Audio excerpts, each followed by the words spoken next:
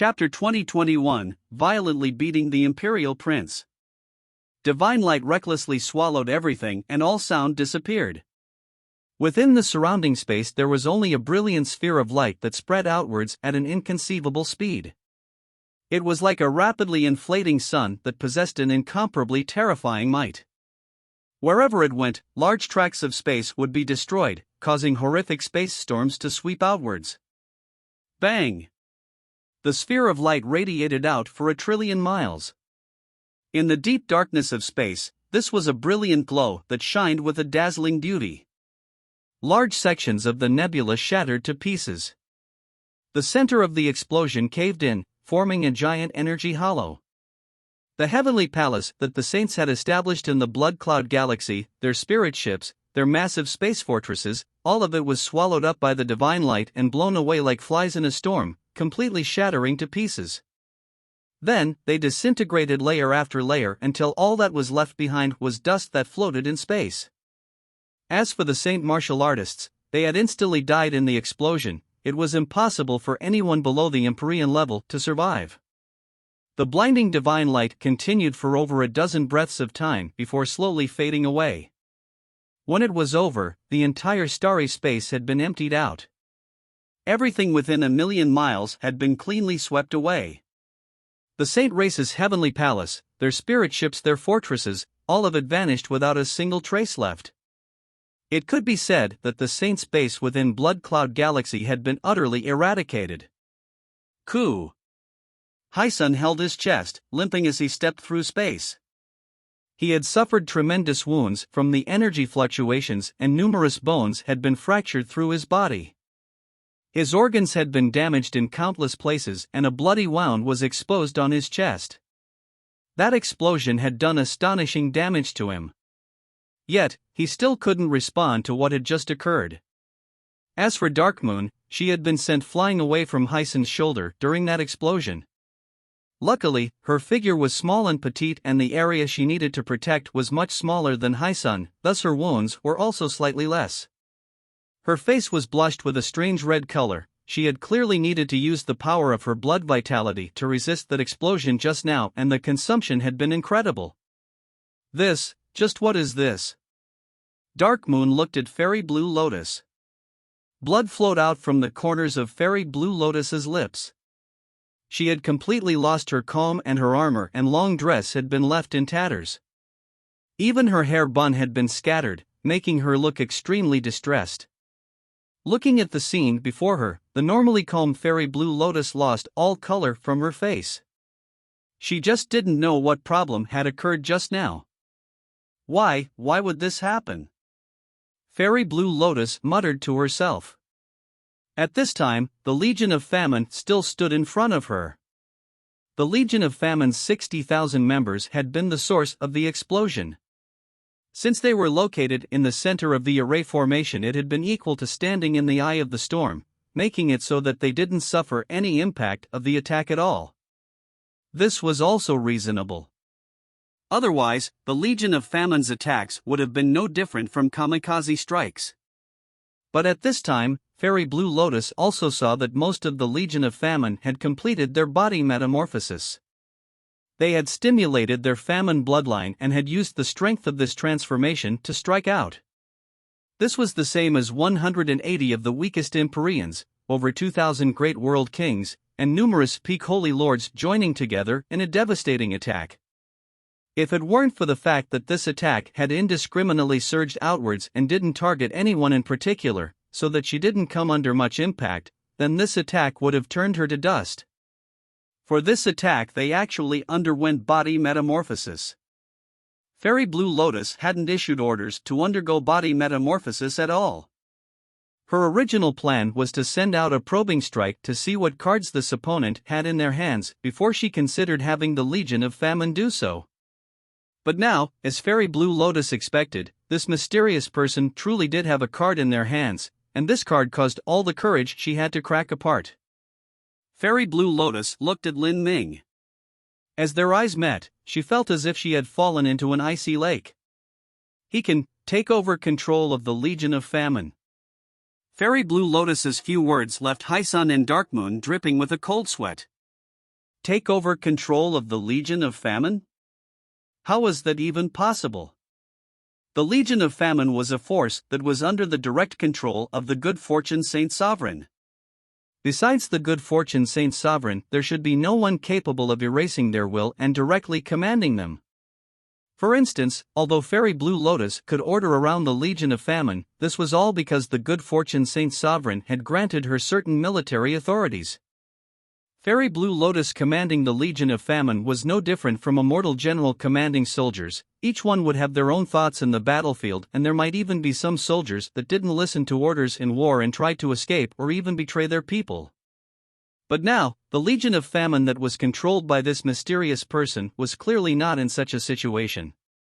Because at this time, the Legion of Famine had already turned towards the few people who had survived that gigantic explosion. Each of these 60,000 martial artists had blood-red eyes that were filled with killing intent. They had lost all brightness and clarity.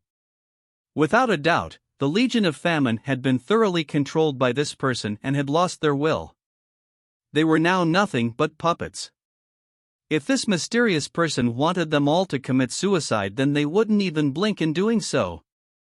To be able to control the Legion of Famine and also have incomparably formidable strength, just who could he be? Are you a man, or are you an abyssal? Fairy Blue Lotus coldly asked. Her question caused the hairs all over High Sun and Dark Moon to rise. They certainly knew about the existence of abyssals. But as for what the origins of the abyssals were or what their secrets were, they didn't know. All they knew was that the abyssals were mind-bogglingly powerful life forms filled with mysteries. They were also the natural enemies of all intelligent life in the 33 heavens.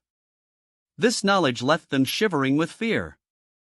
Yes, this mysterious person that came from nowhere, whether it was in terms of strength or the ability to control the Legion of Famine, everything could be explained if he were an abyssal. It was extremely likely that this mysterious person was a high-level abyssal demon who already possessed the ability to take the form of a person. Moreover, just from looking at them it was impossible to find any flaws. In the center of the 60,000-strong Legion of Famine, Lin Ming simply smirked as he heard Fairy Blue Lotus's question. Even within the densest fog, this woman was still capable of making the most reasonable judgment. This was the ability that a truly qualified commander should have. If she faced a normal opponent, then she would have been able to easily accomplish her mission. Unfortunately, her match was Lin Ming. Everything that was reasonable speculations in her eye was in truth all wrong. This was because no matter how fantastic her imagination was, she would never have thought that the man who had been killed by her master in the past would suddenly return with his strength having sharply risen and also having unsealed, fused, and controlled the soul of Famine of 3.6 billion years ago. My spear and also the Black Dragon, it seems none of this arouses her suspicious. Looks like Soaring Feather God King believes that I have died. Lin Ming guessed that it was the Soul Emperor who had taken action to fool Soaring Feather God King. Over 6,000 years ago, after Shang Mei had taken away his eternal soul, Soaring Feather God King had vanished without ever appearing again.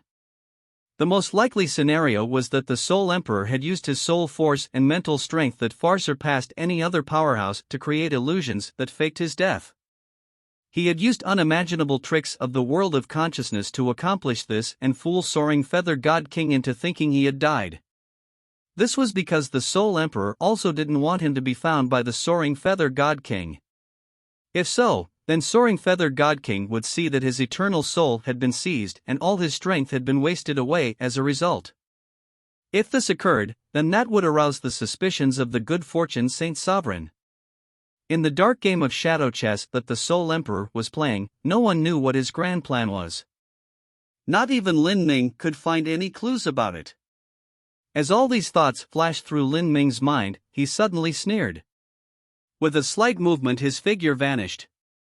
Seeing Lin Ming vanish from within the Legion of Famine, Fairy Blue Lotus, Dark Moon, and Hysan's pupils all contracted. They rapidly drew backwards, their first thought being that Lin Ming was attacking them. However, Lin Ming simply didn't appear before them. His figure teleported 10,000 miles away. Within the deep starry skies, his fist came smashing out. Pang! The void shook and shattered. With a pitiful cry, a person that was hiding in a space distortion was sent tumbling away like a dead dog. This person vomited a great mouthful of blood, his body sent rolling away like a sack thrown down from the top of a mountain. This person was Imperial Prince Shishin. Imperial Prince Shishin was still holding that mysterious black book in his hands, and his entire body was covered in blood and wounds. His plan had been to make it appear that he had been turned into dust in that giant explosion and then escape through a space distortion. Such an amateur method was easily seen through by Lin Ming. In fact, the moment after the large explosion occurred, Lin Ming had already spread out his divine sense and locked onto every survivor. He didn't find the Empyrean who should have been guarding the Blood Cloud Galaxy. It seemed that this person had already been sent away. Luckily for him, this move allowed him to escape this calamity. As for the other survivors, they were all basically standing before him. Now, Lin Ming absolutely could not have news of him being able to control the Legion of Famine be leaked outwards. Otherwise, it would be difficult to implement the plan he had come up with. At the very least, the good fortune Saint's son wouldn't dare to bring the Avatar of Famine to challenge him. Thus, Lin Ming would not allow anyone who witnessed this to escape. At this time, Imperial Prince Shishin's hair was disheveled, but his eyes still gleamed with a dark and poisonous light. As a chosen pride of heaven, he possessed a swollen sense of arrogance. Just when had he ever been humiliated like this? Bang! With another punch to the face, Imperial Prince Shishin was sent hurtling away, his face covered in blood. Ah! Shishin howled. His hair scattered and his mortal body released loud crackling sounds. He wanted to use his Saint race bloodline to undergo body metamorphosis. The overwhelming majority of high-level Saint martial artists were capable of undergoing body metamorphosis. This type of body metamorphosis was different from the demon body metamorphosis brought about by using the flesh and blood of famine. The saints didn't need to pay a price in order to undergo their bloodline body metamorphosis. Shishin naturally possessed this ability.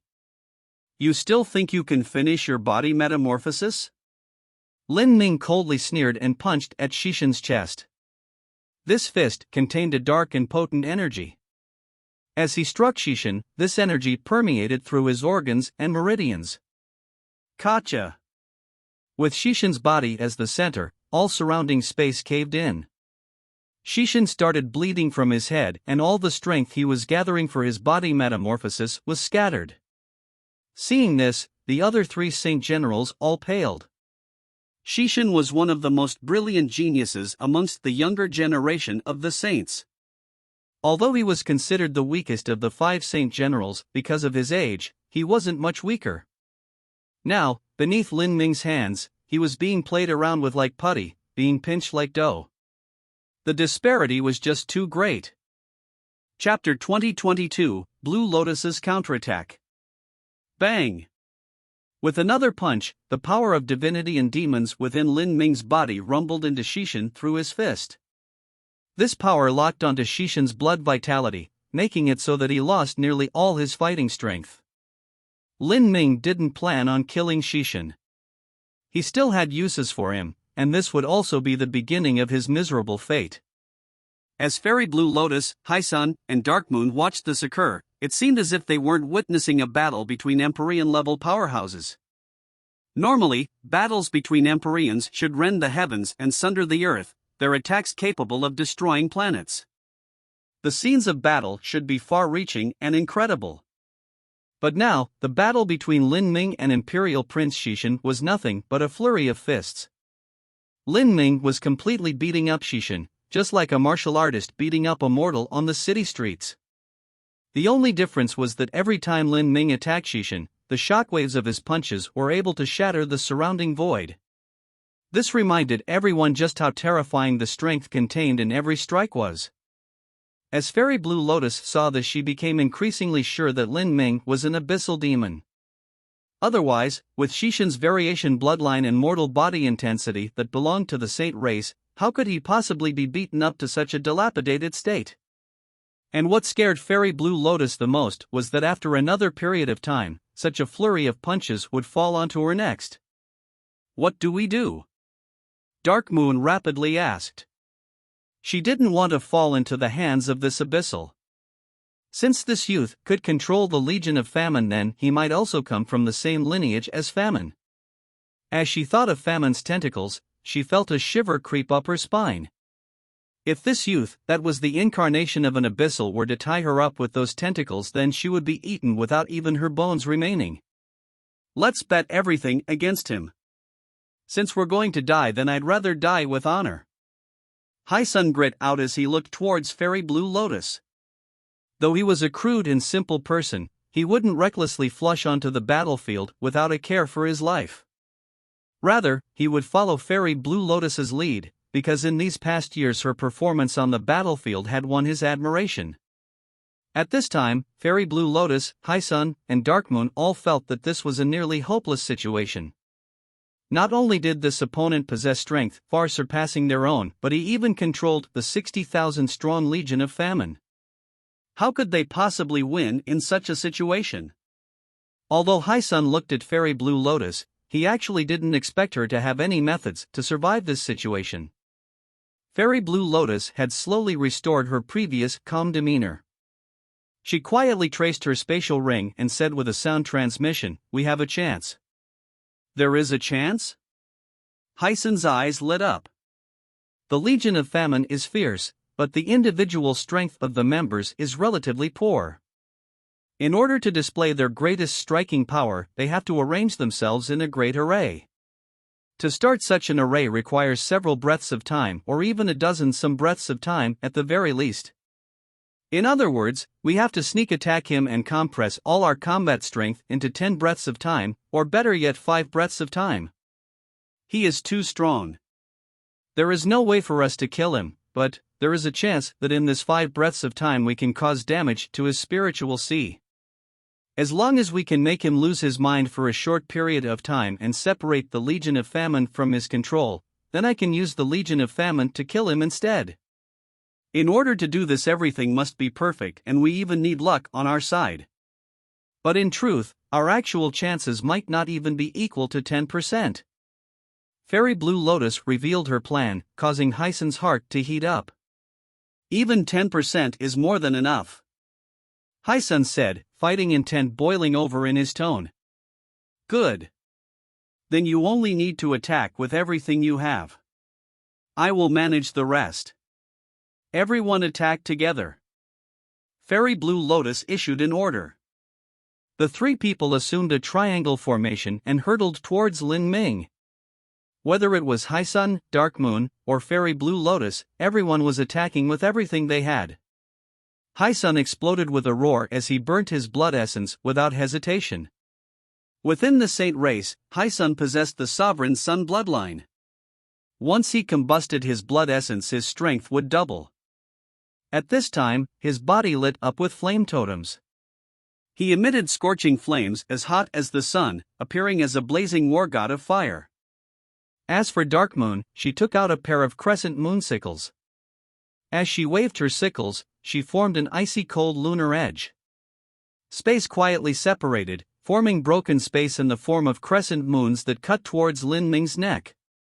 Between the two was Fairy Blue Lotus. She grasped a long sword and thrust out without any fancy movements at all. Compared to Hi-Sun and Dark Moon, Fairy Blue Lotus's strike seemed simple and plain, without anything special to it at all. However, if one knew of Fairy Blue Lotus, then they would know that this final desperate attack of hers would be no trifling matter. Facing this swift and raging strike that came from 3 directions, Lin Ming didn't move at all. A loud roar ripped through the air and the black dragon beneath Lin Ming soared upwards, its spiked demon tail sweeping out. After remaining quiet for so many years, the black dragon had swallowed a massive amount of Famine's flesh and blood essence.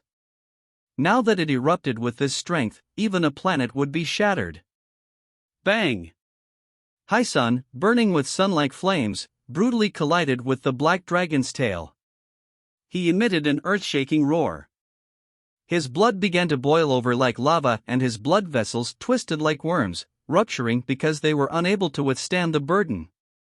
Even so, Hysun was slapped flying away by the black dragon's tail, its cold spikes nearly piercing clean through him.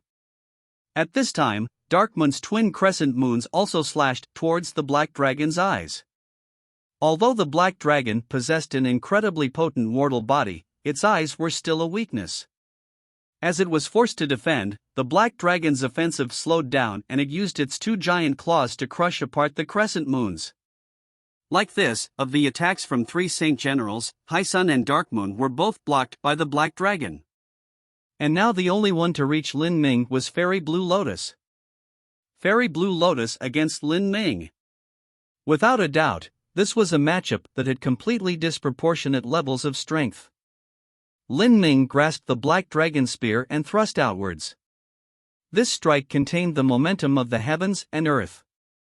For a time, it was like the power from all the billions and trillions of stars was poured into Lin Ming's spear, making its might incomparably great. No one doubted that once Fairy Blue Lotus clashed with Lin Ming's spear, the result would be that she would suffer heavy losses and spit out blood. However, Fairy Blue Lotus didn't seem to fear this at all. Her sword continued cutting towards Lin Ming. The moment that her sword came into contact with the black dragon spear, a dark light suddenly flashed out. This dark light shot straight towards Lin Ming's spiritual sea. Fairy Blue Lotus's goal was actually Lin Ming's spiritual sea. By now, Lin Ming had discovered that Fairy Blue Lotus had erupted with an incredibly powerful soul force. It was unknown what method she had used to suppress it before this so that no one else realized, but she was a martial artist who dual cultivated essence and divine. The universe's 33 great Daos could be divided into the three main categories of essence, energy, and soul. The saints excelled in the body transformation system but were lacking when it came to the soul forging system. But that didn't mean there couldn't be some heaven-defying genius who possessed the talent to dual cultivated essence and divine. For instance, Divine Dream cultivated energy and divine, and Lin Ming also triple cultivated essence, energy, and divine. So you still have such a hidden move. Do you want to wound my spiritual sea and retake the Legion of Famine? Lin Ming didn't retreat, the disparity in strength was simply too great, and he possessed no weakness in this battle. Fairy Blue Lotus's combined material and soul attack was indeed a wonderful move to sneak attack his spiritual sea, but all that occurred was that Lin Ming was left slightly surprised. This was just like two people playing chess and one player having nearly no chess pieces left. No matter how miraculous their moves were, they would still only suffer disastrous defeat. Even so, Lin Ming wasn't careless. He continued to pour his soul force into his spiritual sea, making it impregnable. Like this, even if he didn't defend against Fairy Blue Lotus's soul attack, he still wouldn't receive any wounds. But the moment that Fairy Blue Lotus's sword fell down, Lin Ming's complexion changed and he was immensely shocked. In the dazzling beam of light, Lin Ming discovered that a vague shadow was attached to the end of Fairy Blue Lotus's sword. This was a feather. He was extremely sensitive towards feathers. He would never forget that over 6,000 years ago, such a feather had nearly taken his life. Without a doubt, this feather came from Fairy Blue Lotus's master, Soaring Feather God King. The truth was that Fairy Blue Lotus never thought her combined material and soul attack would be able to accomplish anything. To start off with a physical attack and then erupt with a powerful soul attack midway, this was all done in order to distract Lin Ming and make it seem that this had been her final trump card. But the true killing move was the feather attached to the blade. As it was attached to the back of the sword, and in addition to the blinding light and incredibly fast speed of attack, the average person simply wouldn't discover it. And even if they did, they would still be unable to determine what this feather was.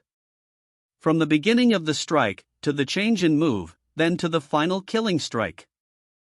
Fairy Blue Lotus had done everything perfectly and her attack would inevitably hit. As for Lin Ming, he instantly reacted. He erupted his energy to the limit and drew back even as he swept his spear outwards. Gotcha!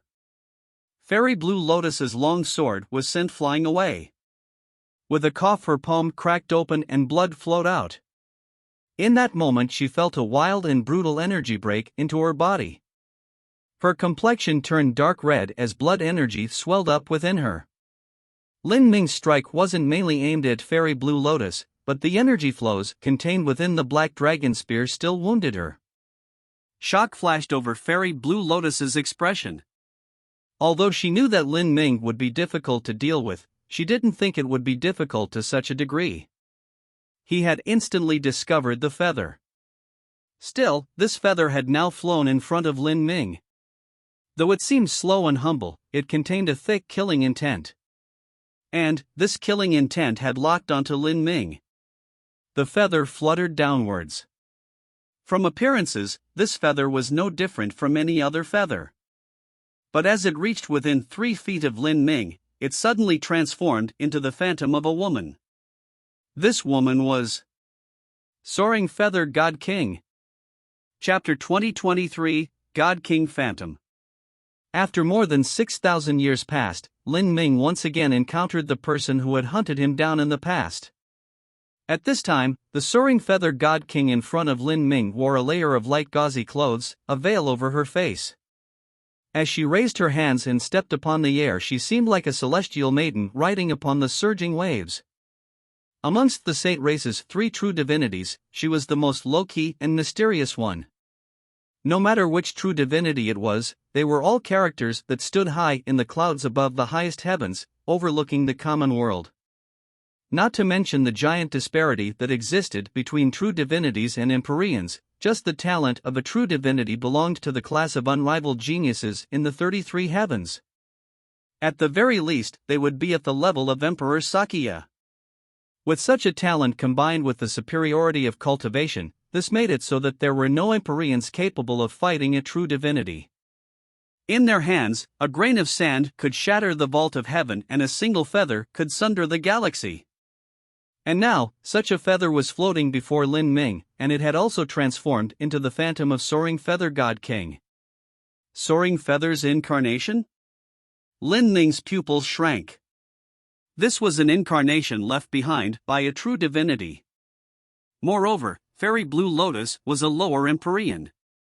In addition to her talent, her strength was amongst the top echelons of Empyreans. If Soaring Feather God King left behind an incarnation, then its strength would definitely surpass the realm of a peak Empyrean, otherwise it wouldn't be of much use. In other words, if Soaring Feather God King wanted to create an incarnation that could protect the life of someone on the level of Fairy Blue Lotus, then she would need to use a great deal of her cultivation and blood vitality. Without a doubt, this feather contained Soaring Feather God King's blood essence. It was extremely precious. Lin Ming never thought that Soaring Feather God King would place such importance on this disciple of hers. At this time, Soaring Feather God King was already holding a blade of energy and slashed down at Lin Ming. Soaring Feather God King's incarnation only contained a minor part of her consciousness. At this time, her expression was calm and a strange charm flashed in her eyes. The sword pressed down like a divine mountain, seeming as if it could crush the world apart. Lin Ming felt the surrounding space immediately locked down, preventing him from avoiding. But Lin Ming never planned to defend to begin with. He wanted to see just how strong Soaring Feather God King's incarnation was. Lin Ming instantly summoned the power of the Azura blood within him. Black scales covered his body as the Black Dragon Spear emitted a keening cry, thrusting outwards. At this moment, a heretical God Tree Phantom appeared behind Lin Ming. Thunder and flames howled into the air, twining around the spear shaft in a vast sea of red and purple. Even if a god beast were to fall into this horrifying sea of energy, it would be reduced to ashes. However, Soaring Feather God King's expression was still indifferent. She stepped upon the sea of thunder and flames. No matter how much the thunder and flames tumbled and roiled, all it did was gently pass over Soaring Feather God King's body, unable to harm her or affect her at all, as if she were located in a completely different time and space. At this time, she truly seemed like an eternal celestial maiden that stood above the surging waves, as ethereal and elegant as flowing dust. But this scene contained a brutal killing intent, one that filled the body with unease. Soaring Feather God King's sword separated the sea of thunder and fire. The sword energy slashed straight down at Lin Ming. As Fairy Blue Lotus watched this, her heart had long since tightened. Before, she had attached the feather atop the sword in a sneak attack because only the incarnation of her master would be able to directly fight against Lin Ming. She was afraid that even her master's incarnation wouldn't be able to strike him down, but as she saw soaring feathered God King sunder the sea of thunder and fire that Lin Ming used, hope began to light up in her heart. As Lin Ming watched this whistling sword energy, he rapidly drew backwards. His eyes shimmered with seals of the Azura laws. At the same time, the Davik Idal Palace opened from between his eyebrows. He was well aware that the power of thunder and fire wouldn't be able to damage soaring feather God King. It wasn't because it lacked in power, but because his opponent had reached the level of a true divinity and their attainments in the laws were incredibly high. This incomplete heretical god force was simply unable to touch soaring feather God King. After his testing strike failed, Lin Ming no longer held back. His pupils contracted. As he opened the Davik Idal Palace, he also opened the Three Lives pupils, all existence devoid. Within the vision field of the Davik Eye and the Three Lives pupils, the energy flows in soaring feather God King's incarnation become utterly clear. Lin Ming drew a yin-yang chart with his hands, causing a flow of black and gold energy to twist together. The black energy was thick with dark demonic intent, and the golden energy was like a shining sun. The two flows of energy connected. In that instant, all the laws and origin energy in the surrounding space began sweeping up towards him, as if Lin Ming's hands were the center of all laws in the universe. A massive yin-yang vortex slowly formed, like a primal chaos yin-yang diagram. But the heights of these laws had actually far surpassed the yin-yang laws. This vortex violently collided with the sword light of soaring feather God King's incarnation. Chi. Sword light shattered. On the face of soaring feather God King's incarnation, a hint of shock flashed over her features. Although this was but a wisp of oneself used to form an incarnation and was only an incomplete body of consciousness, it still possessed intelligence and thoughts, similar to a person. The vortex of divinity and demons continued forwards with unstoppable momentum, rolling over all. Soaring feather God King's incarnation protected her body with sword light, but in the end she was nothing but an incarnation, unable to summon measures capable of resisting Lin Ming. Pang! The final layer of sword light was smashed apart. The incarnation's protective astral essence shook like a ship's sail in a raging storm even as it was slowly torn apart. Lin Ming roared out loud. Behind him, the phantom of 9 stars appeared. Starlight began gathering onto his body. As he erupted with strength no weaker than the Black Dragon, he brutally thrust his spear through soaring feather God King's protective astral essence. Kacha! The spear penetrated the protective astral essence and then pierced through soaring feather God King's chest. The white clothes were stained red with blood, like vivid red plums falling onto a plain of white snow.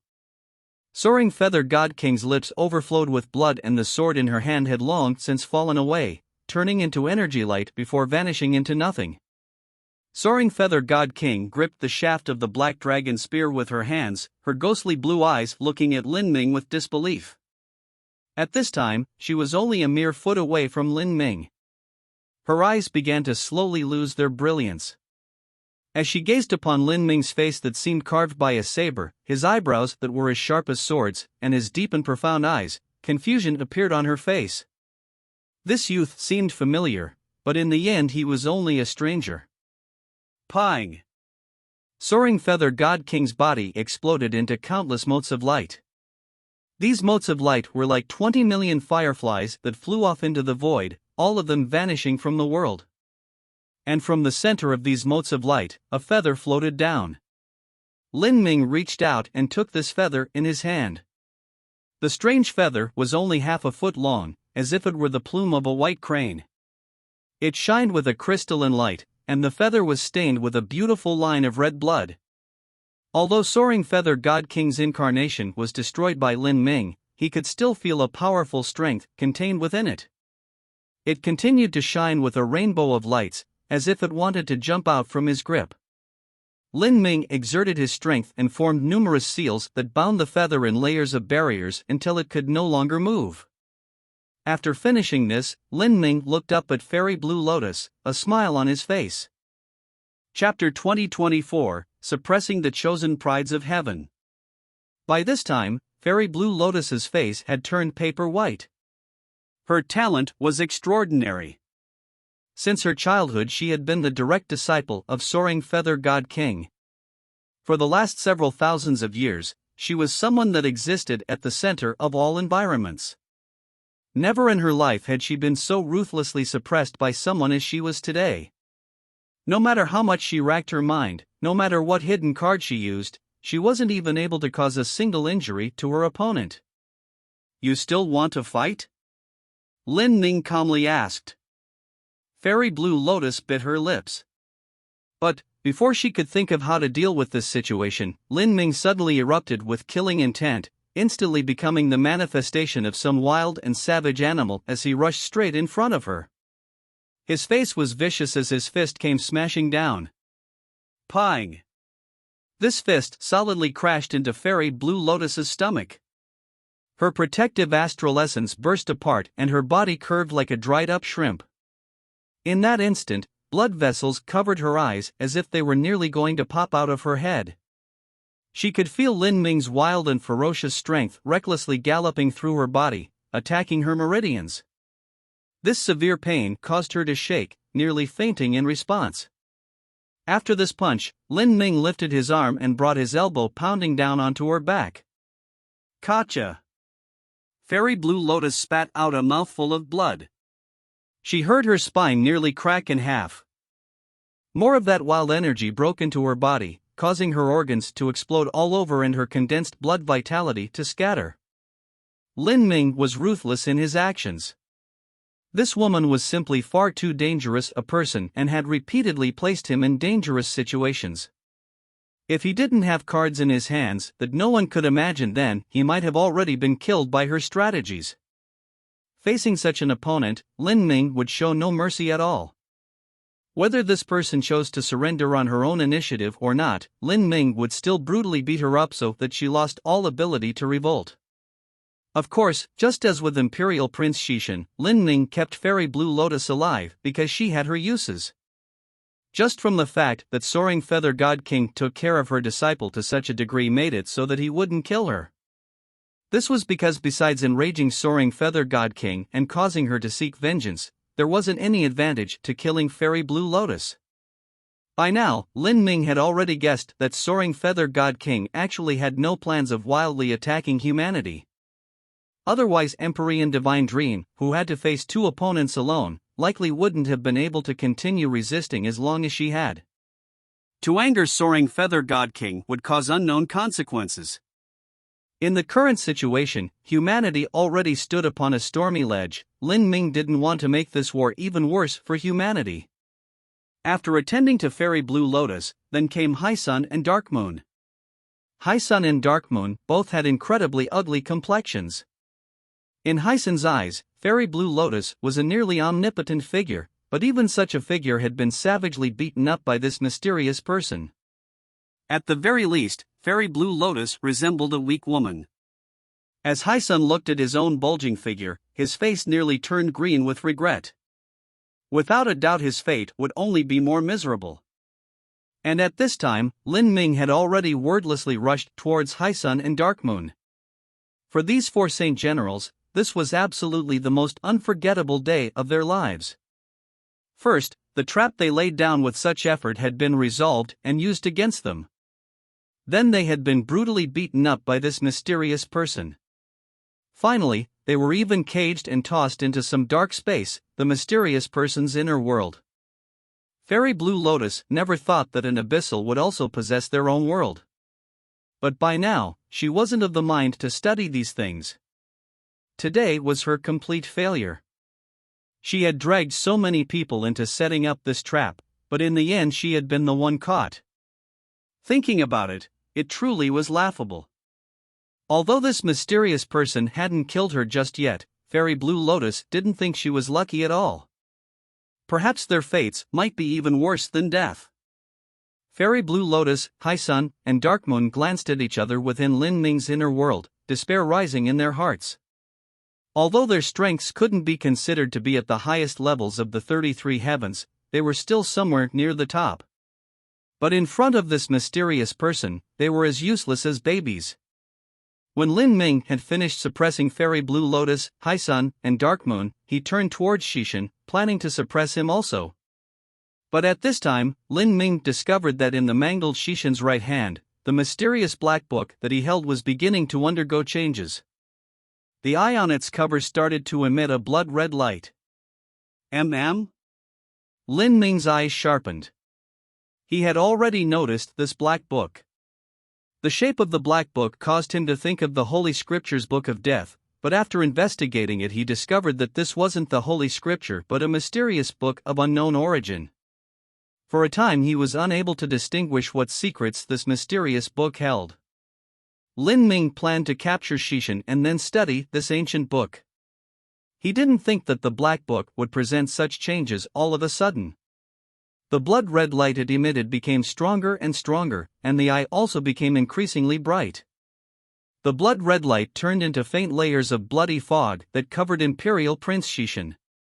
This blood fog slowly permeated into his skin, causing his body to glow with a scarlet hue. This is... Lin Ming's eyelids jumped up. He didn't know what changes the black book was causing in Imperial Prince Xishan. The black book could be healing Xishan's wounds, or it might even be controlling him. But no matter what it was, it definitely wasn't anything good. Without any further consideration, Lin Ming took the black dragon spear and thrust it into Imperial Prince Xishan's chest. Puff! Blood splashed out. Imperial Prince Xishan had long since lost the ability to fight and had no strength to resist his attack at all. Lin Ming's spear avoided Imperial Prince Xishan's heart. But the destructive power of divinity and demons was poured in, causing Xishan's lungs to be utterly destroyed. Even if it was a Saint Empyrean with a formidable human body, if they had to withstand such a strike after being beaten up so badly, they would also be on the verge of death. Lin Ming didn't plan to give Xishan any chance to recover. No matter what changes the Black Book brought about, it would still need to use Xishan as a medium.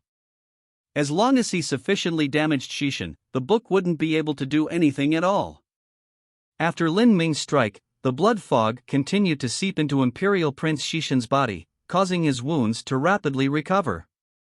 Lin Ming was startled. He reached out and directly grabbed the Black Book. After receiving the Black Book, Lin Ming could feel an evil and dark aura exuding from it. The bloody eye on its cover seemed to be staring at him.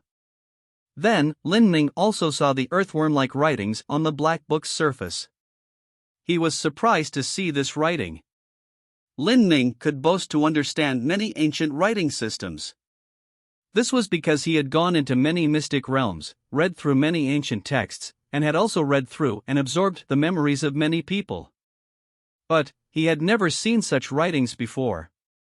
At this time, the Black Book suddenly released a burst of strength and nearly freed itself from Lin Ming's grasp. Lin Ming glowered and his mind chilled.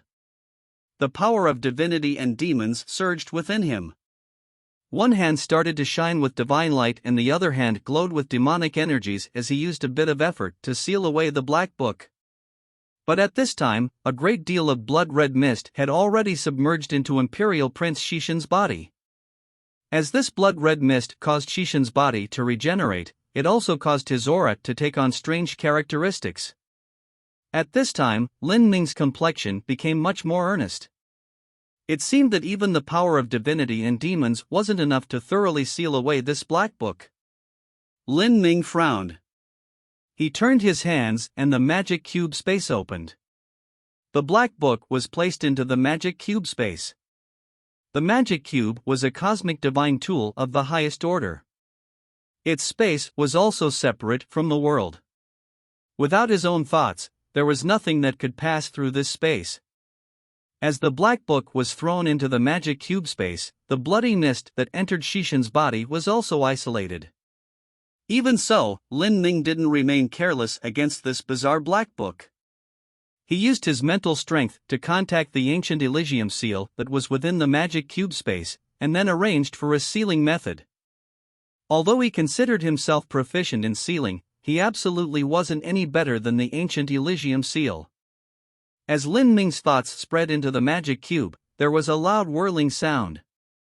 Countless runes danced in the air of the magic cube space, slowly taking the form of the divine seal array as it firmly covered the ancient black book. Bang! After the divine seal array was laid down, the ancient Elysium seal's main body firmly stabilized the central core, suppressing the ancient book beneath the seal. You-woo-woo.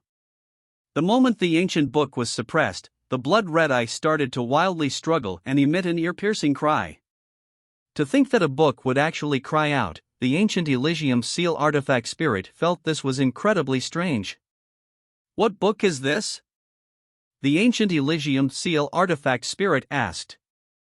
I'm not sure. This book seems to possess an evil nature. First we will suppress it and then slowly study it afterwards.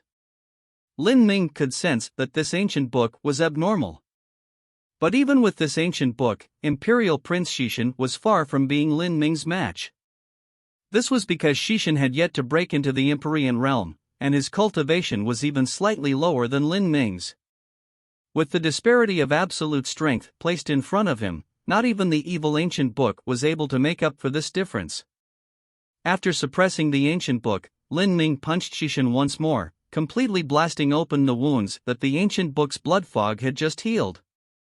Then, he blocked Xishan's blood vitality and threw him into his inner world like a dead dog. After thinking about it, Lin Ming also sealed away Soaring Feather God King's feather in layers of seals before tossing it into the ancient Elysium seal sealing array. A quadrillion-trillion miles away, in another universe that was separated from the wild universe by the God-lamenting wall, a white-clothed woman gently passed through the starry skies. In front of her was a deep and profound expanse of purple fog. This fog was without end. It seemed like a nebula but also like some illusionary sea. Seeing this fog, the white-clothed woman pointed outwards. Layers of clear waves surged out, splitting up the fog to reveal the starry skies. But a moment later, this fog came shrouding down once more, as if it were endless. The white-clothed woman frowned. She stood in front of the purple fog for a moment before attacking once more. The purple fog in front of her was in truth an illusion of the divine dream space that Empyrean Divine Dream had arranged. And this white-clothed woman was Soaring Feather God King. Chapter 2025, The Angered Soaring Feather. Soaring Feather God King had been fighting with Empyrean Divine Dream for many years. But in truth, the number of times they had directly faced each other was extremely low, and they had never wholeheartedly attacked each other. For most of the time, the two of them used arrays to break arrays, comparing their laws and comprehending the battle with their spiritual seas. Of the two of them, one dual cultivated energy and divine and the other dual cultivated essence and divine. Their cultivation systems were inextricably linked with their mental strength and spiritual sea, making it so that they used all sorts of fighting methods. A single battle of the soul could continue for several years on end. For peerless masters, finding an opponent that was similar in strength and laws was incredibly hard, especially upon reaching the level of Soaring Feather or Divine Dream. There were few people capable of making them use their full strength in this universe. But if a martial artist were to only go into dark seclusion to cultivate and meditate on the laws, then they would inevitably lack things they needed. They required an appropriate environment and opponents that were on their level. This was also one of the reasons why humanity's martial arts civilization began to prosper 10 billion years ago. Thus, for these past years, Soaring Feather and Divine Dream came to a tacit understanding in their ongoing battle. As they fought, they constantly deepened their understandings into their spiritual sea and mental strength. Originally, Soaring Feather didn't place much importance on the war between the Saints and humanity. She simply didn't care about whether the Saints won or not. The only reason she participated in this war was because the Good Fortune Saint Sovereign had given her sufficient incentives, and at the same time she also believed that the Good Fortune Saint Sovereign might rule all beneath the heavens later and achieve a higher boundary, so she didn't want to offend him. Her being able to keep Divine Dream busy in this different universe was already extremely beneficial to the Saints' war efforts. And there was another advantage, that was that Soaring Feather could rest assured as she allowed Fairy Blue Lotus to partake in the war between the humans and saints. Soaring Feather God King was confident that with Fairy Blue Lotus's strength and intelligence, the incarnation that she had left with her, as well as the Legion of Famine that the Good Fortune Saint Sovereign had allowed her to command, there was no one in the entire wild universe who would be able to do anything to her. She would be the strongest fist of the Saint armies. Not even Emperor Sakya would be able to contend with her. And in every great calamity, although there would be disasters and tribulations that sweep through the 33 heavens, this also meant that it would be an era where geniuses from all the various races would rapidly grow. In a war that involved all universes, this would be the best battlefield for Blue Lotus to temper herself. In Soaring Feather God King's eyes, the greatest benefit of the war between saints and humanity was that her own disciple could adventure and gain experience within it. As for Divine Dream, the opponent of Soaring Feather God King, she was actually not as calm or happy with the situation. In fact, Divine Dream could be said to be burning with impatience. But no matter how anxious she was about humanity's war, at this time she had nothing else she could do. She couldn't do anything to Soaring Feather God King and definitely could not fight the Good Fortune Saint Sovereign. And, if she wanted to meddle in the battles between Empyreans, then she knew that Soaring Feather God King and Astral Vault God King would not allow her to. Thus at this time, besides continuing to battle Soaring Feather God King and taking hold of every chance to increase her strength, there was no other road she could take. She knew that humanity's ultimate enemy was in the end just one person, the Good Fortune Saint Sovereign. This was also an enemy that she would inevitably have to face in the future. Perhaps there might be a day when she could emulate the actions of Empyrean Divine Seal of the past, burning away her life to cause heavy damage to the Good Fortune Saint Sovereign. To Divine Dream, this was already the best result she could think of. But there was only the slimmest of hopes in accomplishing such a goal. The more the war drummed on, the more Empyrean Divine Dream was able to feel just how strong Empyrean Divine Seal had been in the past. When he faced the extreme true divinity level famine, he also had to face the previous Saint Sovereign, who was no weaker than the Good Fortune Saint Sovereign. Even then, Divine Seal was able to turn the tides of war and achieve an impossible miracle. Divine Dream knew that there still existed a massive gap between her and Empyrean Divine Seal. For a short period of time, Soaring Feather God King wouldn't be able to break through Empyrean Divine Dream's dreamland space.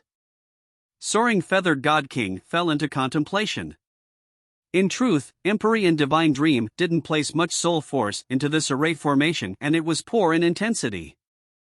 If Soaring Feather God King wished for it, she could erase this array formation with absolute strength.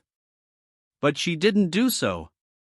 Rather, she slowly deduced its mysteries to exercise and further enhance her laws. But before even a third of the required time passed for Soaring Feather God King to unravel these laws, her hands suddenly shook.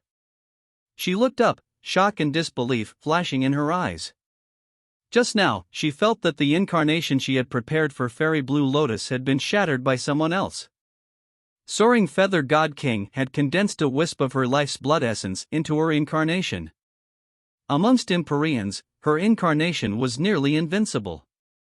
Just who was it that had managed to break apart her incarnation? How was that even possible? Then what about her disciple, Fair Blue Lotus?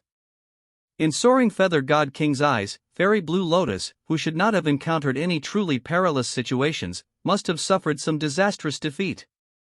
Otherwise, there was no way she would use her final trump card.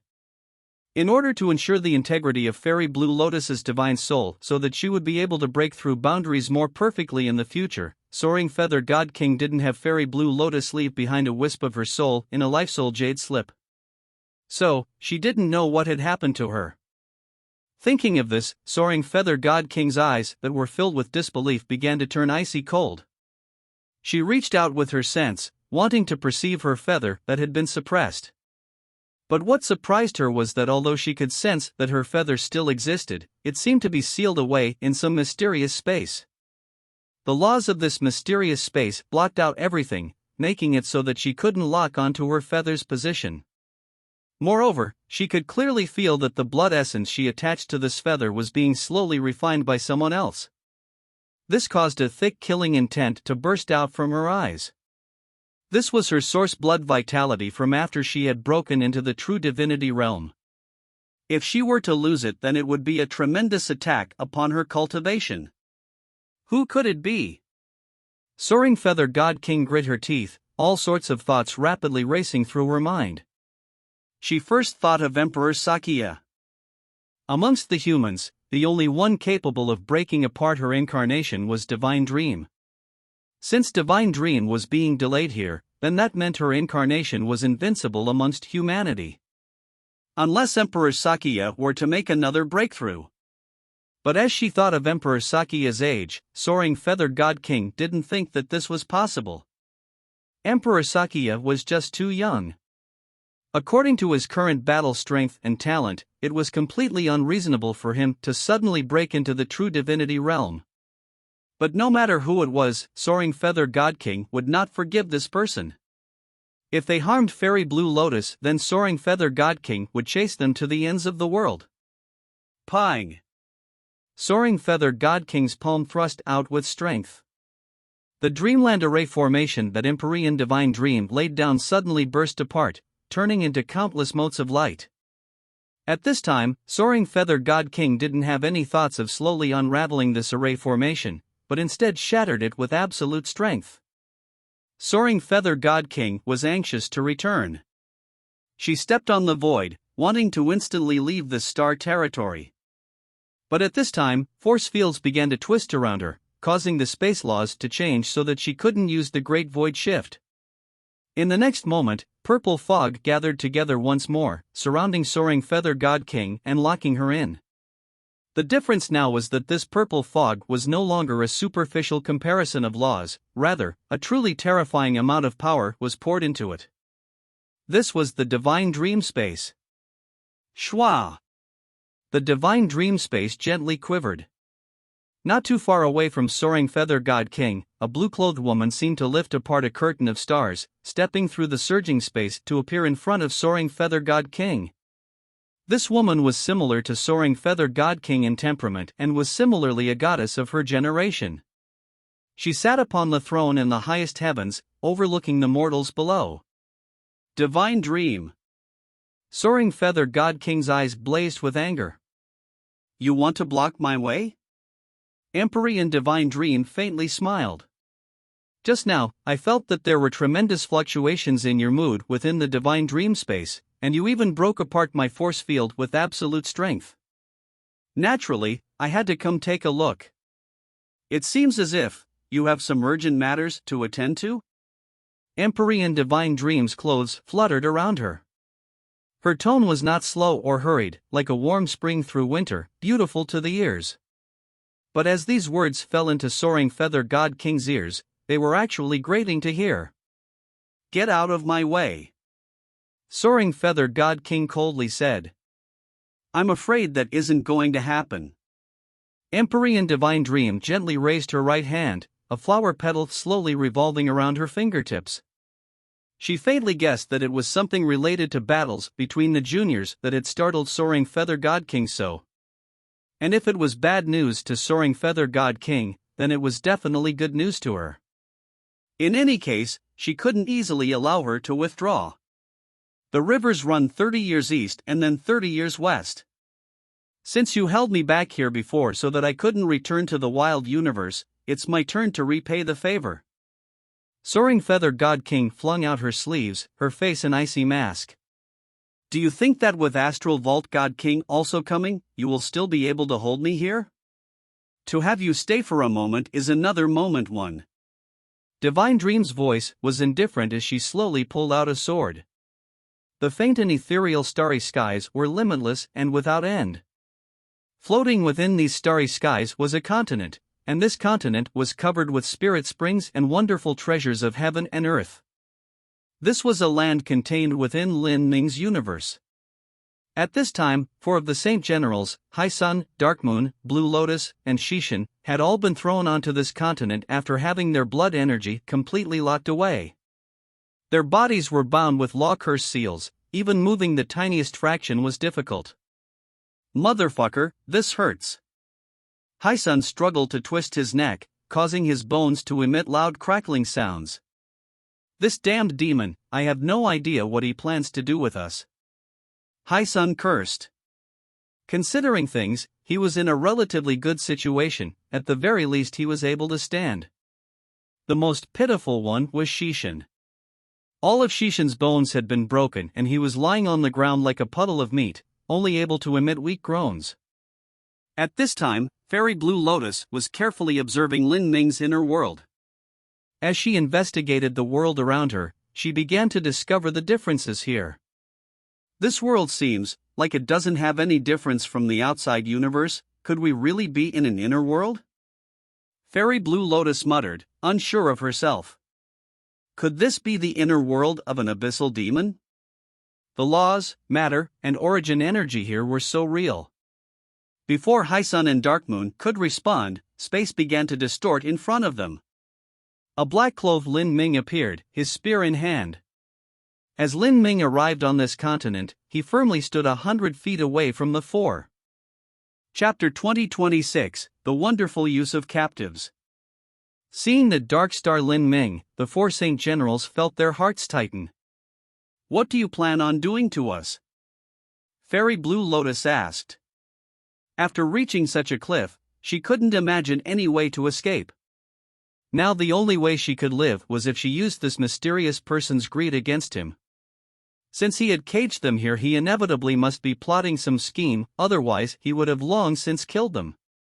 Lin Ming didn't reply. Fairy Blue Lotus sent Hi-Sun and Darkmoon a sound transmission: "Follow my lead and don't speak." Hi-Sun and Darkmoon inwardly nodded. At this time, they could only depend on Fairy Blue Lotus. As for Shishin, he could be entirely ignored. Right now, he couldn't even speak. Lin Ming remained silent. He stepped through the void and appeared right in front of Fairy Blue Lotus. He stood high above her in a commanding position, overlooking her below. This was the suppression brought by the overwhelming disparity in strength. Fairy Blue Lotus held her breath. Facing a mysterious powerhouse like Lin Ming as well as the aura that rolled off his body, she felt as if she were gasping for breath every moment. She was even afraid that Lin Ming would let loose his bestial nature in the next moment and return to his demonic origins. If so, the consequences would be unimaginable. Fairy Blue Lotus bit her lips, her complexion slightly pale. "If you have any conditions, speak them." Fairy Blue Lotus was highly familiar with the weaknesses of the heart. Of course, this was entirely based upon the premise that this demon in human form also had a human-like disposition. She already decided that no matter what conditions this person proposed, she wouldn't fully agree nor would she fully reject. This was the method of negotiations with the highest chance of survival. If she were to directly reject him so that this person didn't see any hopes of success, he might kill them off. At the same time, if she were to agree to readily and allow him to easily achieve his goal, then he also might kill them off to erase all witnesses. She had to look for that singular balance point between agreeing and refusing, so that this person would see hope but also not obtain victory immediately. This balance point was what her life stood upon. "This is the greatest test I have encountered in my life. I must calculate his mindset," Fairy Blue Lotus thought to herself. However, she never imagined that not only would Lin Ming not say any words, but he would instead reach out his hand, revealing 4 floating balls of meat above his palm. These balls of meat slowly wriggled and crept, as if they were 4 hearts. However, tiny tentacles danced around them like those of a jellyfish, all of them continuously waving about. No matter what Fairy Blue Lotus could calculate, she would never calculate such a situation occurring. She didn't need to use her sense to immediately understand that this was the flesh and blood of famine. Immediately, Fairy Blue Lotus's face turned paper white.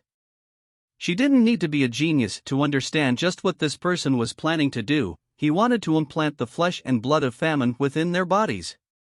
After personally experiencing this mysterious person's ability to control the Legion of Famine, Fairy Blue Lotus didn't doubt that as long as he implanted the flesh and blood of famine within her, she would completely become his puppet.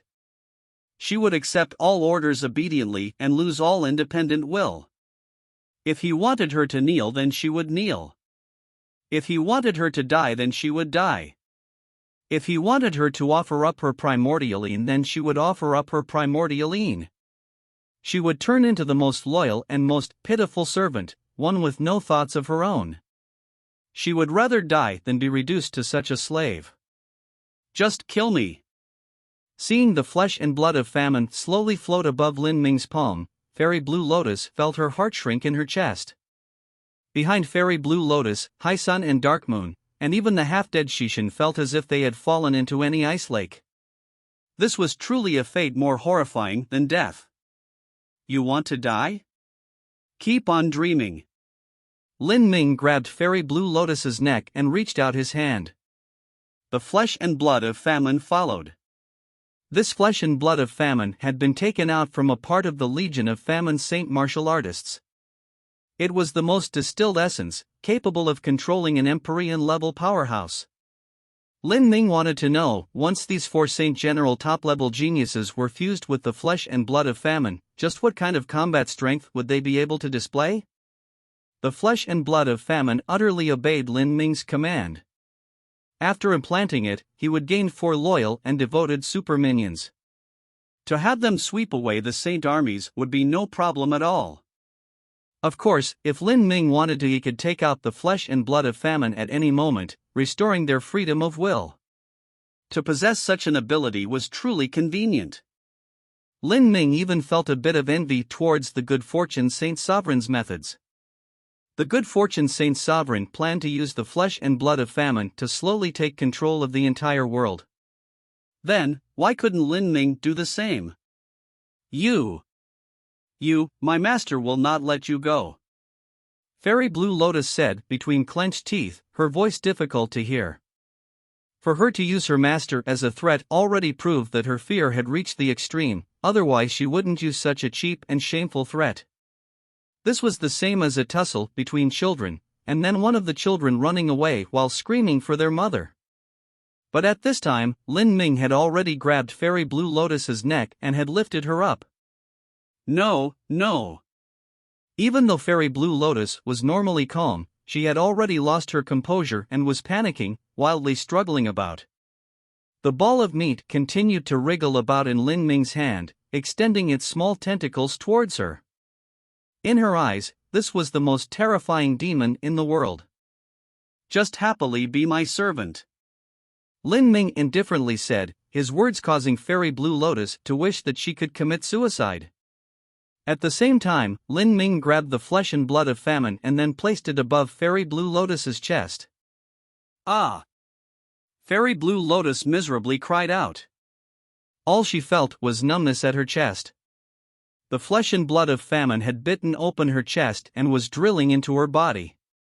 It was a strange and macabre feeling to know that she was losing herself.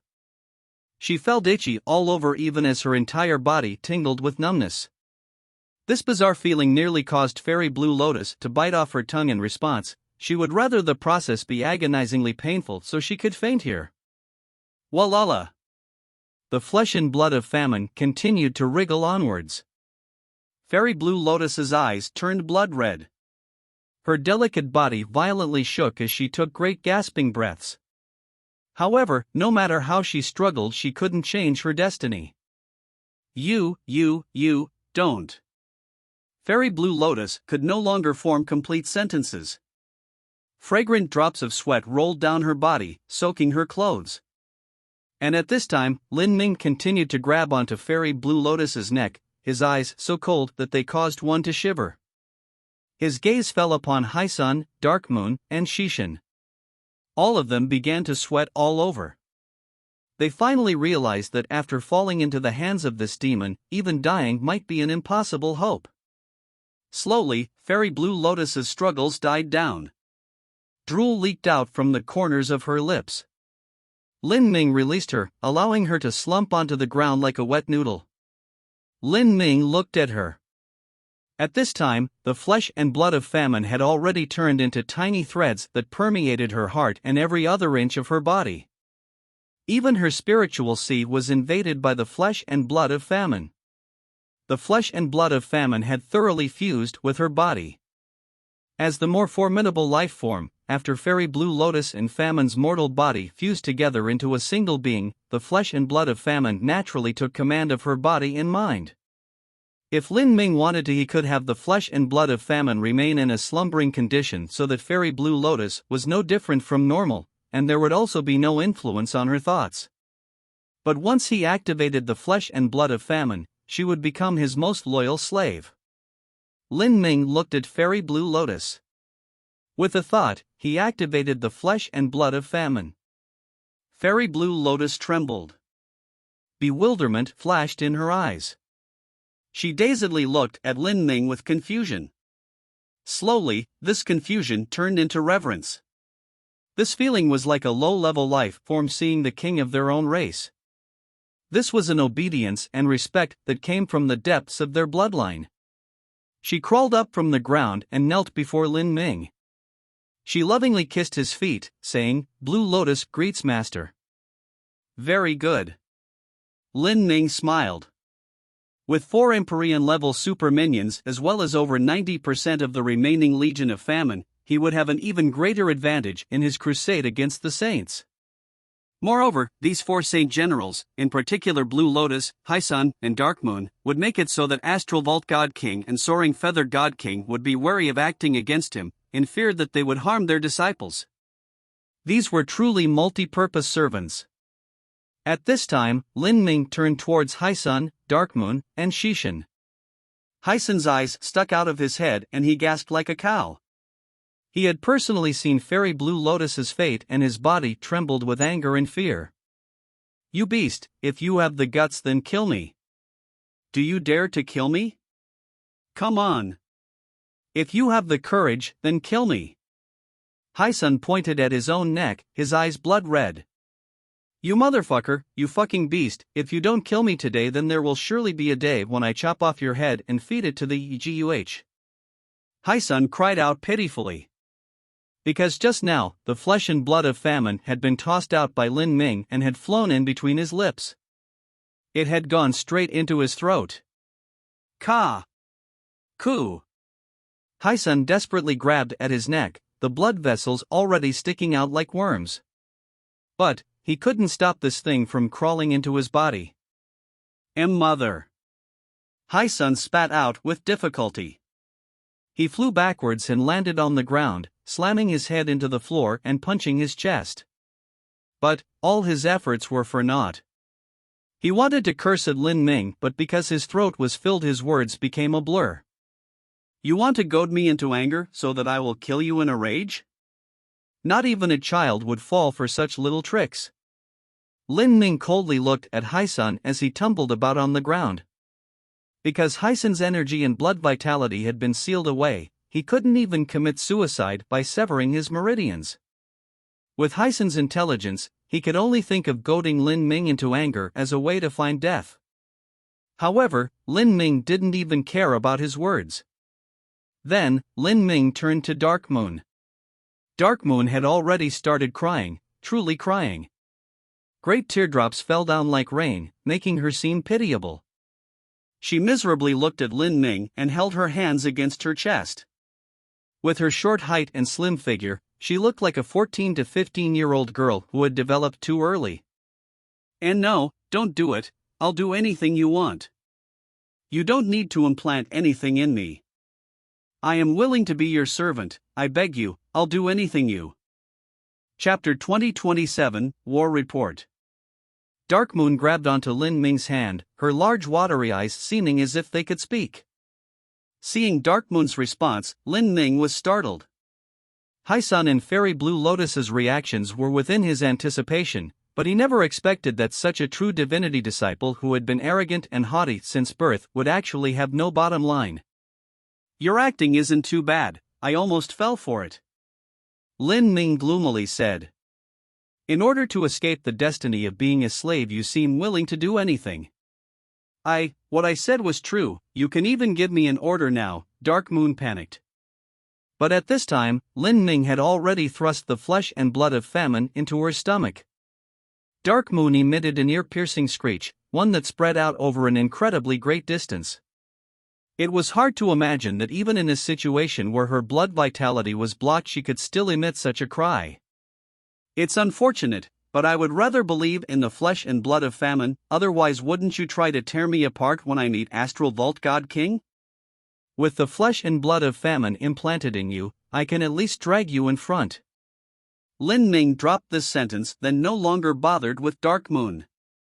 He approached Xishan. Xishan's eyes were dark and lightless. He looked at Lin Ming, humorlessly smiling without speaking another word. Lin Ming didn't waste time. He directly placed the flesh and blood of famine into the open wound on Xishan's chest. After another incense stick of time, the flesh and blood of famine had thoroughly fused with the 4 saint generals. As for the runic seals that Lin Ming had placed in these people's bodies, he slowly lifted them as well as freeing the power of their blood vitality. Afterwards, the powerful mortal body functions of the saint race began to reveal themselves. The wounds that the flesh and blood of famine had bitten open began to slowly regenerate without even leaving a scar behind. Even the most heavily injured Imperial Prince Xishan started to restore his strength and ability to walk, his skeleton loudly stitching itself together. After another 4 hours, the 4 people had recovered.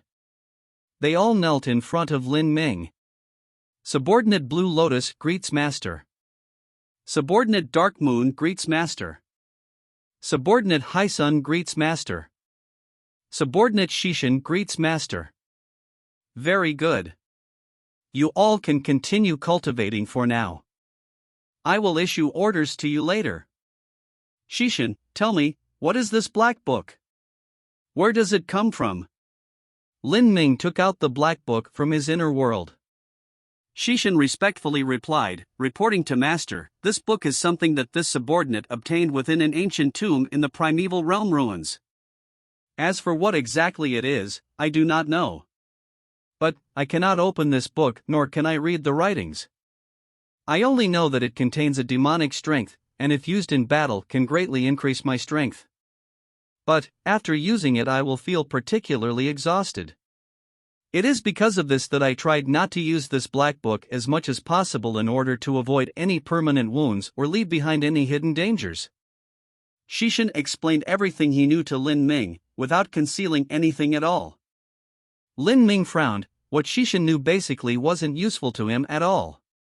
So it's something obtained in the primeval realm ruins. This primeval realm ruins seems to contain some secret. Lin Ming had already heard of the primeval realm ruins multiple times before. It was a world that was separate from the 33 heavens, and some people believed that it was the shattered fragments of a world left behind after some ancient world collapsed, and it was only because of its connection to the Dark Abyss's enchantment that it didn't completely break apart. This was because the entrance to the Dark Abyss was located within the primeval realm ruins. And this entrance seemed to have existed since time immemorial, even making the associated primeval realm ruins stable. The primeval realm ruins were under the control of the saints. It was a land filled with heaven-defying lucky chances but also incomparably perilous dangers. If one had a great destiny as well as a great strength, then it wouldn't be strange to find the inheritance of an upper true divinity master within it. Lin Ming began earnestly studying the Black Book. He continued to pour in various energies, including true essence, spirit essence, astral essence, the power of divinity, and even the power of demons. But, none of his attempts were effective. Lin Ming then tried to use the laws of the Holy Scripture and Ajura Sutra. But, the law runes he sent out were eventually destroyed as they entered the misty cover of the Black Book, disappearing without a trace. Thus, Lin Ming had no choice but to temporarily give up on studying this Black Book. He threw it back into his inner world and continued to suppress it with the ancient Elysium seal. With another thought, Lin Ming took out Soaring Feather God King's feather from the magic cube space. This feather was only half a foot long and seemed like a spear cast from cold iron. Lin Ming didn't doubt that if he were to use this feather as a weapon, it would be able to penetrate through the mortal body of a Saint Empyrean. This was a life feather of Soaring Feather God King.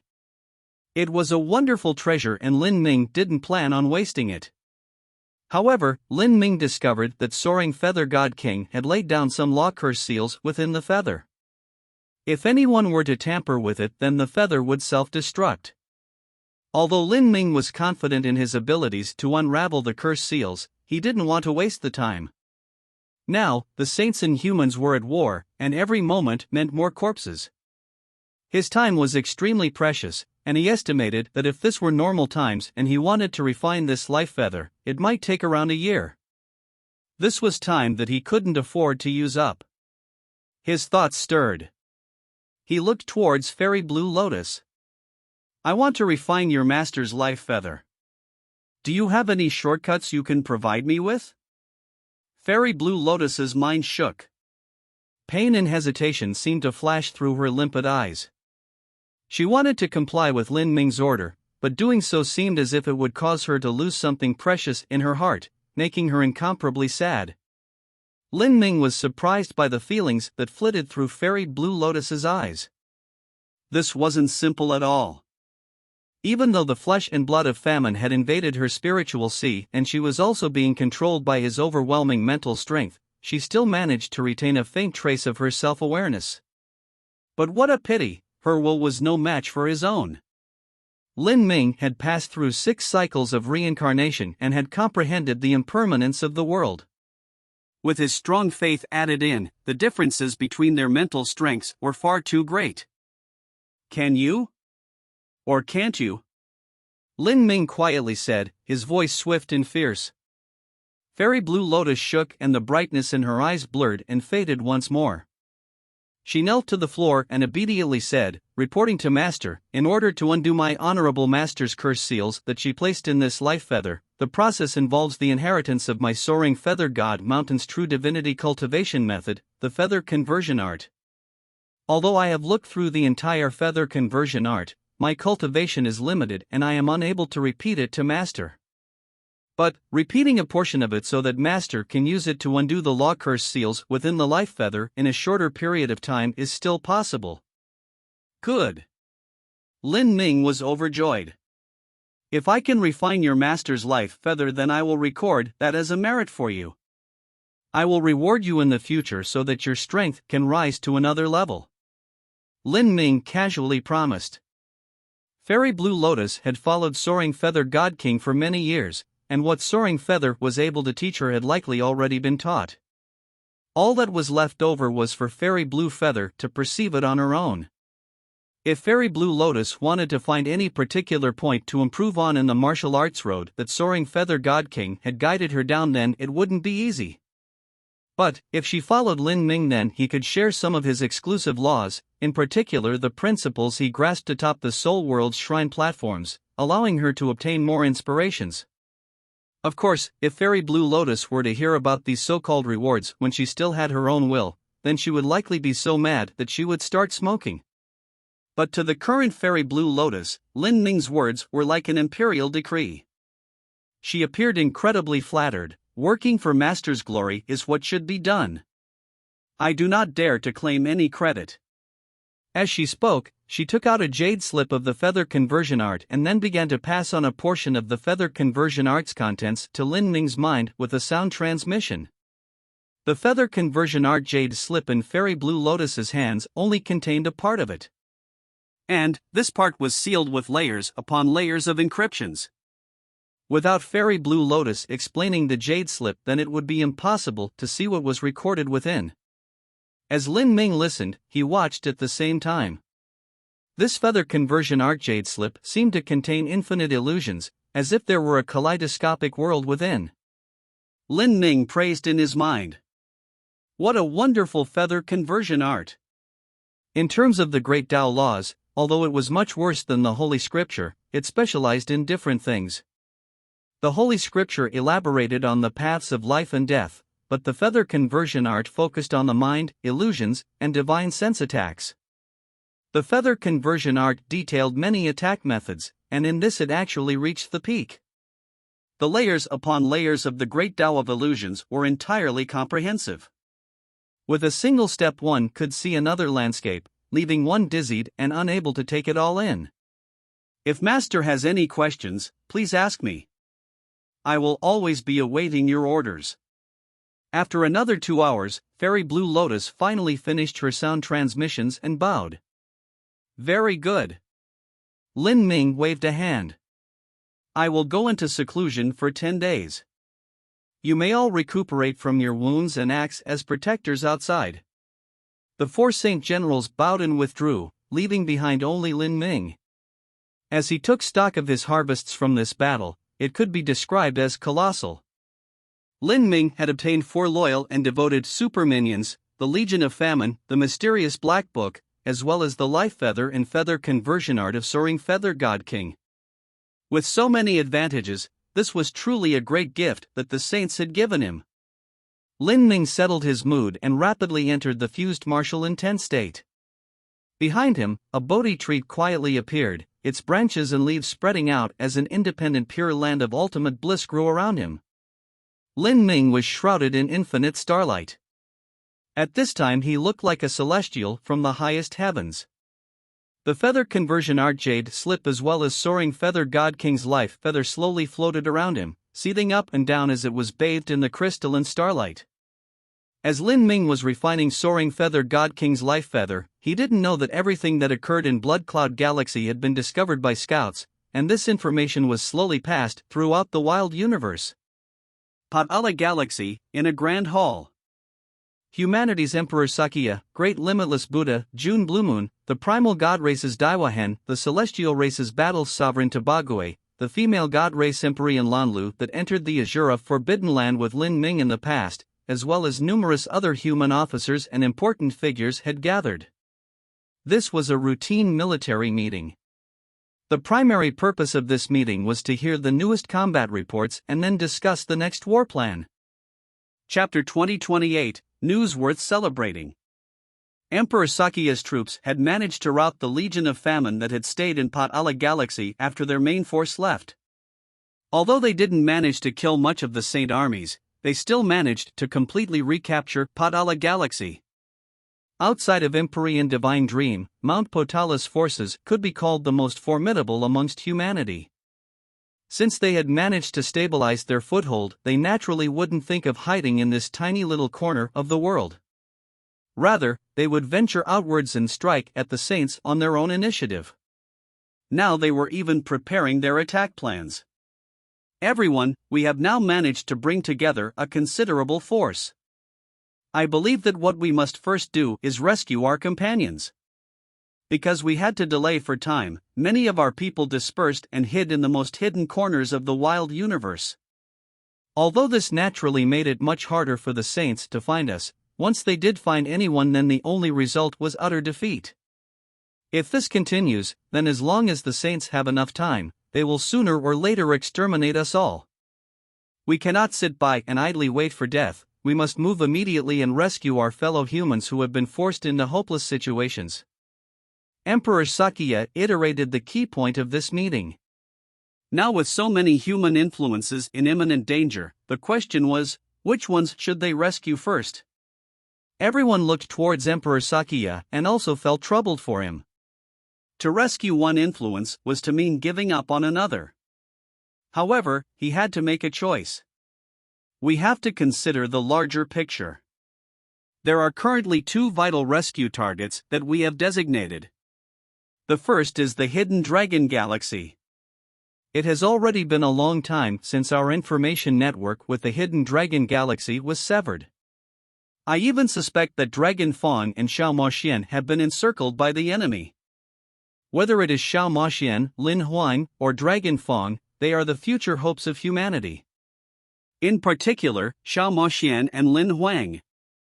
The 2 of them are the ones most closely related to Lin Ming, and Lin Ming was the one who risked his life for us in the past in order to exchange it for the slimmest possible hopes of survival for the human race and thus open the gates of the wild universe to us. Since Lin Ming has passed on, we must ensure the survival of his lineage no matter what. But besides the Hidden Dragon Galaxy, there is also another rescue target. That is, the mysterious man who has recently appeared. All clues indicate that the main force of the Legion of Famine left Potala Galaxy for this person. Since he has done his best to buy time for us, we cannot sit by and do nothing. Moreover, this mysterious person has formidable strength, and an enemy of an enemy is a friend. He might be able to provide us with good fortune and a turning point in our war against the saints. We cannot just let him perish beneath the legion of famine." As Emperor Sakya spoke to hear, some people were already frowning, their eyebrows knit together. Should we divide our forces? Although their current gathered forces were formidable, when it came to facing the good fortune saint's son or the legion of famine, they were nothing to look at. And, dividing their forces would only make them weaker. "This is what we are here today to discuss," Emperor Sakya said. "We must weigh the advantages and disadvantages and then follow through with the most effective plan." As Emperor Sakya spoke, the sound of rapid footsteps echoed through the grand hall. "Urgent message!" A messenger shouted from outside the hall. "Enter!" Emperor Sakya felt his heart skip a beat. While a military meeting was being convened, outside disturbances were normally not allowed. Unless it was information of the highest priority, it wouldn't be sent here. Now that the messenger was at the entrance of the hall, it could be imagined how important this information was. In these past years, Emperor Sakya had received far too many urgent messages. But, over 90% of them were bad news. As the war in the wild universe continued, humanity had suffered defeat after defeat, and there was rarely a case of victory. Even if there were occasional victories, such as the successful elimination of the remnant Saint forces in Padala Galaxy, those were simply superficial events. What humanity needed now was a hearty great victory, a true success that would rouse their morale.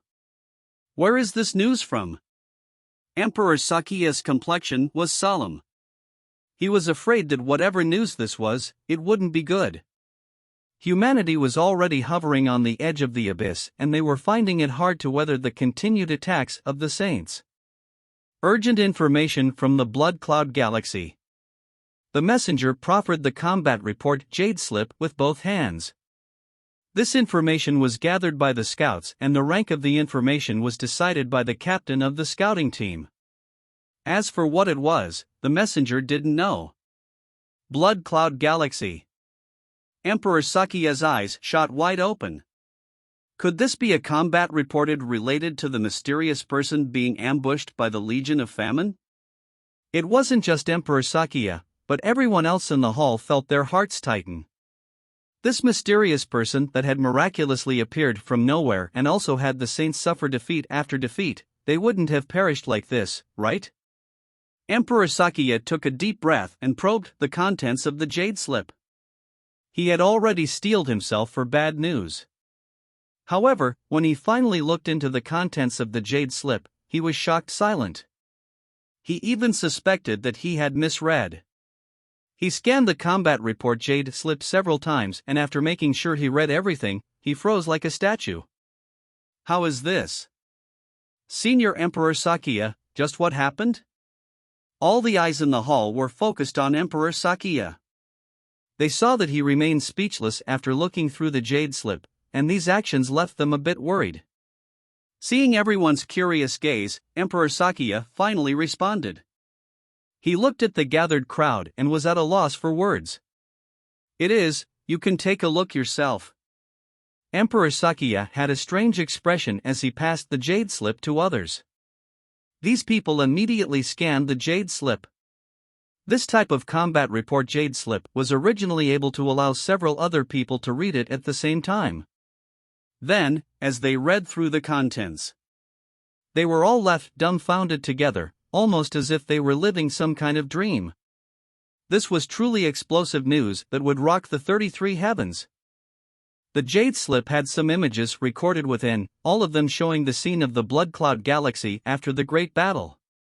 There were ruined fragments of celestial bodies all over, and beneath these images were a few lines of simple words. "A great battle has occurred in the Blood Cloud Galaxy. We have discovered that Fairy Blue Lotus laid down an ambush for the mysterious person in the Blood Cloud Galaxy around a month or two ago and waited for them to rush in. A battle occurred, but as for exactly what happened or how the battle unfolded, we are not sure of the specifics. This is what we know after several days of investigating. The main force of the Legion of Famine has been completely annihilated within Blood Cloud Galaxy. Blood Cloud Galaxy's Heavenly Palace and their spirit ships have all been disintegrated to dust. The Blood Cloud Galaxy support unit, besides those members that were carrying missions outside, were all destroyed, with not even a single station guard remaining. 4 of the Saint Generals have gone missing. The above situation is suspected to be the work of the mysterious person. More details are being investigated. For a time, the entire meeting hall fell into silence. Several people felt their jaws drop down as they were unable to believe what was written in the Jade Slip. But the images spoke for themselves. The Saint Race's Heavenly Palace and the fleets of spirit ships had all been destroyed. In particular, the nearly invincible Legion of Famine. There should be no force beneath that of a true divinity capable of resisting their attack, yet such a legion had been annihilated. Was this possible? In fact, it was thought that this mysterious person was incredibly powerful and would be able to escape the Legion of Famine's pursuit. Of course, this was under the premise that he knew there was an ambush laid out ahead of time for them, so that he could preempt their actions. But for this mysterious person to eliminate the Legion of Famine, that was a nearly unimaginable matter. There might be a mistake, Daiwahan said with disbelief thick in his voice. This news was simply too shocking. He had personally witnessed the strength of the Legion of Famine and wasn't able to believe that there truly existed someone with such ability. The captain responsible for overseeing the scout team is this old monk's great direct disciple. He was naturally born with inherent arcane abilities that could peer into the far-off distance and listen to voices on the endless wind. He should have been able to view the image of the saints from afar using some clues in order to analyze his information. He is a calm and alert individual, and even if the information we obtain is slightly different, it shouldn't be anything too absurd. Great Limitless Buddha slowly said. Normally, he was the calmest and most peaceful of the eminent monks, but now even he found it difficult to maintain his composure. As he twisted his Buddha beads, the speed at which he did so was clearly much faster than normal. No matter what the case is, we must be careful. Could this be false news intentionally spread by the saints so that we walk into their trap? Battle Sovereign Tabagui furrowed his eyebrows, still finding it hard to fully trust the combat report Jade Slip. Emperor Sakia shook his head. The possibility isn't too likely. Originally, as long as Fairy Blue Lotus led the Legion of Famine to search through Padala Galaxy, we would have suffered defeat sooner or later. As for the Hidden Dragon Galaxy, any accident there would be a good situation for the Saints. But the Legion of Famine suddenly withdrew their forces from Padala Galaxy to return to Blood Cloud Galaxy, which in turn gave us a chance to catch our breath. Moreover, the Heavenly Palace at Blood Cloud Galaxy was truly destroyed. The fragments of the spirit ships and the Heavenly Palace have been verified to be real. If this really was a charade, then why would they destroy a Heavenly Palace and kill off so many of their disciples, even giving us a chance to stabilize and restore morale? Just what would the goal behind such actions be? As Emperor Sakia spoke, everyone fell silent. Indeed, when two armies faced off in a war, putting on a ruse or faking some weakness wasn't a rare act. But those who did such things were always on the losing end. Would the saints really harm themselves to put on such a meaningless act? Who is this mysterious person? The God Race's Empyrean Lanlu muttered, a strange light flashing in her eyes. I also wish to know. If there is a chance, I would truly love to see him. After Mount Padala obtained news of the Legion of Famine, other human influences also obtained this information. But, because news of the Legion of Famine's utter destruction still required proof, no one dared to publicize it. This was a precaution just in case it really was a smokescreen that the saints had put up. If it was, then these human influences would not only be made into jokes, but the morale of humanity would also suffer. So for these past days, whether it was the humans or saints, neither side found it easy to remain tranquil. In fact, within the Blood Cloud Galaxy, there were even more Saint Scouts. But they didn't manage to find much new information. Lin Ming may control the Legion of Famine, but even at this point in time no one knew of it. The Good Fortune Saint Sovereign didn't know either. This was because Lin Ming had used the magic cube to completely erase the spirit marks that the Good Fortune Saint Sovereign had left within the Legion of Famine, and according to the previous experiences of the Good Fortune Saint Sovereign, spirit marks being destroyed would only occur because the Legion of Famine had been destroyed. If the flesh and blood of famine was destroyed, then the spirit marks would naturally disappear. As for someone capable of counter-controlling the flesh and blood of famine, the Good Fortune Saint Sovereign had never met such an existence before. Chapter 2029, Diverting Troops to the Hidden Dragon Galaxy. Hidden Dragon Galaxy, Good Fortune Saint Palace. Pa! A terrifying detonation sounded out, an astral essence so thick that it was visible to the naked eye began to spread out in white ripples. The surrounding void shattered as a red beast was smashed in the back by a tall man. This beast emitted a sorrowful howl as it collapsed to the ground. Gotcha! Because the large dragon crashed into the ground, a crater formed that was over 100 miles long. The tall man landed atop the peak of a rocky mountain. His naked upper body revealed sculpted muscles as hard as rock, making him look like a prideful war god. This tall man dressed in red was the Good Fortune Saint Sun. This space was a martial arts practice field used by him. It was a small world located in the Good Fortune Saint Palace, and this beast that was wounded here was the hybrid descendant of a god beast and ancient vicious beast. Within the Good Fortune Saint Palace, there were super beasts with impure bloodlines being raised and bred all year long. These animals were used as opponents for the genius disciples of the Saint Palace to train with. Although these beasts possessed impure bloodlines, they were still incredibly precious creatures. Even so, here they were used as nothing but sandbags by others. From this one could see how ridiculously wealthy the Good Fortune Saint Palace was. Your Highness Saint Sun, please take a break. If you hit this red dragon beast again, it will die. From behind the Good Fortune Saint Sun, a wild woman with wheat-colored skin stepped forwards. She carried with her a towel that she used to wipe the sweat from his face. A cruel and fierce light flashed in the Good Fortune Saint Sun's eyes. He was in an extremely poor mood and was using this training period to vent his anger. Even so, his chest raged with a nest of fire. This fire was all due to that mysterious person. The Good Fortune Saint Sun had obtained all news available about the Blood Cloud Galaxy at an even earlier time than Emperor Sakya. If it were normal times, then he would have happily gloated over the losses of Imperial Prince Shishin and Fairy Blue Lotus.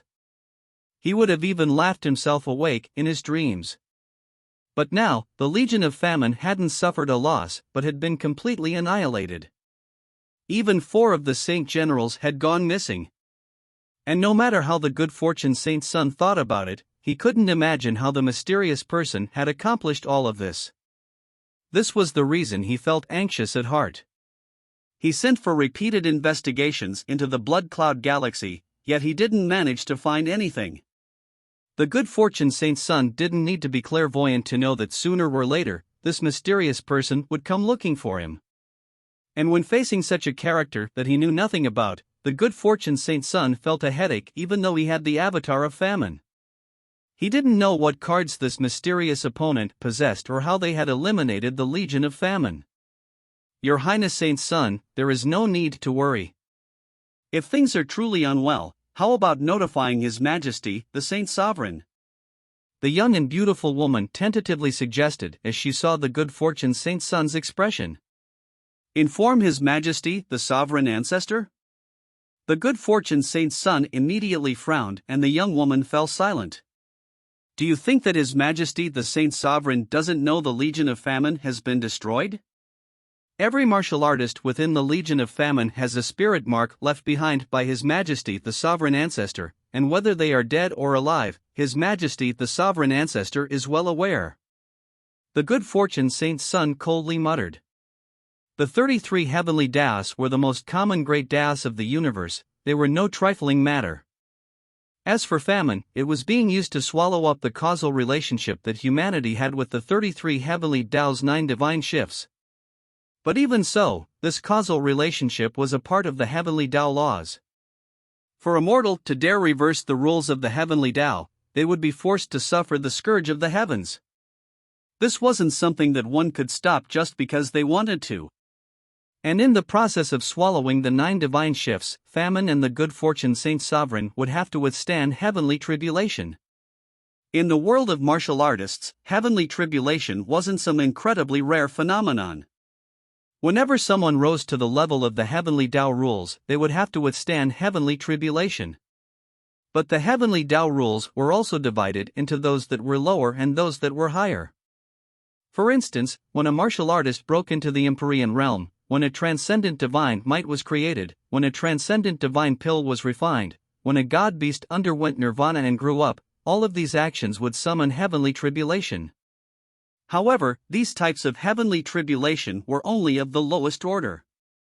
When compared to the 9 divine shifts that famine was swallowing, the difference was as great as the heavens and earth. The good fortune Saint Sun couldn't imagine just what the heavenly tribulation that fell upon famine's body would be like. But, what he knew was that if the good fortune Saint Sovereign and famine could both withstand and survive this heavenly tribulation, that would be an incredible advantage for them.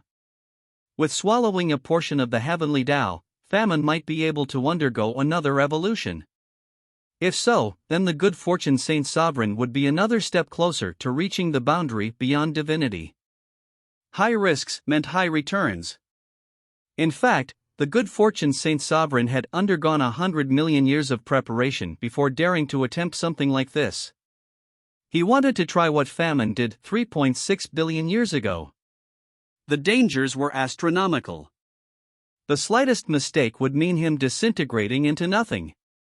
With this in mind, the good fortune Saint Sun couldn't disturb the good fortune Saint Sovereign no matter what. In fact, the area where the good fortune Saint Sovereign had gone into seclusion was a secret of the highest magnitude, not even he knew where it was. When it came to something like this, the good fortune Saint Sovereign wouldn't trust anyone. In particular, there was still his greatest rival, the Soul Emperor. With this person's transcendent methods, it wouldn't be difficult for him to extract any information he desired from the good fortune Saint Sun's mind.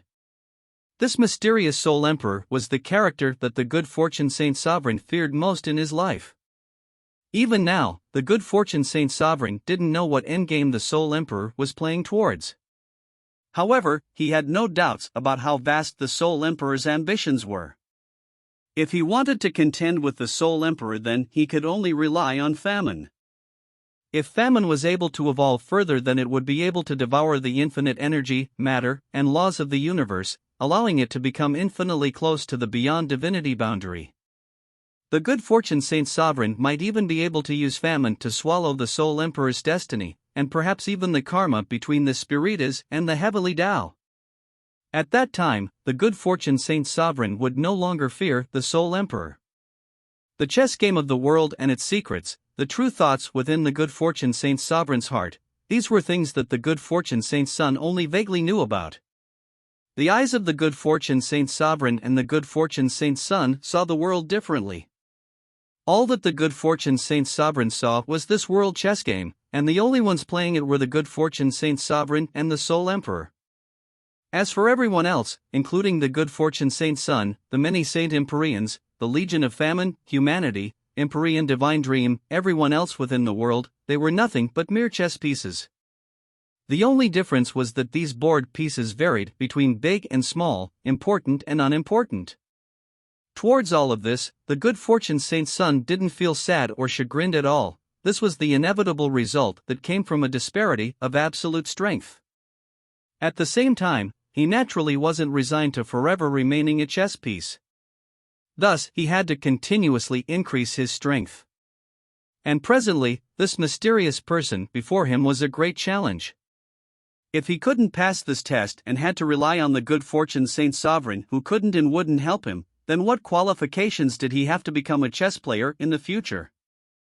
Thinking of this, the good fortune Saint Sun began to seethe with fighting spirit. If they want to come, then come, if they want to fight, then fight. The good fortune Saint Sun circulated his astral essence and evaporated all the sweat and grime that covered him. Then, he put on his robes and battle armor and stepped out of the small world.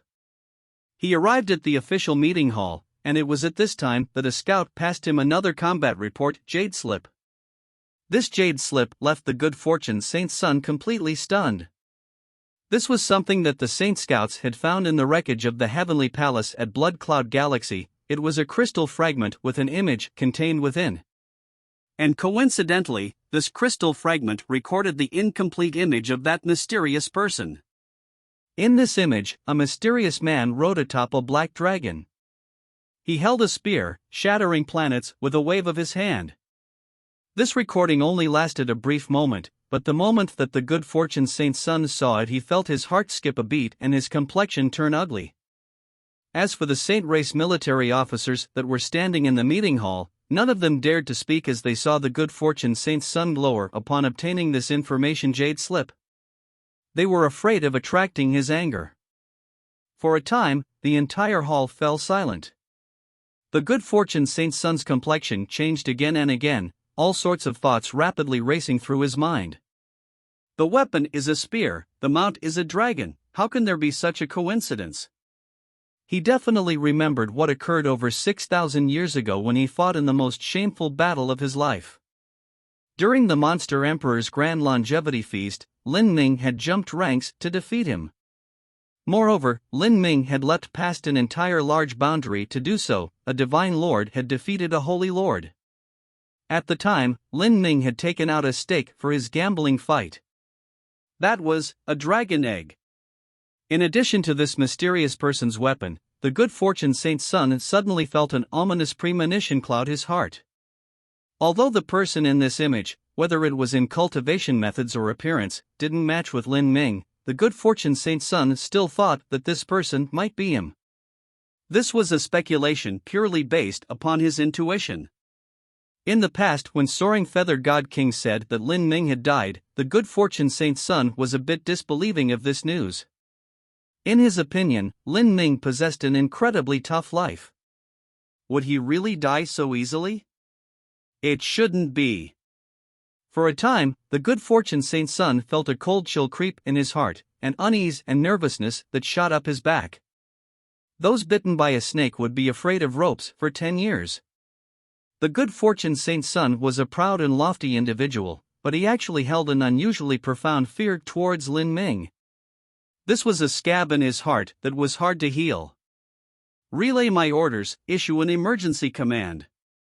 Summon the Empyreans at Saint Convocation Heaven that are guarding the entrance to the wild universe.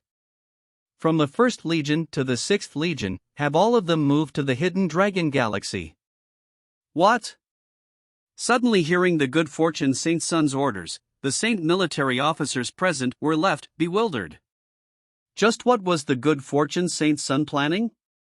Saint Convocation Heaven was the supreme stronghold of the Saints and also where their main forces were located.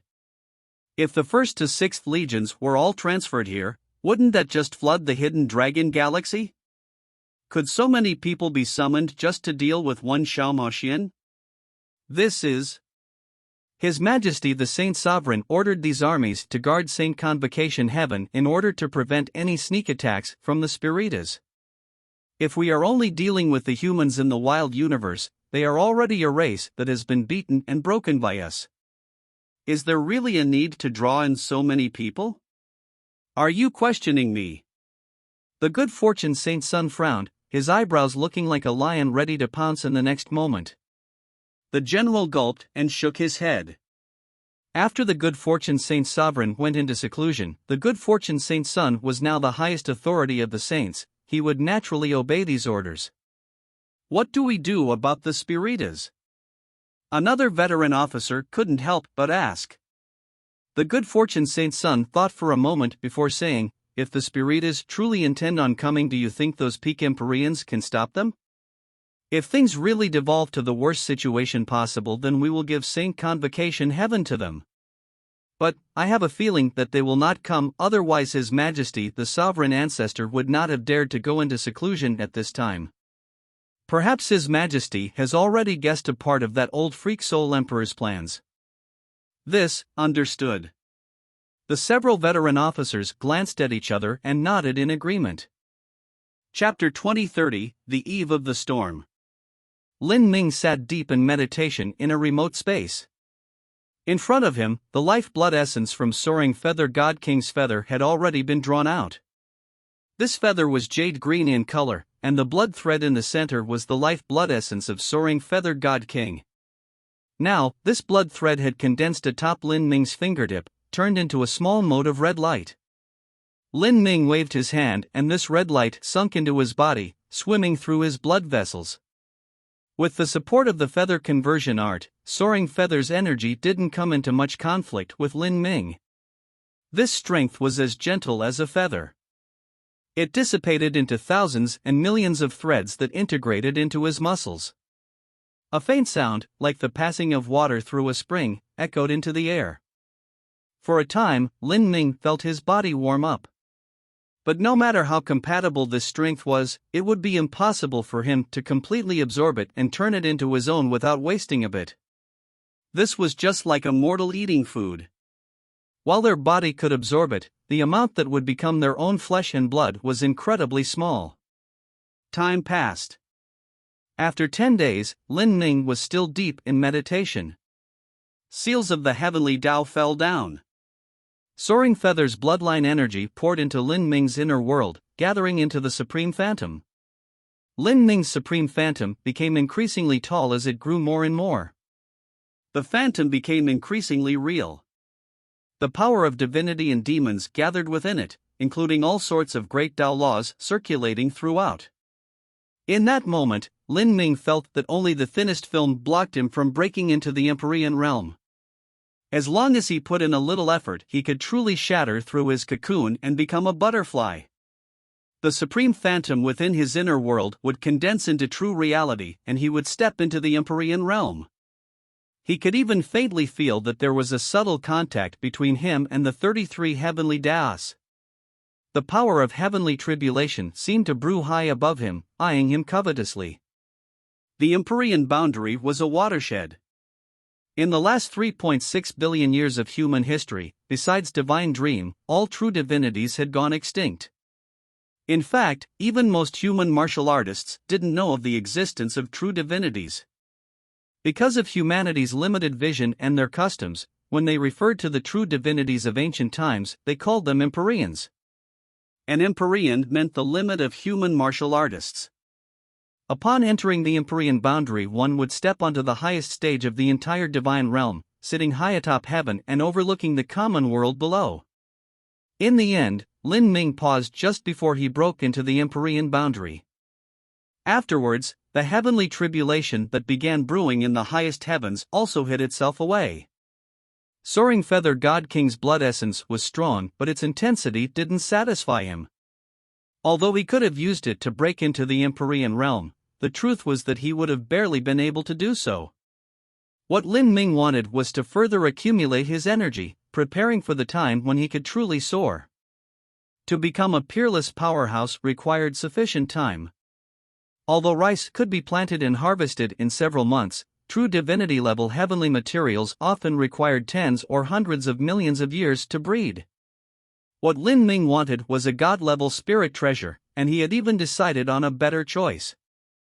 That was, the avatar of famine that was controlled by the good fortune Saint Sun. Lin Ming planned on wresting away famine's avatar and then using the massive amount of blood vitality contained within to shred apart the Empyrean bottleneck in a single go. Good fortune Saint Sun, it seems we are destined to be opponents. Over 6,000 years ago we fought once, now, I will come looking for you once more. Lin Ming faintly smiled. The truth was that one of the reasons he had stirred up such chaos and turmoil in the backline of the saints was to draw the good fortune Saint Sun to him and then capture famine's avatar. But, he never thought that the good fortune Saint Sun would manage to be so calm and rational about the situation. Not only did he not come, but it was Fairy Blue Lotus and the Legion of Famine that arrived instead.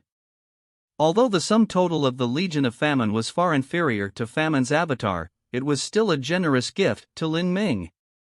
Now, since the good fortune Saint Sun didn't plan on coming here, Lin Ming planned to look for him on his own initiative. Blue Lotus, Where is the good fortune Saint Sun now? Lin Ming called out. Fairy Blue Lotus's eyes moved. She asked, "Does Master wish to deal with the good fortune Saint Sun?" "Yes." Lin Ming nodded. As Blue Lotus listened to this, a happy expression unexpectedly appeared on her face. Although she was being controlled by Lin Ming, some of her previous preferences and personality had been retained. She had an extremely poor relationship with the good fortune Saint Sun, and he had given her considerable trouble throughout the years. It was not a secret throughout the entire Saint race that the two of them were struggling against each other. In fact, the reason that Fairy Blue Lotus joined forces with Shishan was in large part because they shared a common enemy in the good fortune Saint Sun. Reporting to Master, the good fortune Saint Sun has never exchanged information with us. But, according to reports from my subordinates, the good fortune Saint Sun has been delayed in the Hidden Dragon Galaxy for a long time. Oh? What is he planning to do there? There should be some important human figure there that he wishes to deal with. As for who it is, I am not sure. The good fortune Saint Sun fears that if we were to find out this information, then we would intrude on him and steal away his prize. So, when it comes to sharing information concerning humanity, he has never done so with us. I understand. Then our next stop will be the Hidden Dragon Galaxy. As Lin Ming spoke, he was a bit worried. Just who was this important human figure that Blue Lotus spoke of? For such a long time, the whereabouts of the various top human influences had been kept secret. Besides themselves, no other human influences knew about their location in order to prevent spies from leaking information. This created a great deal of hardship for Lin Ming as he tried to look for the human elites. Let's go! As Lin Ming spoke, a black palace began spinning in front of him, rapidly increasing in size until it expanded to hundreds of miles in radius. This was Primordius Heavenly Palace. Lin Ming was the first to fly into the Heavenly Palace. Behind him, the 4 Saint Generals, 2,000 World Kings, and tens of thousands of Holy Lords followed like a swarm of flies. Everyone submerged into Primordius Heavenly Palace. The giant black palace changed shape before it sank into the void, disappearing from sight. Due to Lin Ming's actions against the Legion of Famine, a great storm had begun rising up within the Hidden Dragon Galaxy. The Saint armies of Saint Convocation Heaven were already rushing towards the Hidden Dragon Galaxy. As for the human races Empyrean Sakya and the others, they were also organizing their forces to advance towards the Hidden Dragon Galaxy. More and more masters began gathering. Dark Demon Monarch has arrived. At the edge of the Hidden Dragon Galaxy, where Mount Padala was stationed, Emperor Sakya's thoughts stirred. The great doors to the hall opened and a scholarly man wearing black robes and half a silver mask began walking in. And behind this scholarly man was a black-clothed young girl. This black-clothed young girl was extremely eye-catching. She only appeared to be around 16 to 17 years old, and she wasn't too tall either. But she carried a 9-foot-long blood-red scythe on her back. This scythe was incredibly exaggerated in build. It had 3 sharp fang blades that decreased in size from top to bottom, and the edges of those blades gleamed with a chilling cold. Even the smallest fang blade was half a foot wide. If such a ferocious-looking weapon were to slash a person's body, the damage it would cause could be imagined. This scythe was much taller than the black-clothed young girl was, and she could only carry it on her back by placing it slanted. When this was combined with her milky white skin, it created an intense visual contrast. This black-clothed young girl was named Sable Ink, and she was Dark Demon Monarch's direct disciple. She possessed an outstanding talent and was even said to be second only to Xiaomo Xian. She had been born 2,000 years after Xiaomo Xian, and now her cultivation was at the early Great World King realm. From Great World King to a half-step Empyrean, many geniuses required several thousand years to complete this step. Thus, even though this black-clothed girl was 2,000 years younger than her peers, her cultivation wasn't much lower than June Blue Moon and the others. Demon Monarch, it is too good to see you. Although Emperor Sakya was a monk, he was considered a war monk. When he spoke, he had never been as restrained as great limitless Buddha had been. Dark Demon Monarch's arrival left Emperor Sakya overjoyed with excitement. When it came to the combat strength of humanity's various Empyreans, Dark Demon Monarch was considered amongst the peak. Moreover, Dark Demon Palace managed to almost entirely preserve their inheritances, and they even had a future peerless genius in Sable Ink. Battle Buddha, Great Limitless Buddha, as well as our friends the God Race and Celestials, I am glad to see you all safely standing here today. Dark Demon Monarch cupped his fists together and bowed. The feeling he gave off was that of a well-mannered gentleman, smooth and elegant. You have received the news too, right? Is Battle Buddha referring to this mysterious person who routed the Legion of Famine, and also of the Good Fortune Saint Sun gathering his troops to march upon the Hidden Dragon Galaxy? Yes. I have no idea what the Good Fortune Saint Sun is planning, but he has suddenly mobilized numerous armies. It somewhat feels like he is planning a showdown of some kind. It should be due to that mysterious person. This mysterious person will look for the Good Fortune Saint Sun sooner or later, and the Good Fortune Saint Sun will not feel safe with the Avatar of Famine alone. Rather, he wants numerous Saint Empyreans to join forces with him. This doesn't seem like the Good Fortune Saint Sun's normal style at all. He has always been a brash and confident individual, even somewhat haughty, but now that he is facing this mysterious person, he is actually being so careful. It's clear from this just how much he fears this person. This mysterious person is indeed incredible. The saints have been in the limelight for far too long. With the Spiritas remaining quiet, they have nearly swept throughout the entire 33 heavens with no one daring to offend them. However, that mysterious person has relied on their strength alone to cause the saints to suffer such disastrous defeats, that is truly terrifying. I have a premonition that this mysterious person will come seek us out. As Emperor Sakya spoke to hear, his eyes sparkled. At this time, a messenger transmitted information to him. The saint armies had appeared several hundred millions of miles away. Dark Demon Monarch and Emperor Sakya both rapidly read through the information jade slip. According to the direction that they arrived from, these armies should have come from Saint Convocation Heaven. Everyone had already guessed that a great battle would erupt in the Hidden Dragon Galaxy. But they never imagined that this battle would come so quickly. What do we do? Dark Demon Monarch asked Emperor Sakya. We fight. Brilliant fighting intent blazed in Emperor Sakya's eyes.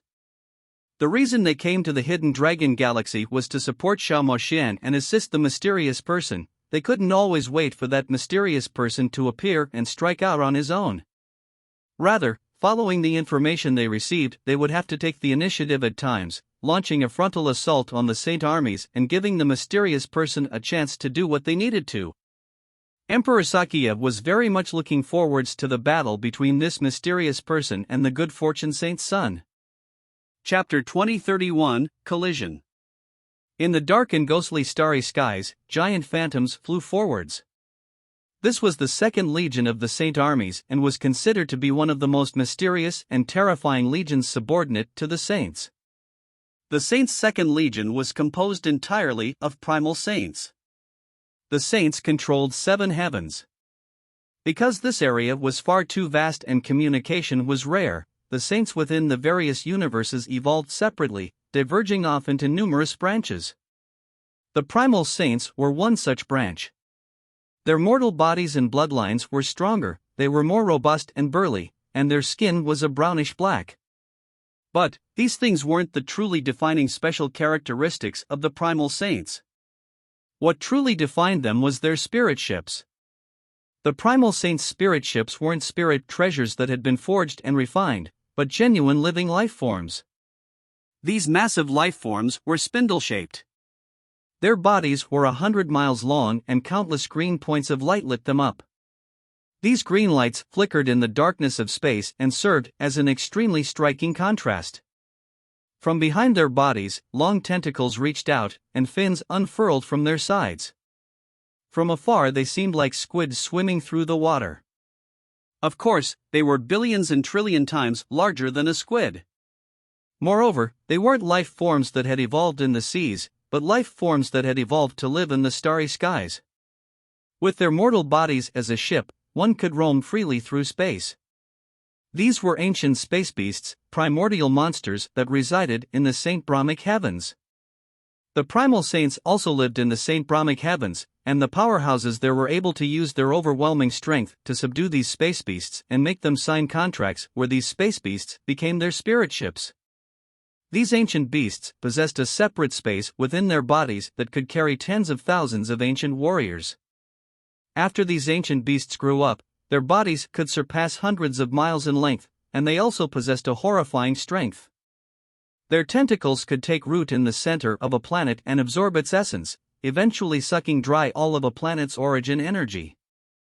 The Saints' Second Legion was entirely composed of these primal saints and giant squid creatures. Their combat strength was dreadful.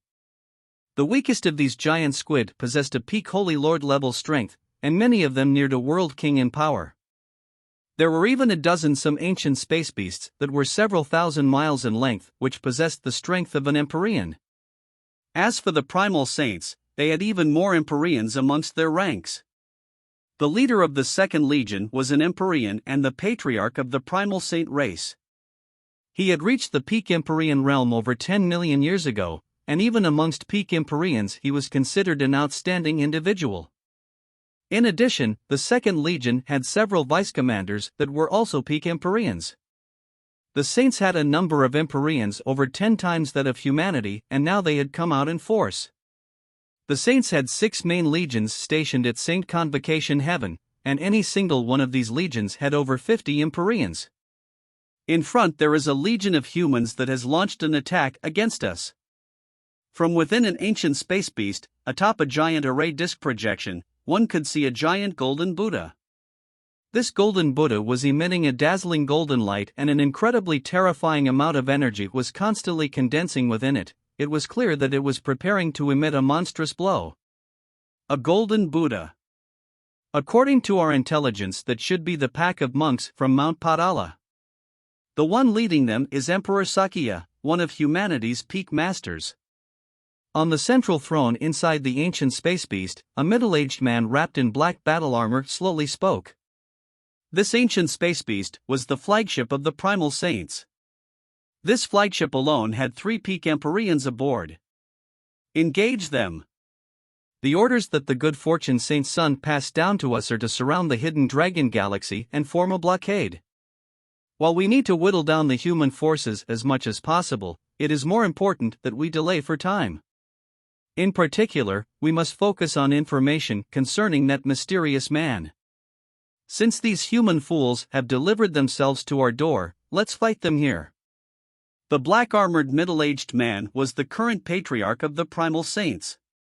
In the war against humanity, the primal saints would also be able to obtain a massive amount of benefits. As for how great these benefits were, it would all depend on their military exploits. If they could heavily damage Mount Potala's forces, then that would definitely be a great merit for them.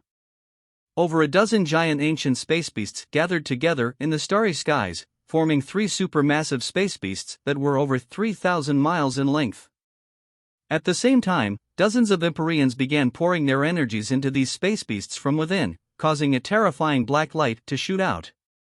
This black light collided with the golden light emitted from Mount Potala's giant Buddha ship. Bang! In that moment it was like a sun exploded. The surrounding void for millions of miles completely shattered, and terrifying spacetime storms swept out, rolling up everything within it. These 2 great influences had dozens of Empyreans joining together to exchange strikes. The energy detonation created was incredibly dreadful, and even the shockwaves were alarming. Though the 2 fleets were over 1 million miles away from each other, they still received varying degrees of damage. Within the giant golden Buddha, Emperor Sakya frowned. The saints were simply too horribly formidable. Between the saints and humans existed a disparity of Empyreans that was nearly insurmountable. Now that the good fortune Saint Sun transferred so many Empyreans here, they had created an absolute power that far outstripped humanity. They had only encountered a single legion, and yet things had become so troublesome. Once the other legions arrived, then it would be difficult for them to have any effect within the Hidden Dragon Galaxy. It couldn't be forgotten that within the Hidden Dragon Galaxy also lurked Famine's avatar and the Good Fortune Saint's son. Although the Saints had suffered repeated losses because of the mysterious person, the Saints were still far above humanity in strength. These Saint bastards, if we continue fighting like this, then it will be difficult for us to carry out our original rescue plan. Tobague said. Lin Ming had shown great graciousness to the ancient races, thus he was particularly anxious to save Xiao Moxian and Lin Huang. At this time, the armies of Mount Padala were startled because of the strength of their opponents. But at the same time, on the Saints' side, the Primal Saint Patriarch also thought that Mount Potala's strength far surpassed his expectations. Our opponents should have less Empyreans than we do, and we also have the ancient space beasts coordinating our attacks. Our total combat strength should have risen 50%, and yet the result is, we still couldn't manage to suppress them. Humanity truly does have a few outstanding elites that cannot be underestimated. What should we do? If we continue fighting, then it will only be a stalemate. The blood that we will have to spill doesn't seem worth it. Although the Primal Saints desired military exploits, they wouldn't do something like paying a ridiculously steep price to obtain them. Don't worry. The orders we received are only to blockade the Hidden Dragon Galaxy and make sure that mysterious person is delayed outside to draw out more time. It doesn't matter if we don't do anything to our enemies. As long as we complete our task, then we will still receive military merits. I don't have any idea what the Good Fortune Saint's son is planning. It's as if there is something within this Hidden Dragon Galaxy that is extremely important to him. As the Primal Saints discussed the situation, their attacks didn't stop. The fight had already reached an impasse. Mount Padala and the Primal Saints had both suffered damage. The fierce battle continued for less than an hour. Mount Padala lost 7 or 8 spirit ships, but the truth was that these spirit ships were moving battle array formations. Peak Array Masters had refined array formation cores and then wrapped them in metallic armor. Once the human warriors within these spirit ships distributed themselves across the battlefield, they could rapidly gather their strength together and erupt with a terrifying barrage. This was the most effective combat method for warfare between armies. The collective superimposed power of an army was inevitably much greater than that of an individual. As Mount Padala lost 7 or 8 spirit ships, and the Primal Saints also lost around 10 ancient space beasts.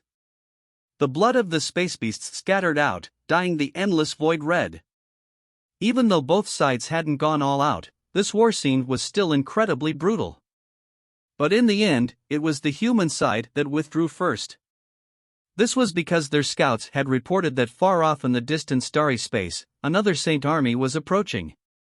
Without a doubt, this army also came from Saint Convocation Heaven. If Mount Padala were to continue this current battle, then they would inevitably be encircled. At that time, the losses would be dire. Emperor Sakya couldn't help but issue an order for the retreat of the army. The human spirit ships withdrew for 10 million miles. Then, after undergoing 2 great void shifts, they temporarily stationed themselves within a hidden nebula. Like this, they had gone even farther from the core region of the Hidden Dragon Galaxy. This caused many human martial artists to frown. So far, nothing in their rescue plan had gone well. They never thought that so many Saint armies would gather in the Hidden Dragon Galaxy, seeming as if they planned to launch a final showdown here. The Saints have established a blockade surrounding the core region of the Hidden Dragon Galaxy. Just the 2nd Legion alone is on par with us in strength. With the other legions added on, the Saints have a total war strength over 5 times our own. This doesn't even include the Good Fortune Saint's son. Within the official meeting hall, the various commanders of humanity were analyzing the reports sent in by the scouts. All of them were frowning. The truth was that several human armies had yet to catch up. For instance, the armies led by Skyrend Godlord and Empyrean Vast Universe. But even if they arrived, they still wouldn't be able to change anything, the disparity was too great. With humanity's strength, they could engage the Saints in guerrilla warfare. But once they met in direct battle, there would be far too many problems that would appear. What lies in front of us now are the 2nd and 3rd legions of the Saint armies. The 2 legions have joined together, so it will be impossible for us to break through. But it seems that they don't have any intention of launching an attack on us on their own initiative. They have only activated array formation enchantments and are waiting for us to come. The Saints had only established light layers of array formation enchantments. To destroy them was extremely easy, but once a high-level martial artist were to run in, the enchantment would immediately discover their presence. In addition, these enchantments had the ability to prevent sound transmissions from coming in or out, and were able to block out all communication that passed between the human forces. In this situation, the Hidden Dragon Galaxy was like an isolated island separated from the world. Emperor Sakiya and the others were all convening an emergency military meeting in order to plan their next step. But at this time, no one noticed that in a place deep in the universe, the dark starry void tore open. A black fortress flew out like a ghost from a space crack. "Master, the Saint armies have been discovered up ahead." Within the black fortress, Blue Lotus's voice echoed out from a chamber. "The Saint race armies?" In the chamber, a black-clothed youth opened his eyes from his meditation. Chapter 2032, Black Fortress. The chamber door was pushed open and Lin Ming appeared at the entrance. He was like a sharp and swift spear, emitting a breathtaking momentum from his head to his toes. "Master." Blue Lotus bowed. "Rise. Tell me what the situation is." Lin Ming stepped in front of a porthole. From this porthole he could already see vague and blurry dots of light in the far-off distance. These were the numerous spirit ships of the Saint Legions. It was clear that there was a force of Saints in front of them, and the size of their army was massive. Reporting to Master, it has already been verified that what lies in front is the 2nd Legion and 3rd Legion of the Saints. They should have been stationed in Saint Convocation Heaven, but for some reason have been transferred to the Hidden Dragon Galaxy. Fairy Blue Lotus had an extremely keen understanding into the Saints. She only needed to see the silhouette of those giant squid-like space beasts and count their approximate number to understand that the 2nd Legion had come out in full strength. As for the 3rd Legion, they also had a title like the 2nd Legion. They were called the Iron Lion Legion and possessed similarly unique characteristics. These characteristics were defined by the spirit ships they drove. From afar, these spirit ships appeared to be giant metal lions. The Iron Lion Legion was composed of the Saint race's Astral Saint tribe. The Astral Saint tribe gathered the best array masters and refining masters of the Saints. They were able to arrange the most powerful array formations and subsequently refine them into top-grade spirit ships. These spirit ships that the Iron Lion Legion utilized were all Empyrean-level spirit treasures. The several flagships leading them were in no way worse than Primordius' heavenly palace. During a battle between armies, the use of a spirit ship was undeniably essential. The quality of its array formations was directly correlated to its martial artist's offensive and defensive capabilities.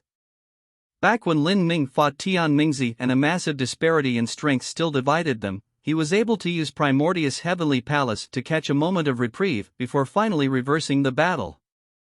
Fairy Blue Lotus gave every piece of detailed information she knew about the Saints' 2nd and 3rd Legions to Lin Ming. She even knew the internal sound transmission marks of the army. If she wanted, she could intercept part of their information transmissions. According to the current situation, the good fortune Saint Sun should have gathered several armies to come to the Hidden Dragon Galaxy.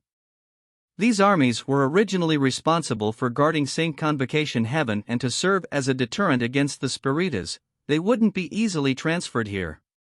But presently, the good fortune Saint Sun has started to gather all these armies here. This is an extremely unusual decision. From the evidence, he might be aiming at some powerhouse. The Saint armies stationed at Saint Convocation Heaven possess over 400 Empyreans, and even peak Empyreans aren't uncommon. These peak Empyreans each have incredibly deep backgrounds and have concealed their true strengths, even I do not know the particular details on them. In addition, each of these Saint Legions possesses a special attribute. For instance, the Second Legion has the Ancient Space Beasts and the Third Legion has the Empyrean-level Spirit Treasure Iron Lion battleships. As Fairy Blue Lotus spoke to hear, she cautiously peeked at Lin Ming. The giant Saint armies and their numerous hidden masters were laid out in front of Lin Ming. This was no trifling force, and she was curious what countermeasures her master would take. Lin Ming's eyes narrowed.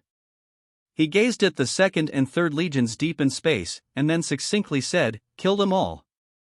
With an order of just 3 words, this command left Fairy Blue Lotus's heart racing.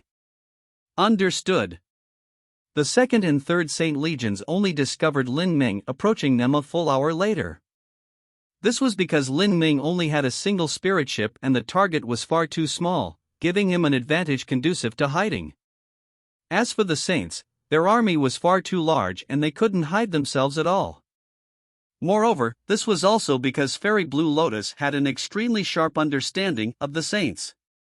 With her personally scouting the way, how could the Saint Scouts possibly hope to compete with her? An unknown spirit ship is approaching. A warning suddenly rang through the Saint armies. At this time, from a mere million miles away, a pitch-black fortress was hurtling towards them. This fortress seemed to meld in with the surrounding darkness of space, making it nearly imperceptible. Its surface didn't shine with the least bit of gloss, making it appear like a city of dead ghosts. Who is it? Hurry and stop where you are. A dignified voice spread through space. This was a warning from a Saint Empyrean. The pitch-black castle was the transformed form of Primordius' heavenly palace. Lin Ming had used the ancient Elysium seal to stabilize the eye of Primordius' heavenly palace. The ancient Elysium seal was originally forged to be the center of a grand array formation, and was a true divinity spirit treasure personally refined by Empyrean divine seal. With it stabilized the central eye of Primordius' heavenly palace, the array formation of the heavenly palace had become several times stronger. In the past, Primordius' heavenly palace was comparable to the flagships of the Iron Lion Legion. But now it far outstripped those flagships in power. Primordius' heavenly palace floated closer and closer. In the darkness of space, it was like an ancient vicious beast lying dormant in the depths of the universe, seething with killing intent. Attack! A commanding officer of the Saint armies mercilessly ordered. This unidentified spirit ship didn't listen to warnings and was continuing to approach them. In order to ensure the safety of the fleet, they would naturally eliminate it. According to all common sense, this sort of small spirit ship facing off against the combined fleet of 2 Saint Army legions was no different from a mouse against lions. The difference was so incredibly great that it was simply impossible to pose any threat. However, the joint armies of the Saints had received orders from the good fortune Saint Sun to be wary of the presence of a mysterious person. Although the officers of the joint armies felt the rumors about this mysterious figure were a bit exaggerated, as military officers they strictly obeyed orders. They weren't stupid enough to make mistakes because of some sense of blind arrogance. Over a dozen spirit ships began to light up with a divine light. More than 20 Empyreans simultaneously struck out against Lin Ming. This was already a terrifying strike. However, as everyone thought that this black fortress would be annihilated by the divine light, the surface of the fortress began to exude a bright halo of bloody fog. As the divine light struck this bloody fog, an unbelievable scene occurred. The bloody fog trembled for several moments before completely swallowing up the divine light. The joint attack of over 20 Empyreans actually vanished like a stone in water, disappearing without doing any damage to the black fortress. What? The Saint martial artists were stunned. And at this time, the black fortress accelerated forwards. With mind-boggling speed, it impacted towards the core of the joint Saint legions. Primordius' heavenly palace was extremely fast to begin with, and now that it had evolved with the true divinity spirit treasure ancient Elysium seal and in a situation where it burnt 9 sun jades without reserve, its speed now surpassed the speed of a peak Empyrean. Legion of Famine, obey my orders. Activate body metamorphosis. Within the core of Primordius' heavenly palace, the Legion of Famen's tens of thousands of holy lords and 2,000 world kings were already standing firmly around the array formation. As Lin Ming issued an order, these Legion of Famine warriors began to emit crackling sounds from all over their bodies. Bloody tentacles drilled out from their bodies, wildly waving about in the air. After the Legion of Famine underwent body metamorphosis, their strength nearly rose by an entire large boundary. A peak holy lord could compare with a world king, a great world king could compare with an empyrean. The power of 54,000 holy lords gathered onto 2,000 ordinary world kings and then further channeled into 180 great world kings. After undergoing body metamorphosis, these great world kings all possessed the combat strength of an empyrean. When all was added together, the Legion of Famine possessed a terrifying strength comparable to 200 empyreans. Within the second and third Saint Legions, their empyreans added together came up to just over 100. The Legion of Famen's war strength was only comparable to the weakest of empyreans. But, because they were connected together by the flesh and blood of Famine, making them all of the same origin, the formations they were able to line up in were something that normal saint martial artists could not compare with. When it came to comparing in ultimate strength, the Legion of Famine was superior. After those 180 empyrean-level martial artists were also four saint generals personally commanding them. At this time, besides Fairy Blue Lotus not transforming, Dark Moon, High Sun, and Shishin had already completed their Famine body metamorphosis. These three originally had the combat strength of an empyrean and were even considered amazingly strong amongst empyreans. After undergoing body metamorphosis, their strength reached the level of peak empyreans.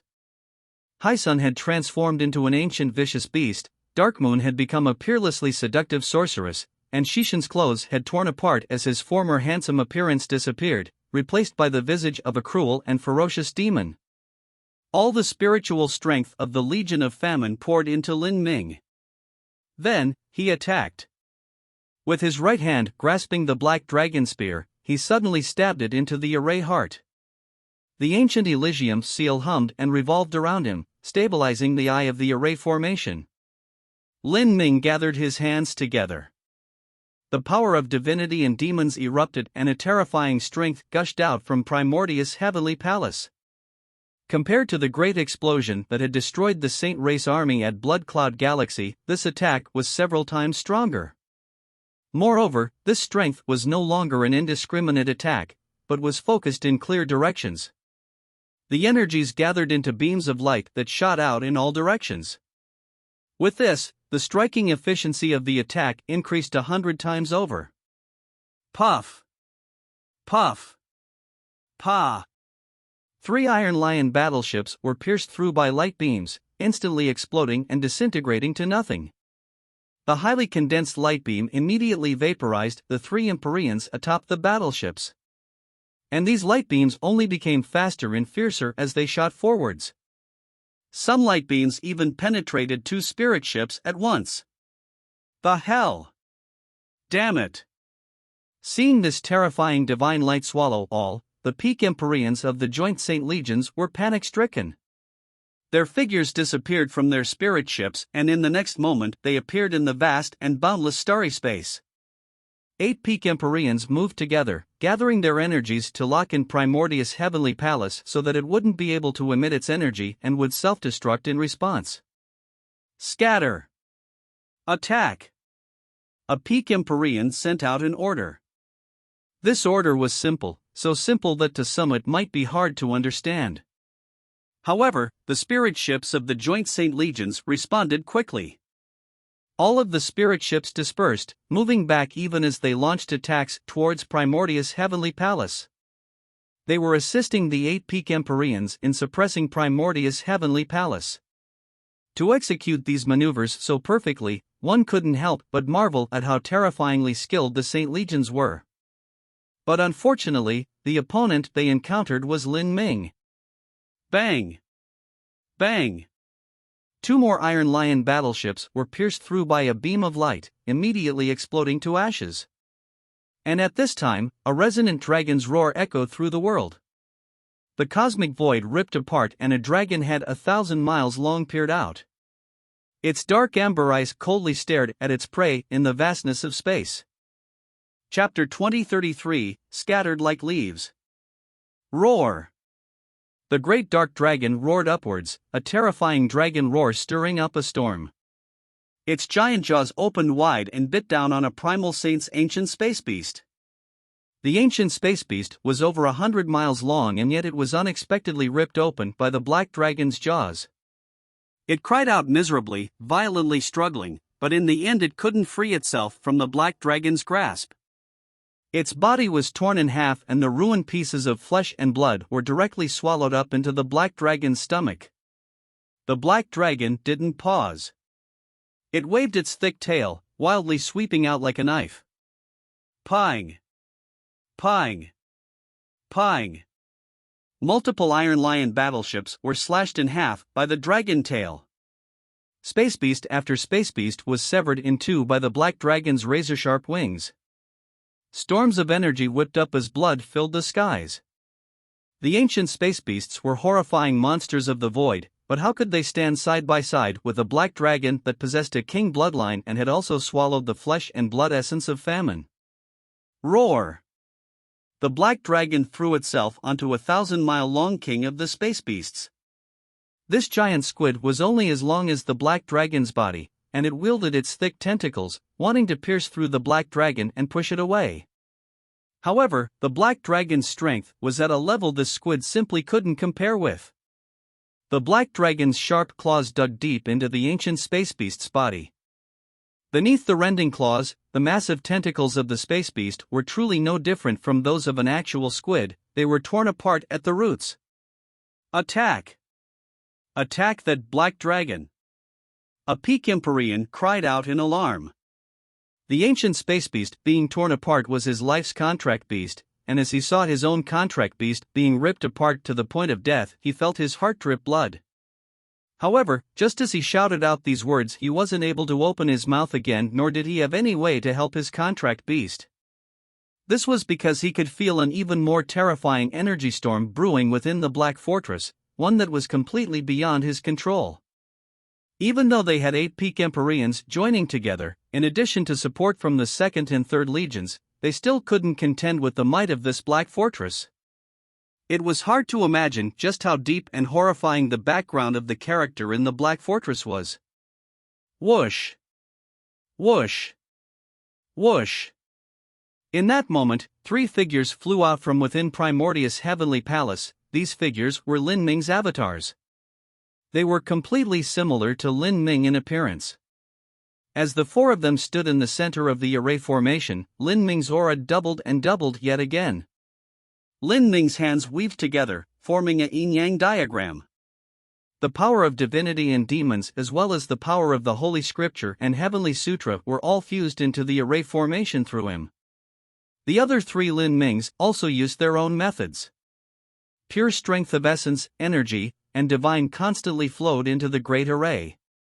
For a time, the array formation began to light up like a massive sun. A terrifying strength erupted like 10,000 tsunamis smashing out together. Bang! Energy erupted, colliding with the 8 peak Empyreans surrounding Primordius' heavenly palace and causing them to all tumble backwards, vomiting blood. In that brief moment, their meridians had broken in innumerable places and their blood vitality had been overdrawn, causing their strength to fall to the lowest ditch. Ah! 2 peak Empyreans cried out in pain. The instant they flew backwards, 2 incredibly thick beams of light shot out from Primordius' heavenly palace, directly piercing through these 2 peak Empyreans. Puff! Blood shot out. The mortal bodies of peak Empyreans were incredibly tough. Even after being struck by these terrifying beams of light, they didn't instantly die, but were simply pierced through. Yet in this battle, being struck by a light beam was no different from immediately dying. The black dragon howled into the starry space and swiftly flew over. Its 2 great claws stretched out, fishing up these 2 peak Empyreans and swallowing them into its stomach. As a top-ranked god beast, the black dragon also possessed the ability to absorb the essence energy of powerhouses and transform it into its own strength. However, it just didn't possess the abnormal swallowing talent that Famine did. In this battle, the Black Dragon reaped far too many benefits. The ancient space beasts were recklessly eaten up by it. This scene was similar to a tiger leaping into a flock of sheep, their crimson blood turning space red. 6 peak Empyreans were heavily wounded and 2 perished. The joint Saint Legions had taken these 8 Saint Empyreans as the core of their resistance, and with this strike their energy net they cast over Primordius' heavenly palace was immediately torn open.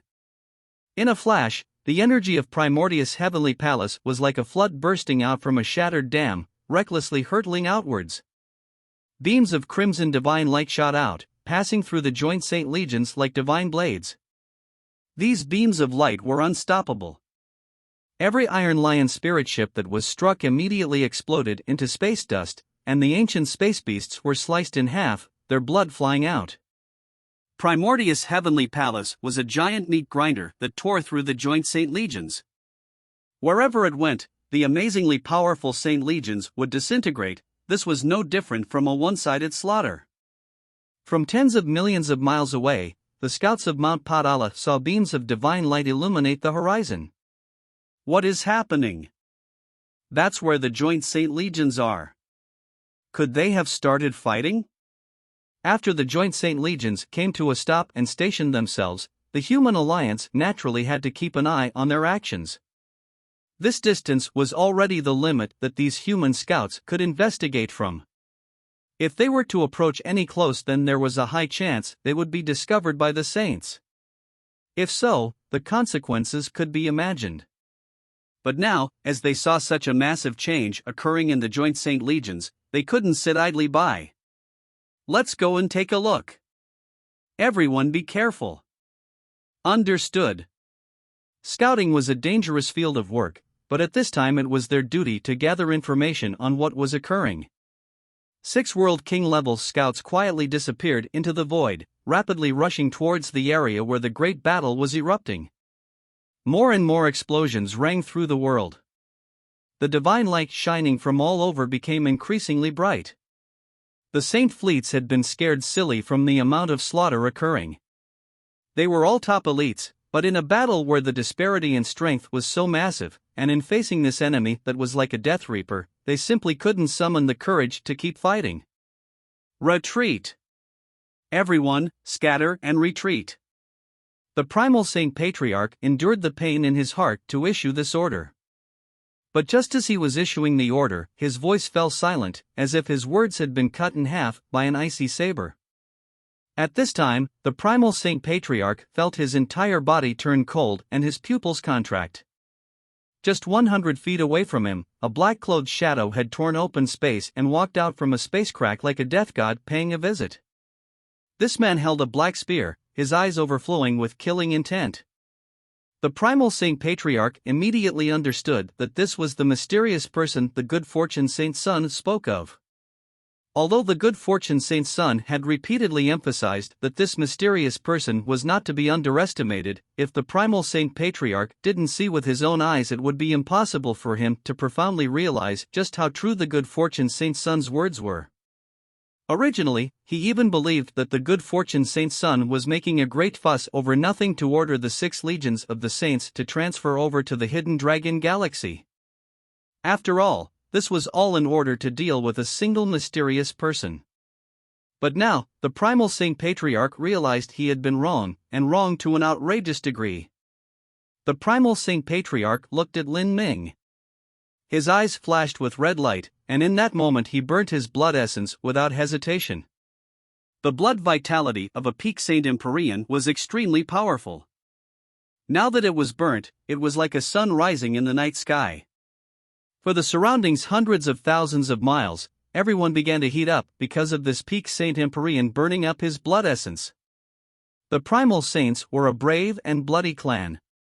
Although they were cruel and merciless to other races, when the moment of life or death truly arrived, they wouldn't shrink backwards. Several peak Empyreans appeared around Lin Ming. They all started to burn their blood essence together. At this time, none of them had any other choice. Lin Ming faced 4 peak Empyreans together, the remaining 2 were dealt with by the Black Dragon. As for Primordius Heavenly Palace, Lin Ming had handed down command to Fairy Blue Lotus. She already possessed the ability to command the Legion of Famine, and now that the flesh and blood of Famine had been fused into her, commanding them was even easier. The reason Lin Ming didn't have Fairy Blue Lotus under body metamorphosis was to have her command the Legion of Famine in the most clear-headed manner possible. More beams of light shot out. Another spirit ship was torn apart. And it was now that Lin Ming attacked. 4 peak Empyreans stood in 4 different directions. Lin Ming swept out his spear, first targeting the primal Saint Patriarch. The Patriarch was the strongest of the 4, but he was Lin Ming's first target. This was self-confidence that stemmed from his own strength. Lin Ming's attack wasn't flashy, it was only a simple straight thrust. But his speed was too fast, surpassing the rate with which one could react. Spear light howled out. Behind Lin Ming, 9 great stars floated in the air. 5 Dao palaces opened up together and the power of divinity and demons wildly flooded outwards. There was simply no time to dodge. The primal Saint Patriarch could only roar out loud and take a giant axe to smash down at Lin Ming. In that instant, Lin Ming and the primal Saint Patriarch were like 2 meteors clashing together in space. Bang! Energy ripples visible to the naked eye began spreading outwards. From this single clash, the primal Saint Patriarch was hurled backwards like a comet. The blood vessels on his body had burst open due to the excessive impact force and his arms were stained with blood. The great axe in his hands was pounded into a curve, making it look like a drawn bow. Damn it! The 3 other Empyreans roared and rushed towards Lin Ming. Lin Ming's blood bubbled over with heat. He grasped his long spear, sweeping out. Pang! 3 peak Empyreans that burnt their blood essence were sent flying away, all of them vomiting blood. This was simply a one-sided massacre. Just as the primal Saint Patriarch recovered, he saw Lin Ming rapidly flying towards him. With another great bellow, he grabbed his great axe and brought it crashing down at Lin Ming's head. However, Lin Ming didn't even attempt to evade. He grasped the black dragon spear and also smashed it outwards. With another collision, the primal Saint Patriarch's arms fractured and he spat out a mouthful of blood. His body ripped open like a bag of blood, and even white bones were visible. Tens of thousands of miles away, everything that occurred fell into the eyes of the human scouts. They used specialized eye techniques to see what was occurring. Whether it was the Black Fortress that continued to shoot out beams of divine light or that peerless powerhouse that easily suppressed 4 peak Saint Empyreans, everything left them utterly dumbfounded. That must be the mysterious person. A scout said with a sound transmission, his heart shocked. It must be him, it can only be him. The scouts looked at each other, a burning heat visible in their eyes. Chapter 2034, Contacting Humanity. The human forces had long since wanted to contact this mysterious person. However, due to the threat of the Saints and the blockades they set up, their scope of actions was restrained so that they couldn't find a hint of this mysterious person's shadow at all. In fact, let alone the human forces being able to find this mysterious person, even the Saints who had carefully and deliberately calculated the area in which he would appear were annihilated when they tried to set up a trap for him. And on this day, the human scouts were finally able to see this mysterious person with their own eyes. How could they not be excited? In these past months, the fame of this mysterious person had spread throughout the entire wild universe, and perhaps even the rest of the 33 heavens knew of him. The explosions stirred up massive waves of energy, forcing the scouts to stay back at a far-off distance. As they saw the Saints' spirit ships being destroyed, all of them were inexplicably excited. Not too long ago, these human scouts had participated in the bloody battle between Mount Padala and the Second Saint Legion. They personally experienced just how strong the Second Saint Legion had been and how ridiculously formidable those squid-like space beasts were. Not only did they have amazing defensive capabilities, but their mortal bodies were tough and resilient, able to repel attacks. And their tentacles were a nightmare to all enemies. Once entangled by them, countless suckers would draw out the strength of their prey. Such frightening enemies were truly the scourge of humanity. But now, these monsters were being directly punctured through by the beams of divine light, collapsing with a single blow. As for the terrifying black dragon, it killed those monsters like a lion in a pack of rabbits, no sense of difficulty at all. Moreover, the mysterious person was facing not just the Saint race's second legion, but also the third legion, the Iron Lion Legion. Humanity only had a pitiable amount of information concerning the Iron Lion Legion. However, this didn't prevent them from speculating just how strong the Iron Lion Legion must be. If they could be called one of the Saint race's 6 great legion armies, then their combined war strength should be no less than the wartime alliance of Mount Padala. And today, these two legions that had gathered together into a single Super Saint army were destined to suffer catastrophic destruction. This great battle hadn't continued for long. Even if those 4 peak Empyreans joined forces, they still weren't able to change anything. In the first place, Lin Ming already possessed the ability to directly suppress the life feather left behind by Soaring Feather God King. Now that he faced 4 Empyreans, the strength they possessed simply wasn't able to oppose him. Puff!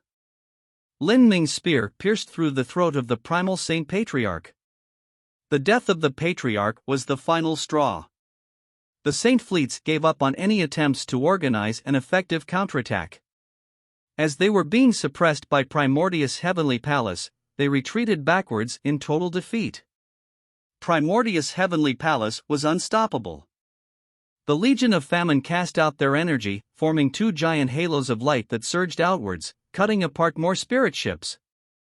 And at this time, Lin Ming's 3 avatars also rushed out from Primordius' heavenly palace. Throughout the years, these 3 avatars had grown together with Lin Ming, and their strength could no longer be compared to how it was in the past. As they attacked the giant space beasts, they caved in as easily as mollusks. Voila! The Black Dragon launched itself onto another king-level space beast. In these past years, Little Black had already grown into the visage of a cruel and giant demon dragon. The fierce bone spikes on its back left devastating wounds on the ancient space beast. Little Black was extremely wicked. It knew that it couldn't destroy the entire Saint fleet, so it focused on the largest prey possible. Many of the ancient space beasts had their fragile necks bitten through. The joint Saint legions continued to disperse outwards. At this time, Primordius' heavenly palace, Lin Ming's avatars, and the Black Dragon each chose different directions to chase down their enemies. Light beams shot out and several space beasts fell dead. At the same time, the Black Dragon crippled several Iron Lion battleships. Slowly, the beams of divine light shooting out from Primordius' heavenly palace became increasingly thin. By now, the allied Saint legions had been brutally ruined by Lin Ming. The surviving spirit ships and great beasts fled deep into the universe. After leaving the battlefield, some spirit ships had enough time to activate an array formation, entering through a space crack and beginning a great void shift. There's no need to chase them. Lin Ming waved his hand. The Black Dragon and Primordius' heavenly palace ceased chasing the Saint legions, and Lin Ming's 3 avatars also flew back into his inner world. At this time, the Black Dragon was completely stained with blood. It had received a considerable number of wounds in this battle, but it remained feverishly fired up, its large amber eyes filled with impatience. Its 2 claws each grabbed a different 1,000-mile-long ancient space beast, and its thick tail was wrapped around a slightly smaller one. In its eyes, these giant squid were unsurpassed delicacies. Seeing this, Lin Ming smiled. For the Black Dragon, these things were the best food possible. It had to be known that although the ancient space beasts were inferior to god beasts, they were a peak race of creatures that were only inferior to god beasts in this universe. In particular, the kings of these ancient space beasts were actually stronger than many god beasts. The corpses of these ancient space beasts were naturally valuable treasures, able to compare to the corpses of god beasts. In the past, Lin Ming had undergone great dangers in order to obtain a single supreme dragon bone. From this, one could assume just how valuable these corpses were. The Black Dragon had already eagerly bitten down on a king-level ancient space beast and was eating up its flesh and blood in great gulps.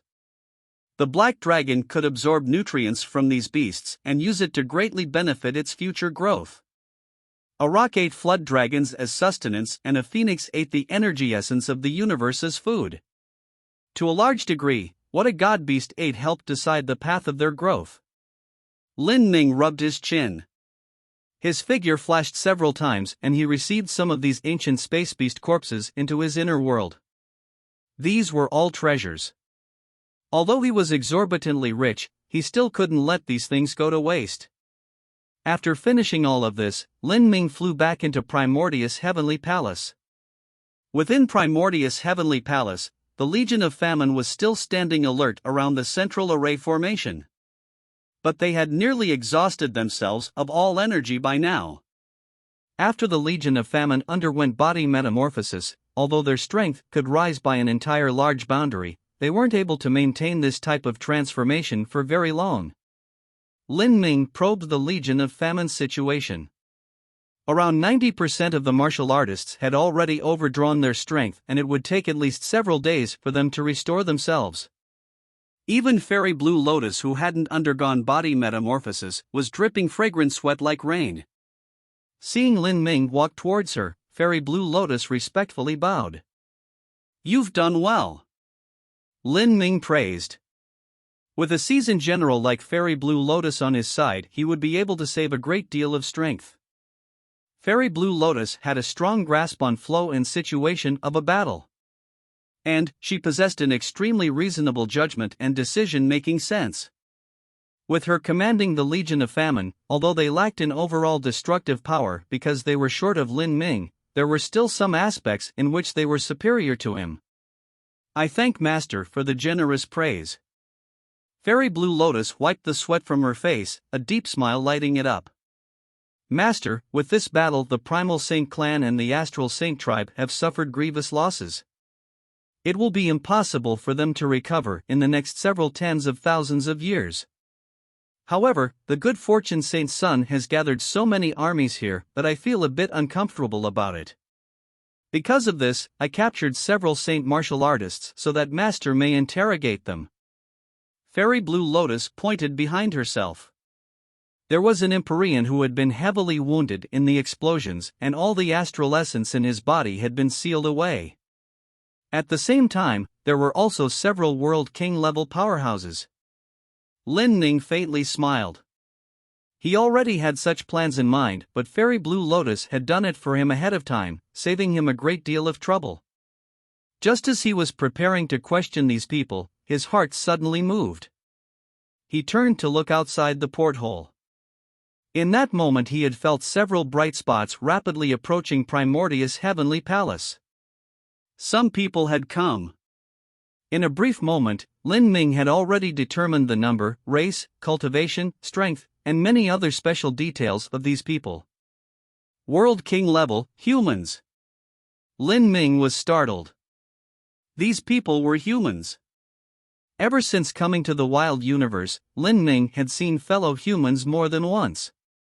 But these people had only been common mortals suffering their own hardships. This was the first time Lin Ming encountered World King level humans. His figure flickered and he appeared outside Primordius Heavenly Palace. His heart was filled with anticipation.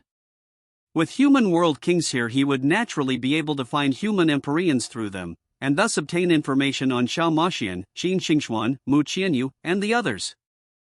At this time, the people flying towards Lin Ming were the scouts of the human forces. They had a total of 6 people, 5 men and 1 woman. After seeing Lin Ming, these people all deeply bowed. As they looked at him, their eyes were filled with reverence and awe. In the world of martial arts, those with strength easily obtained respect. Moreover, Lin Ming had also given humanity a great graciousness. Chapter 2035, News of Xiao Maxian. Lin Ming projected his divine sense onto these scouts from Mount Padala. After gently sweeping over their spiritual seas, he could immediately tell that these people weren't controlled by the saints, nor were they spies. 3rd Scouting Squad of Humanity's Mount Padala greets Senior. A middle-aged man at the head bowed. These scouts were all tens of thousands of years old, but in their opinion, although Lin Ming appeared young, he was so powerful that he was likely their senior. Mount Padala. Lin Ming sucked in a deep breath. He was filled with emotion upon hearing this name. After over 6,000 years passed, he was finally able to find some clues about the most important people of his life. Mount Potala's Battle Buddha Emperor Sakya and Great Limitless Buddha should have news on Xiao Moxian. Lin Ming had obtained a great deal of information from the various saint influences he annihilated. Although he couldn't determine exactly where Xiao Moxian was, he knew at the very least that she was safe.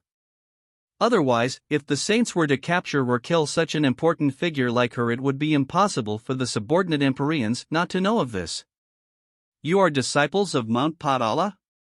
With the possibility of finding Xiao Moxian, Mu Qianyu, Qin Xingxuan, and the others right in front of him, Lin Ming found it difficult to keep his expression calm. The middle-aged man said, "Only a part of us are." Rather than being called a sect, the current Mount Padala can be considered an alliance instead. With the original members of Mount Padala as the foundation, many human influences have joined with it. For instance, our scouting squad has Buddhist disciples from Mount Padala as well as people from Dark Demon Palace. The current Mount Padala Wartime Alliance has taken Senior Apprentice Brother Emperor Sakya as the High Commander, and there is a great degree of freedom in the different actions we can take. I see, Lin Ming nodded. The situation was quite reasonable. In a great war between two races, sects were no longer individual units, but the foundation of a joint army with all sects combined. Who is in your alliance? Is Ji Xianer in your ranks? If Xiao Moxian was in the wartime alliance, then Lin Ming could put his heart at ease.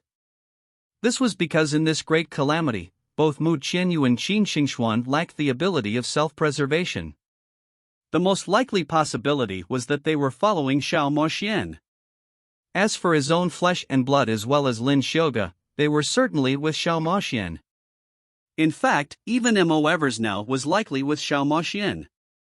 Upon hearing Lin Ming bring up the name of Ji Xianer, the scout was stunned. Senior knows of Empyrean Demon Fairy? The scouts glanced at each other.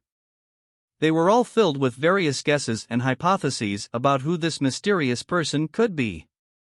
Still, it was a bit surprising that this person would know of Xiao Moxian. Could he be related to the monster or demon races? However, no matter how it was said, Xiao Moxian had already become an inextricable part of humanity. If this mysterious person was somehow related to Xiao Moxian, then that would be good for humanity. But the current Xiao Moxian was in a precarious position. Empyrean Demon Fairy? That's right, with Xianer's talent she should have broken into the Empyrean realm by now. Lin Ming sighed upon hearing this. He wondered just what boundary was his child at. When he considered it, with over 6,000 years having passed, his child wouldn't be much younger than he was. The middle-aged scout leader thought for a moment and said, reporting to Senior, Empyrean Demon Fairy's location is currently unaccounted for, but it is suspected that she is at the Hidden Dragon Galaxy. What? Lin Ming suddenly shook, his heart tightening. Lin Ming's overreaction left the scouts stunned. Although they knew that this mysterious person was somehow linked to Xiao Moxian, they didn't think he would be so anxious about her. You said that Ji Xianer is in the Hidden Dragon Galaxy. Senior, Empyrean Demon Fairy's territory was located within the Hidden Dragon Galaxy. When the war erupted, Senior Apprentice Brother Emperor Sakya and Empyrean Demon Fairy were still exchanging information to work together in resisting the Saints. But one day Empyrean Demon Fairy broke off contact with Mount Padala, and several years have passed since then. Afterwards, our scouts discovered that the Good Fortune Saint's son had blocked off the Hidden Dragon Galaxy. This is likely the reason why Empyrean Demon Fairy lost contact with us. The scout captain carefully said. Once the human influences lost contact for several years, wanting to re-establish communication channels wasn't easy. This was because the different human influences constantly changed their sound transmission marks as a form of security. Otherwise, if the Saints were to intercept these sound transmission marks, the consequences would be inconceivable. Without several years of contact, there were no means to exchange new sound transmission marks. As a result, they would only grow further and further apart. Now Xiaomaxian's situation was in truth completely inferred based upon information obtained by the Mount Padala Wartime Alliance. Hearing the words of the scouts, Lin Ming's complexion had already darkened to near black. Facing him, the scout captain felt a sense of fear and apprehension. The surrounding temperature seemed to rapidly plummet. "Senior." The scout captain originally wanted to say a few words to request that Lin Ming visit the Mount Padala Wartime Alliance as a guest, but as his words were half out, they suddenly caught in his throat. "Do you have any other information concerning Ji Xiener?" "No, there is nothing else. Contact has been severed for too long, and the current situation of Empyrean Demon Fairy is only our speculations. When our Mount Padala Wartime Alliance was being chased down by the Legion of Famine, it was difficult for us to defend ourselves, so we had to break relations with many other human influences. It was only now when Senior eliminated the Legion of Famine that we had a chance to catch our breath. Thus, Senior apprentice brother Emperor Sakya led the Alliance army to come to the Hidden Dragon Galaxy in a rescue mission." The scout captain spoke in a single breath, his eyes carefully observing Lin Ming's response. "Your sound transmission mark," Lin Ming suddenly said, his expression brooking no refusal. The scout captain grit his teeth and took out a jade slip from his spatial ring to give to Lin Ming. This jade slip recorded the password to the core sound transmission array formation of Mount Padala. This was the so-called sound transmission mark. As long as Lin Ming created a sound transmission array and placed the jade slip in the center, then he could communicate with Mount Padala. This jade slip was more important than the lives of these 6 scouts. Normally, if the scout squad were to fall into danger without a chance of escape, then their first action would be to destroy the jade slip. Otherwise, the Saints could use this jade slip to lock onto the sound transmission signals and find the approximate position of Mount Padala. This jade slip was an incredible danger to Mount Padala, but as a scout squad they had to maintain contact. And now, the scout captain passed the jade slip to Lin Ming. Lin Ming reached out and the jade slip flew into his hands like an arrow. Then, his figure flickered as he submerged into Primordius' heavenly palace. The Black Fortress began to stir. Powerful array formations rapidly spun as the fortress quietly broke through the void, sinking into a space storm and vanishing from sight. Only 6 bewildered human scouts were left behind, their eyes wide and blinking. Without a doubt, this mysterious person had gone to search for Xiaomaxian. Originally they had, even though they could ask this mysterious person to come to the Mount Padala Wartime Alliance as an honored guest. "This is, what do we do?" a scout said in a daze. The appearance of this mysterious person in the Hidden Dragon Galaxy and the destruction of the 2nd and 3rd Saint Legions would soon whip up a great storm. At the same time, it would have a tremendous influence on the war between humanity and the Saints. The scout captain sucked in a deep breath, his eyes sparkling. The jade slip has already been given to the mysterious person. We can only head back to Mount Padala and personally report the news that we know. The scout captain waved his hand and the 6 of them fled into the void, rapidly flying opposite to the direction Lin Ming disappeared in. As they flew, the only woman in the scout squad asked, "Boss, I have to say, this mysterious senior has some significant relationship with Empyrean Demon Fairy. I can't help but associate him with someone." "Go on," the scout captain simply said. The truth was that he also had his own associations in his heart. He had his subordinate speak to confirm his thoughts. "I believe that even in the entire 33 heavens, there are only several people that would be so anxious about Empyrean Demon Fairy. After ruling them out, the only remaining possibility is the most impossible one of all." "I know." The scout leader took a deep breath, feeling all the blood within him boiling over. Yes, all signs pointed towards that impossible truth. Over 6,000 years ago, with just a Holy Lord realm cultivation, a person who had overturned the 33 heavens and had nearly relied on his strength alone to find an escape route for humanity, that legendary character had not died. He had finally returned. Chapter 2036 Return. Mount Potala Wartime Alliance, the Great Golden Buddha Spirit Ship. Emperor Sakya, Great Limitless Buddha, Dark Demon Monarch, and the others were all sitting in a circle around a great table, listening to the report by the scouts. The approximate situation is like this. The scout captain succinctly said, clearly reiterating the process in which he met the mysterious person. In addition, he took out a battle array disc that had recorded some of the scenes they witnessed. This was a scene of Lin Ming fighting 4 peak Empyreans as well as Primordius Heavenly Palace shooting out innumerable light beams, instantly slaying the ancient space beasts and destroying the Iron Lion battleships. Seeing the images replayed through the array disc, the Empyreans present were filled with an emotion beyond description. Shock, excitement, worry, joy, all sorts of emotions swelled up within them, leaving everyone in the hall silent for a long time.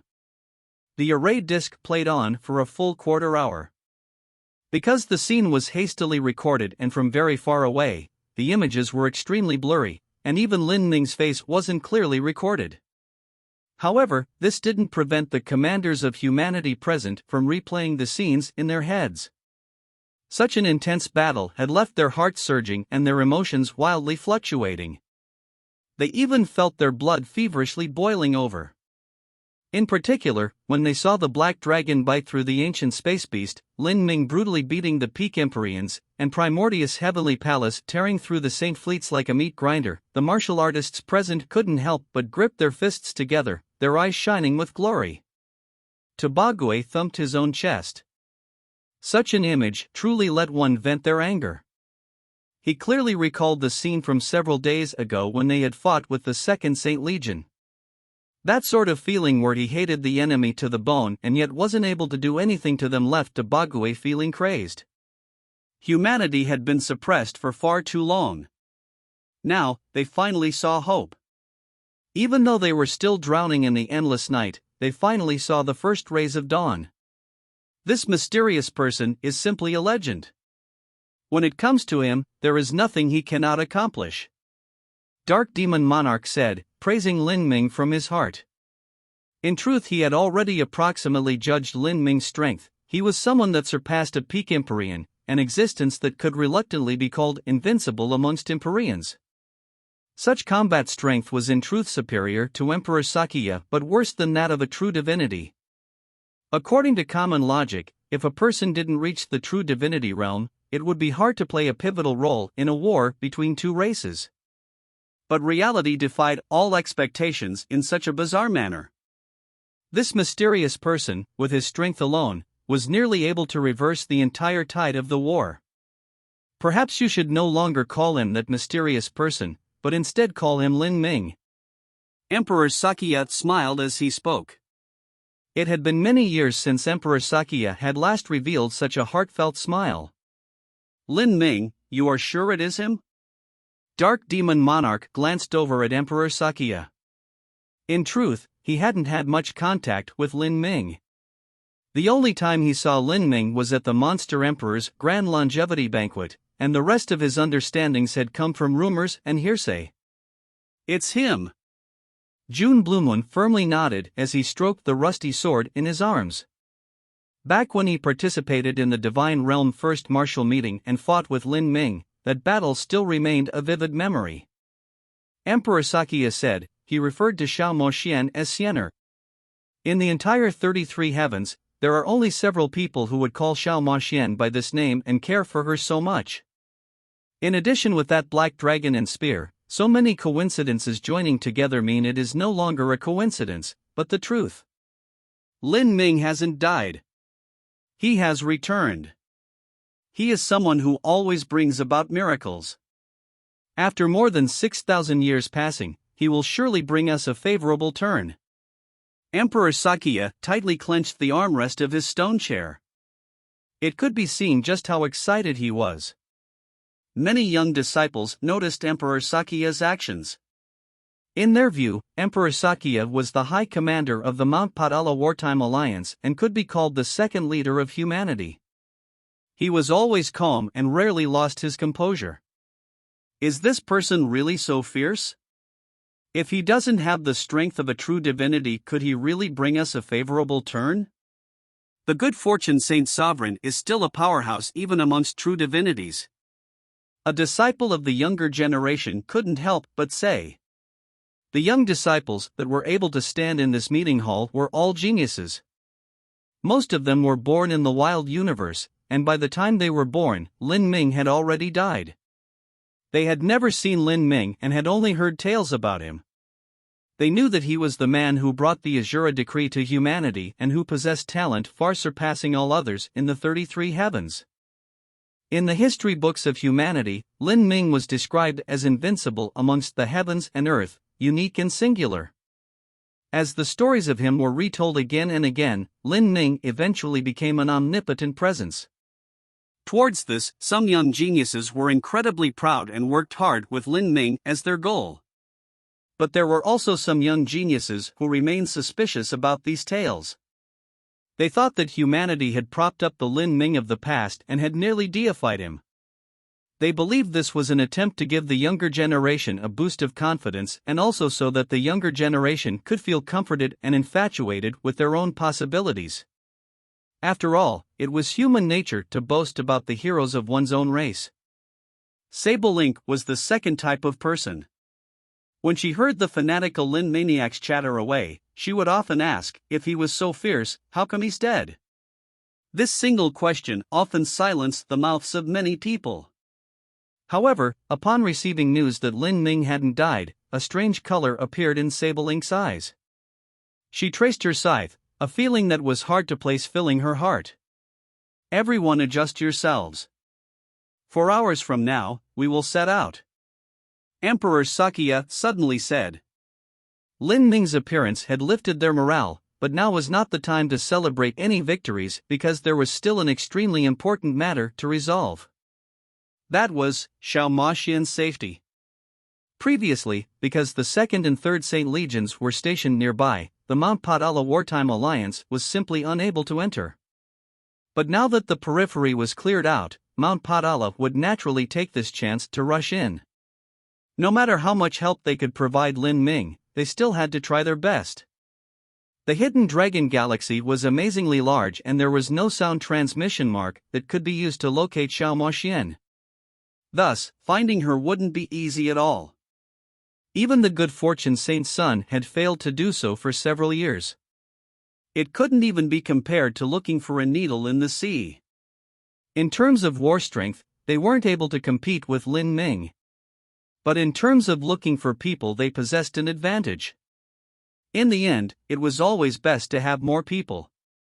Mount Potala's great golden Buddha as well as many spirit ships slowly broke through the void, driving deep into the Hidden Dragon Galaxy. As Mount Potala embarked towards the depths of the Hidden Dragon Galaxy, the good fortune Saint's son had also obtained similar news. The 2nd and 3rd Legions had been routed, but the truth was that most spirit ships had survived. This included those people that belonged to the good fortune Saint Palace's intelligence network. They completely reported the scene of Lin Ming routing the joint Saint Legions to the good fortune Saint's son. Because they were closer to Lin Ming, the information they were able to record was much more detailed than that of the scouts from Mount Padala. At this time, in front of the good fortune Saint's son, the phantom projections from the battle array disk constantly flashed and changed. Iron Lion spirit ships burst apart one after another and numerous ancient space beasts were slain. The entire hall was filled with only these silent images, without a single other sound. Several dozen high-level Saint officers held their breath. Even the drop of a needle could be heard in the present atmosphere. Such a situation left them all in fear and apprehension. They all knew just how stimulating this must be to the good fortune Saint's son. It had to be known that the several Saint Legions had been transferred here under the orders of the good fortune Saint's son in order to deal with that mysterious person. But before all the legions had fully gathered, they had already been routed by Lin Ming, suffering a catastrophic defeat. In front of the mysterious person, the saints had already suffered 2 great defeats. This was undoubtedly a great blow to the eternally arrogant good fortune Saint's son. At this time, the good fortune Saint's son was like a volcano ready to erupt at any second. However, as the images of the array disk finally ended, the good fortune saint's son remained ghostly silent. His elbows were propped up on the table and his face was hidden in the shadows of his arms. It was impossible to see his expression. The messenger that brought over the battle array disk didn't even dare to take a breath, lest he be killed by the good fortune saint's son in a fit of anger. "Draw back," the good fortune saint's son suddenly said. The messenger felt as if he had been granted a pardon from a capital crime. He left the hall with his entire forehead dripping sweat. The military officers all looked at the good fortune saint's son. They never thought he would remain so quiet. "The rest of you can also draw back." The good fortune saint's son waved his hand and stood up. From his standing position, everyone could see that his eyes had turned blood red, like a wild animal in a seething rage. They all felt a sense of dread as they looked at him. The military officers glanced at each other and left the meeting hall in droves. Finally, the only one left remaining was the good fortune saint's son. The good fortune saint's son gripped the armrest of his chair, his eyes sparkling with thick killing intent.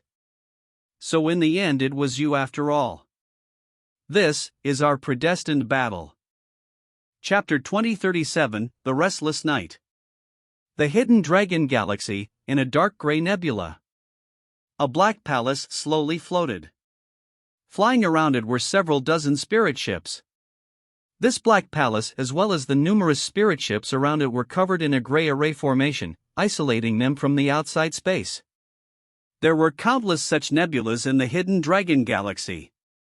When combined with various concealing array formations, this was one of the greatest advantages that humanity used to survive for these past years. However, this so-called advantage was in truth simply delaying for time. In the words of the saints, humanity was merely a feeble existence lingering about. When the saints launched their carpet sweep of an area, the hidden areas would slowly be uncovered. What followed was a massacre. The saints' searching method was referred to by them as hunting. From searching for a target, locking onto them, and then hunting them down and kill them, this was just like a hunter searching for prey. And the result was also the same as hunting, without any suspense at all. A hunter was a hunter and would rarely be injured by their prey. Now, the human forces in the Hidden Dragon Galaxy encountered such hunting from the saints. They were already in a precarious situation. Within the station area of this influence, at the central dark palace, in the highest room. This room was extremely large, but the layout was surprisingly simple. There was an octagonal-shaped obsidian table, 2 heavy and sturdy obsidian chairs, and also a wooden bookshelf nearby. This bookshelf was covered with thick and ancient books, and these ancient books had incredibly archaic languages written on them. Few people would be able to understand the contents of these books. Across the bookshelf was a wide bed with pale gray sheets, and beneath the bed was a rug of black velvet. The room's walls hadn't been altered much, but retained the original hue and ruggedness of the metal material used to construct them. Just looking at it made one feel a little constrained and depressed. After some time, the door to the room opened and a black-clothed woman walked in. She wore a simple black dress and her face was thin and pale. She was Xiao Mo Xian, the master of this room. The room was deathly quiet. The air echoed around her gentle footsteps. She slowly arrived in front of the obsidian table and sat down. In such a gray and gloomy room, her beautiful and ethereal appearance seemed out of place. She didn't light a candle. Rather, in this dark environment she sat alone, meditating for a while. Then she took out a violet sun crystal and placed it on a small array disk, activating it. In a flash, a vast and beautiful starry sky lit up in front of her. This was a star chart for the surrounding 10 billion miles. The truth was that Xiao Mo Xian had already recorded this star chart in her mind. Every star, every planet, every celestial body, including even slightly larger asteroids, was imprinted in her mind, and she knew everything there was to know about them. She closed her eyes, reviewing this star chart in her mind. Every day she would come here and spend 2 hours specifically reviewing this star chart. She knew that she couldn't remain hidden in this region for much longer, the Good Fortune Saint Sun's search area had been reduced to a tiny region and it was already no longer possible to move. This was because once their base relocated, they would definitely leave behind clues and traces of their past presence. At that time, they would be exposed to even greater risks. Time became an increasingly pressing matter. Xiao Moxian couldn't help but start considering the worst result possible. In her mind, she began to envision the countless results that could occur from a battle with the Good Fortune Saint Sun. Although it was a battle which she would inevitably lose, Xiao Moxian wouldn't sit idly by and wait for death to take her. At the final moment, the result she wanted was to allow as many people as possible to escape, to flee far away from this disaster. Of course, wanting everyone to escape was impossible. There had to be people left behind to stall for time, and these people would be the sacrifices. How many people to leave behind, how many people to send away, how to arrange battle tactics, these were all things that Xiao Moxian had to consider. However, no matter what plan she made, as the leader of this human influence and also the strongest individual here, when danger approached she would have to stay. The band of brave sacrifices needed a leader, and this leader could only be her. But, if possible, she hoped that her child Lin Huan would be able to escape this star territory and safely leave. He was the continuance of her and Lin Ming's lives, and also the future hope of humanity. As she thought of her own child, Xiao Moxian gently sighed. She couldn't help but think of Lin Ming once more. A trace of sadness sparkled in her watery eyes. If Lin Ming were still alive, what would he do? She quietly touched the star chart, the curtain of night gradually falling over the dark palace. This nebula and the sun it revolved around began to slowly sink into thick shadows. Xiao Moxian stood up and prepared a pot of clear fog tea for herself. This type of tea was infused with 10,000-year clear fog flowers and it was fragrant and sweet, with the effect of nourishing the soul. It also helped Xiao Moxian maintain her mental state. In fact, she hadn't rested for a long time. She took out 2 purple crystal cups. She poured 1 cup of clear fog tea for herself, and then pushed the other cup across from her. Next, Xiao Moxian began to deliberate once more. There were many matters that she had to consider. For instance, their violet sun crystal reserves were falling precipitously low. In order to maintain the concealing array formations that hid away their base, they needed to consume a tremendous number of violet sun crystals.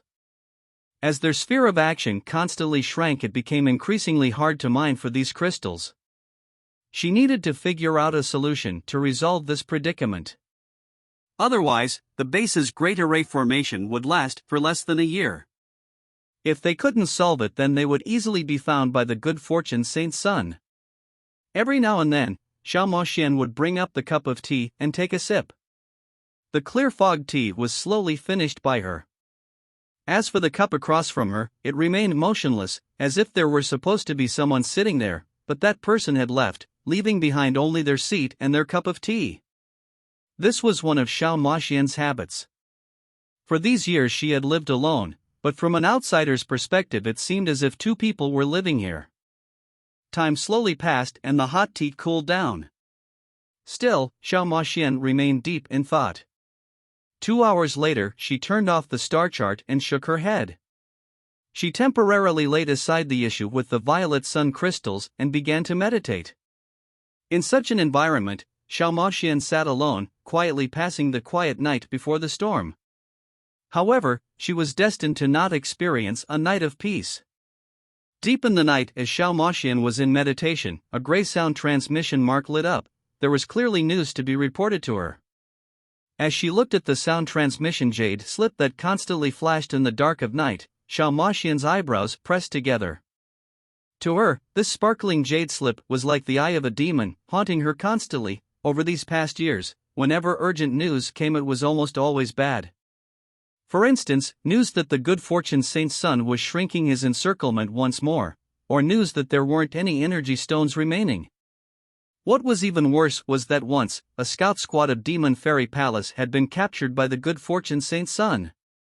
In order to preserve their secrets and knowing that there was no chance to escape, they decided to take the soul poison pills that they had prepared beforehand to commit suicide. This was an extremely tyrannical poison. Only a great world king alchemist was able to refine it, and it was limited to martial artists at the world king level and below. Once someone took a soul poison pill, the victim would die in a few breaths of time. Not just that, but the poison would destroy their spiritual sea, making it so that the enemy wouldn't be able to find anything of value from it. In other words, this type of poison was to have one's soul disintegrate to ash. This was a pitiful and miserable way to die. Still, Xiao Moxian had no choice but to prepare such a poison pill for every member of the scouting squads. When the alchemists of Demon Fairy Palace prepared a new batch of these soul poison pills and handed them to her, she felt as if they were as heavy as mountains and rivers in her hands. In particular, the confident and loyal expressions of the scouts when she handed the poison pills to them were like sabers that cut into her heart. However, she had nothing else she could do. Without sufficient strength, this was the only choice she could make. She shook her head and put these thoughts aside. She left the room and headed towards the Great Sound Transmission Array. Demon Fairy Palace's sound transmission array was situated close to Xiao Moxian's room. At this time, several core figures of Demon Fairy Palace were already surrounding the edges of the sound transmission array. As Xiao Moxian arrived, a youth moved his lips as if he wanted to say something, but in the end he didn't. "What is the matter?"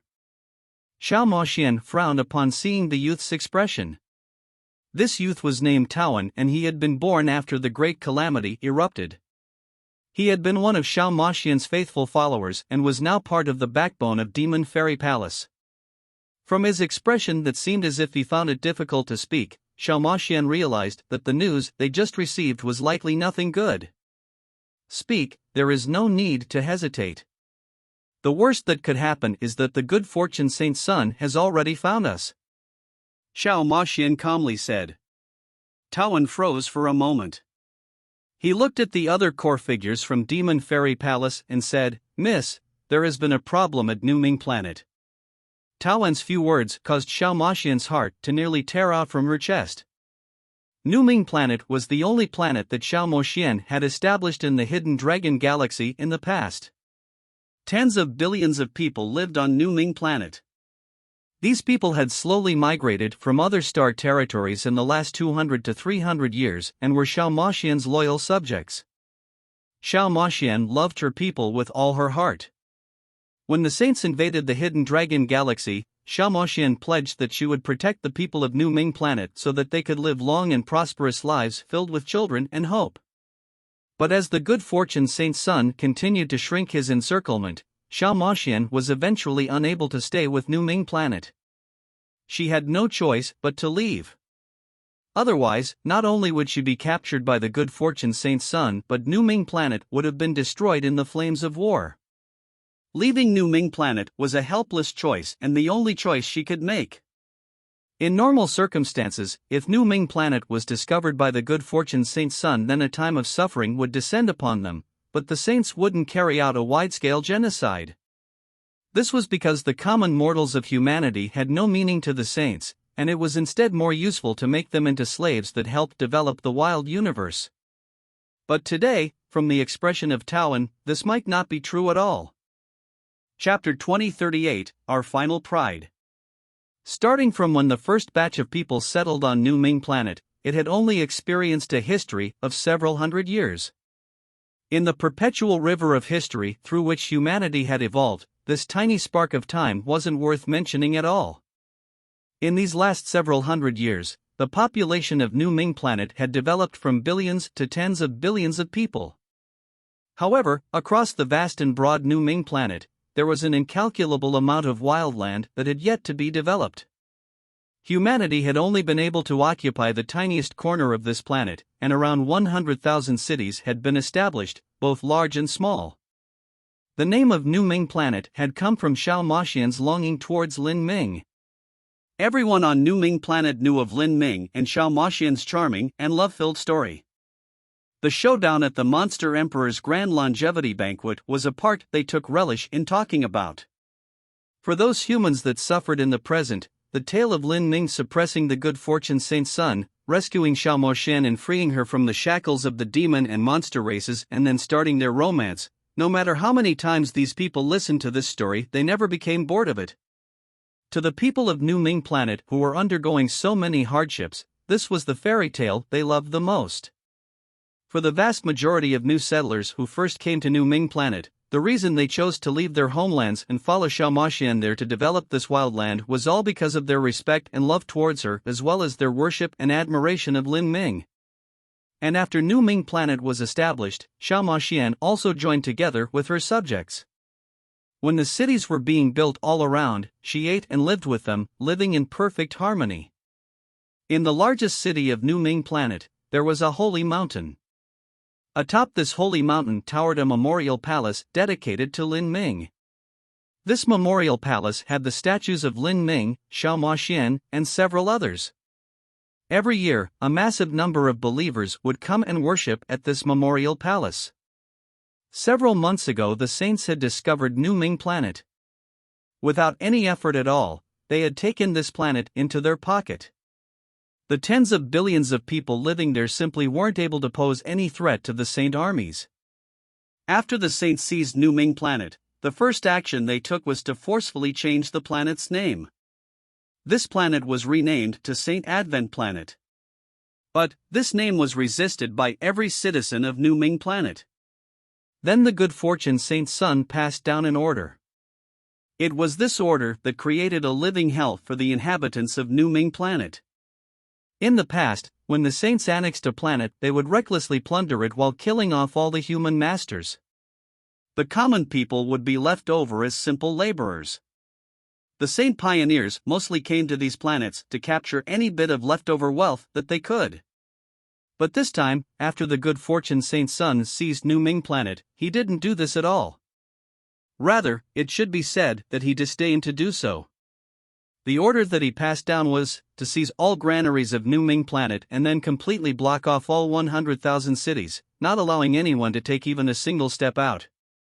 The residents of New Ming Planet were mostly common people at the Xiantian realm or below. It was impossible for them to ward off all hunger, they needed to eat. After the granaries were looted, the people were only able to obtain food from farmlands outside the cities or from beasts in the wild. But because the good fortune Saint's son had sealed off all the cities, no one was able to leave. Every person of New Ming Planet could only rely on the little bits of remaining grain in their households to pass the days. And the good fortune Saint's son didn't plan on releasing the blockade on all the cities. His intentions were clear: he wanted to starve every person on New Ming Planet to death. Imagine if a pack of red-eyed and starving people was to be locked up in a small city, what would happen? Hunger, death, despair, all these things would trigger the savage and bestial nature of humans. In a situation where food was deprived, many people would devolve into rabid beasts, fighting and killing for scraps of food. Finally, even cannibalism would occur. To the good fortune Saint's son, this was an extremely interesting experiment. This was the punishment that the good fortune Saint's son had passed down on these lowly commoners. Since they had the will to resist, he wanted to see just how long their will would be able to persist while they suffered beneath the torment of hunger. And there was another, more important point. The good fortune Saint's son had used this method in order to force out Xiao Moxian. He was well aware that Xiao Moxian had long since left New Ming Planet, but in doing so she also would have left behind an informer. All new developments that occurred on New Ming Planet would be reported back to Xiao Moxian. If so, he wanted to see whether or not Xiao Moxian would turn her back on her subjects. In the eyes of the good fortune Saint's son, if Xiao Moxian ran back here because a mere several dozen billion commoners were on the verge of death, then that would be mind-bogglingly stupid. But he was also aware that in this world there were indeed certain people who were this stupid. Even if Xiao Moxian was crueler than he expected, watching these commoners starve to death wasn't a big deal to him. To the good fortune Saint's son this was no loss at all, no different from the death of several dozen billion ants. The good fortune Saint's son had already reduced the encirclement to several large nebulas. If Xiao Moxian couldn't remain calm and wanted to break through his blockade to rescue New Ming Planet, then he would be the first to find out. On New Ming Planet, the famine had continued for a long time. The one responsible for managing New Ming Planet was a direct subordinate of the good fortune saint's son, Emperor Evernight. Evernight was renowned as a cruel and merciless individual who loved blood and slaughter. Torturing people like this was a job perfectly suited to him. And in fact, when he received these orders, he was extremely excited to follow them. To slowly tear the falsely noble facade of some self-righteous and hypocritical race, slowly restoring their primal and beastly nature, was what Emperor Evernight loved the most. In his eyes, New Ming Planet had no history or background behind it at all, nor did they have any sense of unity. It had only been several hundred years since humans had come to develop this world, so how much unity could they have? But the truth was that the way matters developed didn't go according to Emperor Evernight's wishes. As the famine continued, what made Emperor Evernight unhappy was that the murder and robbery he originally expected to occur didn't. These commoners, even if they were hungry to their limits, even if they were sealed off in cities, even if there were people who starved to death or died of illness, still continued to silently endure it. They endured the hunger, endured the lack of supplies and plagues that ravaged the cities. They lived their days like walking corpses. In order to preserve strength, many of these people sat in meditation all day. As for Hotian realm martial artists, they even grasped this time to cultivate. They wanted to desperately bet everything in these dire times and break into the Xiantian realm. As long as they broke into the Xiantian realm, they would be able to rely on breathing heaven and earth origin energy to supplement themselves, only requiring the smallest amount of food. Occasionally, patrols of Saint soldiers would bluster around, and when they saw human martial artists that they didn't like, they would casually drag them away and beat them senseless. But the people of New Ming Planet continued to endure. No one robbed others, no one cannibalized others, and there weren't even many suicides. It seemed as if there was some invisible order restraining the suffering of the people, giving them a strange tenacity that pushed them forwards to stubbornly live on. They seemed to be living numb lives with hearts filled with despair. But Emperor Evernight knew that it was impossible for those that were truly numb and filled with despair to endure all of this. He discovered that while many people were starving, they actually still climbed up the holy mountain to pay their respects to the sculptures of Xiao Moxian and Lin Ming at the Memorial Palace. This provoked the ire of Emperor Evernight. He could easily destroy New Ming Planet. But what he wanted was not to kill these people, but to break them and conquer them. The saints wished to rule the 33 heavens. This wasn't completely exterminating all other races, but enslaving them and conquering them. Beams of light shot down. The Memorial Palace was destroyed. All that remained were the statues of Lin Ming and Xiao Moxian in front of the Memorial Palace. They stood there cold and alone. This was a deliberate action done by Emperor Evernight. Emperor Evernight issued a new command. He had the saints open their vast warehouses of food supplies above the holy mountain. Large chunks of meat were cooked and giant pots of rice were steamed. As long as these suffering humans were willing to walk to this ruined memorial palace and spit upon the statues of Lin Ming and Xiao Moxian, then they would receive a pot of cooked meat and 10 jeans of fragrant rice. Many people rushed to the square on top the holy mountain. The scent of rice and meat caused them to waver where they stood. This was a physiological desire, one that they couldn't resist. However, as they learned what they had to do in order to obtain this food, their hearts turned cold. Many children drooled but were pulled back by the adults. Even though these children were nothing but skin and bones, even though the adults were shaking with hunger, no one moved forwards. This square that could hold 100,000 people was utterly silent. No one walked in front of the statues and no one went to obtain the life-saving food. There were elders with faces engraved by winds and frost, women in tattered rags, emaciated children. With numb faces, they stood there like rock sculptures, forming an eternal picture. It was as if they would stand there forever, until the end of their lives came. If one could see through their eyes, they would find that even beneath the heavy suppression, even in this dark and gloomy world, there was always a faint ray of light that shined before them, illuminating the way forwards. They adamantly believed that their leader would return, that their troops would come back. These people came from Nu Ming Planet. They were the subjects of the most legendary hero in human history. They had their pride. They could be killed, crushed beneath the heel of others, beneath the yoke of absolute strength. But they would not grovel, they would not be defeated, they would not be conquered. They would not eat this tainted food set before them. This was the final pride of a race on the verge of extinction. Emperor Evernight was finally enraged. The orders he received were to torture these people so that Xiao Moxian would reveal her whereabouts in her panic. Now, he has lost his patience. Since he couldn't conquer these people, he would simply erase them from existence. He issued a new order. Every day 10 million people would be slaughtered, continuing until every person on Nu Ming Planet had been killed. And after issuing this order, the response he saw was the same indifference and numbness. He didn't even see much fear in the eyes of these doomed commoners. You all really have such strength of will. Since you want to die, then I'll start with you. Is Ji Xianer's informant nearby? Take a good look at what is occurring. Emperor Evernight waved his hand, ordering his subordinates to begin the slaughter. He disdained to kill these commoners himself.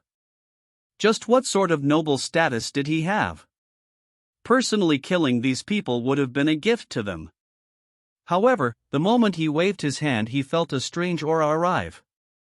An inexplicable feeling instantly covered his entire body. Without time to distinguish what this feeling was, he suddenly felt a chill on his back. Helplessly, he looked downwards to see a blood-stained spear protruding from his chest. The blood above it was so red it blinded the eyes. Chapter 2039 Dawn. Emperor Evernight turned his head with disbelief. He saw that behind him was a black-clothed man with an indifferent expression playing on his face. The eyes of this black-clothed man seemed to contain the blood ponds of hell. This man was Lin Ming. Lin Ming had already explored the Hidden Dragon Galaxy for a long time. If he wanted to, he could easily travel from one end of the Hidden Dragon Galaxy to the other in a single day. However, while traversing straight through the Hidden Dragon Galaxy was easy, wanting to find someone in it was far too hard. Whether it was looking for Xiao Moxian or the Good Fortune Saint Sun, it was no different from searching for a needle in a sea. Fortunately, Lin Ming possessed the magic cube. After he routed the 2nd and 3rd Saint Legions, Fairy Blue Lotus had purposely captured several martial artists so that Lin Ming could interrogate them. Lin Ming read through the memories of these people using the magic cube. Compared to using a soul-searching technique, this method was 100 times more detailed. Moreover, in most situations it was extremely difficult to use the soul-searching technique on an Empyrean, and there were many limits. Lin Ming followed the clues to find several other saint strongholds. He used 10 days to entirely destroy these strongholds. Afterwards, he captured new saints and obtained newer information from them using the magic cube. For every piece of valuable information, Lin Ming would chase it down to its source. Finally, in another saint stronghold, he found a sound transmission mark of Good Fortune Saint Palace. This sound transmission mark was concealed as an ordinary jade slip. But with the magic cube, Lin Ming managed to easily find it. According to this sound transmission mark, Lin Ming arranged a sound transmission array and was able to lock onto the origin. This was also Nu Ming Planet. The truth was that Nu Ming Planet's coordinates were no longer at its original location. Mount Padala had Nu Ming Planet's location listed in its records. But, because the saints wanted to hide it from humanity, and in particular prevent Lin Ming from easily finding it, the Good Fortune Saint Sun had used the great strength of Famine's avatar to push Nu Ming Planet to another location. This distance wasn't too far from the Good Fortune Saint Sun's encirclement ring. It was convenient to manage and also easy to conceal. Thus, the Good Fortune Saint Sun could slowly torture the citizens of Nu Ming Planet and force Xiao Moxian to reveal herself. The good fortune Saint Sun didn't worry that Xiao Moxian wouldn't know where New Ming Planet's new position was, because she had left her informants on it. As long as the good fortune Saint Sun could capture Xiao Moxian, then he could vent his anger on her, bringing his hatred of over 6,000 years to completion. Moreover, he could use her to threaten Lin Ming. Imagine if Xiao Moxian were to be swallowed into Famine's avatar and then the good fortune Saint Sun were to use Famine's avatar to fight Lin Ming, just what scene would that be? Because Lin Ming would fear to harm those he loved, this would place the good fortune Saint Sun in an invincible position. This was the good fortune Saint Sun's final plan. He was simply too frightened by Lin Ming. Even with Famine's avatar on his side, the good fortune Saint Sun didn't feel safe. Thus, he wanted to grab hold of Xiao Moxian. This would be tantamount to grasping hold of Lin Ming's weak point. Like this, he could slowly torment Lin Ming to death. The good fortune Saint Sun looked forwards to capturing Xiao Moxian and then fighting with Lin Ming. He wanted to see the utter hatred and loathing that would cloud Lin Ming's face. Only like this would he be able to resolve his 6,000+ years of hatred. However, although the good fortune Saint Sun had found a good method to deal with Lin Ming, he miscalculated Lin Ming's ability to gather information. In just 2 months Lin Ming found the new position of New Ming Planet. But what a pity Lin Ming didn't find the good fortune Saint Sun on New Ming Planet. Still, this wasn't a major problem. Lin Ming quietly reached out and grabbed Empyrean Everknight's neck. His fingers squeezed down and Empyrean Everknight felt his own neck crack apart. Empyrean Everknight's eyeballs bulged out and he desperately grabbed hold of Lin Ming's hand, wanting to crush his wrist. However, Lin Ming's mortal body was too formidable and his strength too terrifying. 9 stars appeared behind him and layers of starlight fell upon his body. Empyrean Everknight was a dog stuck in an iron trap, unable to break free. You. Empyrean Everknight uttered with difficulty. And at this time, all of the other Saint martial artists were in a dire situation. Those that surrounded Lin Ming had faces full of shock and fear. They couldn't imagine just what kind of person could be so ridiculously powerful that they could approach Empyrean Everknight without him noticing and then use a single spear strike to pierce through his protective astral essence. After all, the body of a Saint Empyrean would have been tempered for so much and for so long that it was as hard as an Empyrean spirit treasure. As the spear penetrated through Empyrean Everknight's body, he didn't even suffer much impact. This was proof that the spear which broke into his body did so as easily as a knife slicing into tofu. Gotcha! With a loud crack, Lin Ming twisted and directly broke Empyrean Everknight's neck. In front of Lin Ming, a lower Empyrean was simply far too weak. A Saint Empyrean possessed an extremely tenacious vitality. Even if their chest were pierced through or their neck were broken, they would still hang on to that single last breath without dying. With wide and large eyes like a black fish, Empyrean Everknight stared at the black-clothed man, no longer able to speak. Lin Ming casually waved his hand and threw Empyrean Everknight down onto the square of the holy mountain. This was also right in front of the statues of himself and Xiao Moxian. Lin Ming had already sealed away all the astral essence within Empyrean Everknight. Now, he was even weaker than a common mortal.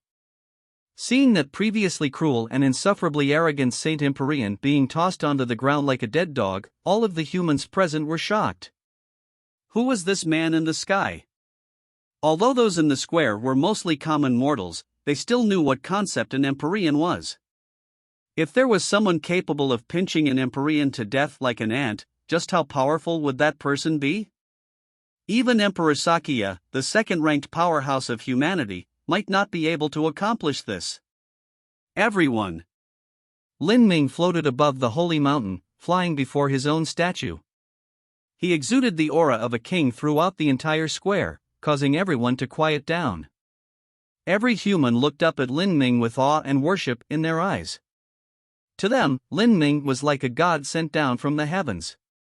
Lin Ming pointed towards the shivering Empyrean Everknight and said, "For anyone that comes up and spits on him, you will receive a pot of cooked meat and 10 jeans of rice." These words were calmly spoken, but as they fell onto the ears of the human commoners, it caused them to explode with fervor. Towards this Empyrean Evernight, these people wished that they could eat his raw flesh and drink deeply of his blood.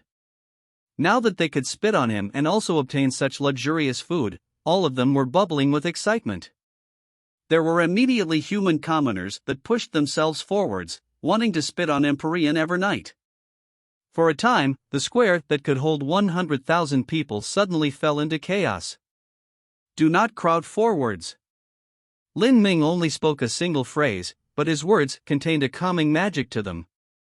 Immediately, the square of 100,000 people suddenly fell quiet. Everyone shuffled towards Lin Ming's statue in an orderly manner. Then, they spat on Empyrean Evernight. Some people would be so angry that they would even stomp on him a few times to vent their hatred. An old man with the appearance of a beggar coughed up an especially thick glob of phlegm and spat it onto Empyrean Evernight's face. A 7 or 8-year-old child untied his pants and immediately began peeing on Empyrean Evernight's head. When would a proud and lofty Empyrean be treated like this? To be stepped on by a flock of commoners and be recklessly humiliated? Slowly, Empyrean Evernight started to suffocate beneath the torment of despair and humiliation. With his neck broken and his astral essence sealed away, severing his meridians to commit suicide was not possible. Even moving his fingers was incredibly difficult. After the common citizens spat on Empyrean Evernight, they walked forwards and took their food. The saint martial artists that were responsible for guarding the food were already scared silly. Their faces were paper white and none of them dared to stop any of the humans. The common human mortals grabbed the fragrant rice and cooked meat and began eating it in great gulps. After starving for a couple of months, suddenly having such a delicious meal was the greatest happiness of their lives. As for Empyrean Evernight, he was already submerged in spit. The several saint martial artists drew back with pale faces, wanting to disappear into the crowd. But as they were about to succeed, Lin Ming suddenly turned his head and coldly said, "Where do you plan on going?" The several saint martial artists turned to flee. Some of the more intelligent ones hurtled towards the commoners, wanting to use them as hostages to threaten Lin Ming. However, no matter what they tried, they couldn't change their fates. Black spear light shot out from Lin Ming's fingertips, sinking into the bodies of these people like arrows. Their bodies imploded as their organs and meridians burst apart. Then, they slumped to the ground with fresh blood flowing out in streams. As the human commoners saw these same powerhouses die so violently and look so pathetic after death, they began to cheer out loud. Even shy young girls no longer feared these miserable corpses. Seeing this, Lin Ming smiled from his heart. He slowly flew into the skies. New Ming Planet still had several thousand saint minions here, and he wanted to purge all of them from this planet, to return an easy and comfortable life to the people of New Ming Planet. As Lin Ming flew away, many people fell to their knees in worship. Their faces were filled with admiration as sweet words of praise gushed out from their lips. They knelt on the ground for a long time without rising back up. A young 11 to 12-year-old child pulled at his father's hem and said with some hesitation, "Father, that brave and amazing big brother just now, does he look a bit like this statue?" The young and naive voice was especially crisp in the quiet square. As the people heard it, they were left in a daze. Look like? It didn't feel like it, but for some unknown reason, the man actually did bear an amazing likeness. Everyone glanced at each other, unable to find the words to express themselves. But, no matter who that black-clothed man was, there was one thing they were sure of: the endless night had finally passed. That single ray of light that illuminated the way forwards had begun to grow into a bright and dazzling dawn. In the quiet square, some people began to cry. A young girl in rags was too excited. She couldn't contain her emotions as great drops of tears fell down her cheeks. Finally, she fell onto the floor, her face covered with her hands as she wept away all her bitterness. Husbands and wives held each other, their tears freely flowing. Even as they wiped away their tears, more fell down to replace them. A man gripped his fists and roared into the heavens. On this day, throughout New Ming Planet, there were crowds of people who lost their composure. They ran through the streets cheering, telling everyone that the powerhouses of humanity had returned. They had endured so many trials and tribulations, and now those times were coming to an end. Tears recklessly flowed down. Shouts and screams filled the skies. After having experienced true tribulations and death, and now facing sudden freedom and victory, there was no one that was able to maintain their calm. In particular, when people looked up and saw the heavenly palace that represented the might of the saints being destroyed, all of them exploded in shouts like volcanoes that finally erupted after being suppressed for too long. Humanity forever! Someone shouted out. More and more people chanted this phrase until it became a tide that rushed through all 100,000 cities of New Ming Planet, their voices echoing into the horizon. At this moment, everyone's hearts were connected as one. And in the joyous crowd, no one noticed a beggar-like woman hurriedly rushing into an alley as she saw this scene. She entered a shabby and unremarkable room. Then, she opened a hidden concealing array formation there, revealing a hidden chamber. Within this chamber, she placed a jade slip onto the center of a sound transmission array formation. As she did this, her heartbeat accelerated and her face flushed red. It was clear she was shivering from excitement. She had to report everything that happened on New Ming Planet, including the image of that mysterious black-clothed man, to Xiao Moxian. This woman was the informant Xiao Moxian had left on New Ming Planet. She believed that the sudden appearance of this mysterious powerhouse would truly leave Empyrean Demon Fairy delighted. Chapter 2040 Voice. Within a dark nebula of the hidden Dragon Galaxy, Xiao Moxian stood before a bronze mirror, quietly tidying her military garb. At this time, the door to her room was pushed open and a red-dressed woman walked in, speaking in a soft voice. Little Sister Xian'er. Xiao Moxian turned and saw that the woman who came in was Mu Qianyu. Xiao Moxian pressed her lips together as if she wanted to say something. But in the end, she couldn't find just where to start. She silently turned back and started to comb her long hair. Have you decided that you will go to New Ming Planet? Mu Qianyu asked, her mood complex. Her voice was filled with sadness. In these past years it had always been Xiao Moxian taking the burden for those around her. Ever since the news of Lin Ming's death, she had carried far too many things on her shoulders. Xiao Moxian bitterly shook her head. Although it is said to be returning to New Ming Planet, the truth is that this will be a final showdown with the Good Fortune Saint Sun. When we go to New Ming Planet and cross the space blockade, the Good Fortune Saint Sun will sense it. He will surely be waiting nearby in ambush. With the avatar of famine on his side, he will be much faster than we are. It will inevitably devolve into a life or death slaughter. We will not be able to reach New Ming Planet. Xiao Moxian was well aware of what plot the Good Fortune Saint Sun was planning. In fact, this couldn't be called any plot at all, but a clumsy means to force her out of hiding. But this clumsy method was one that Xiao Moxian was unable to ignore. Even if she turned a blind eye to her own people, her battle with the Good Fortune Saint Sun was inevitable. Since that was the case, she might as well launch an attack on her own initiative. To die proudly and heroically in battle would be better than being slowly searched for and hunted down like some prey.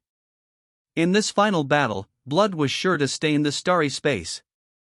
To her, the best result she could think of was sacrificing herself and heavily wounding the Good Fortune Saint Sun, so that her followers would have a chance to escape. The atmosphere in the room became heavy and solemn. Mu Qianyu picked up and separated Xiao Moxian's long black hair, slowly combing it. Her movements were slow and meticulous. During these past years, Mu Qianyu had helped Xiao Moxian comb her hair more than once. She truly did cherish and love Xiao Moxian. Ever since Mo Eversnell left, it had been Xiao Moxian who kept everything together. But because of the limit of her strength, there was actually very little that Mu Qianyu could help Xiao Moxian with. Big sister, you cannot go. Stay here with big sister Xingxuan.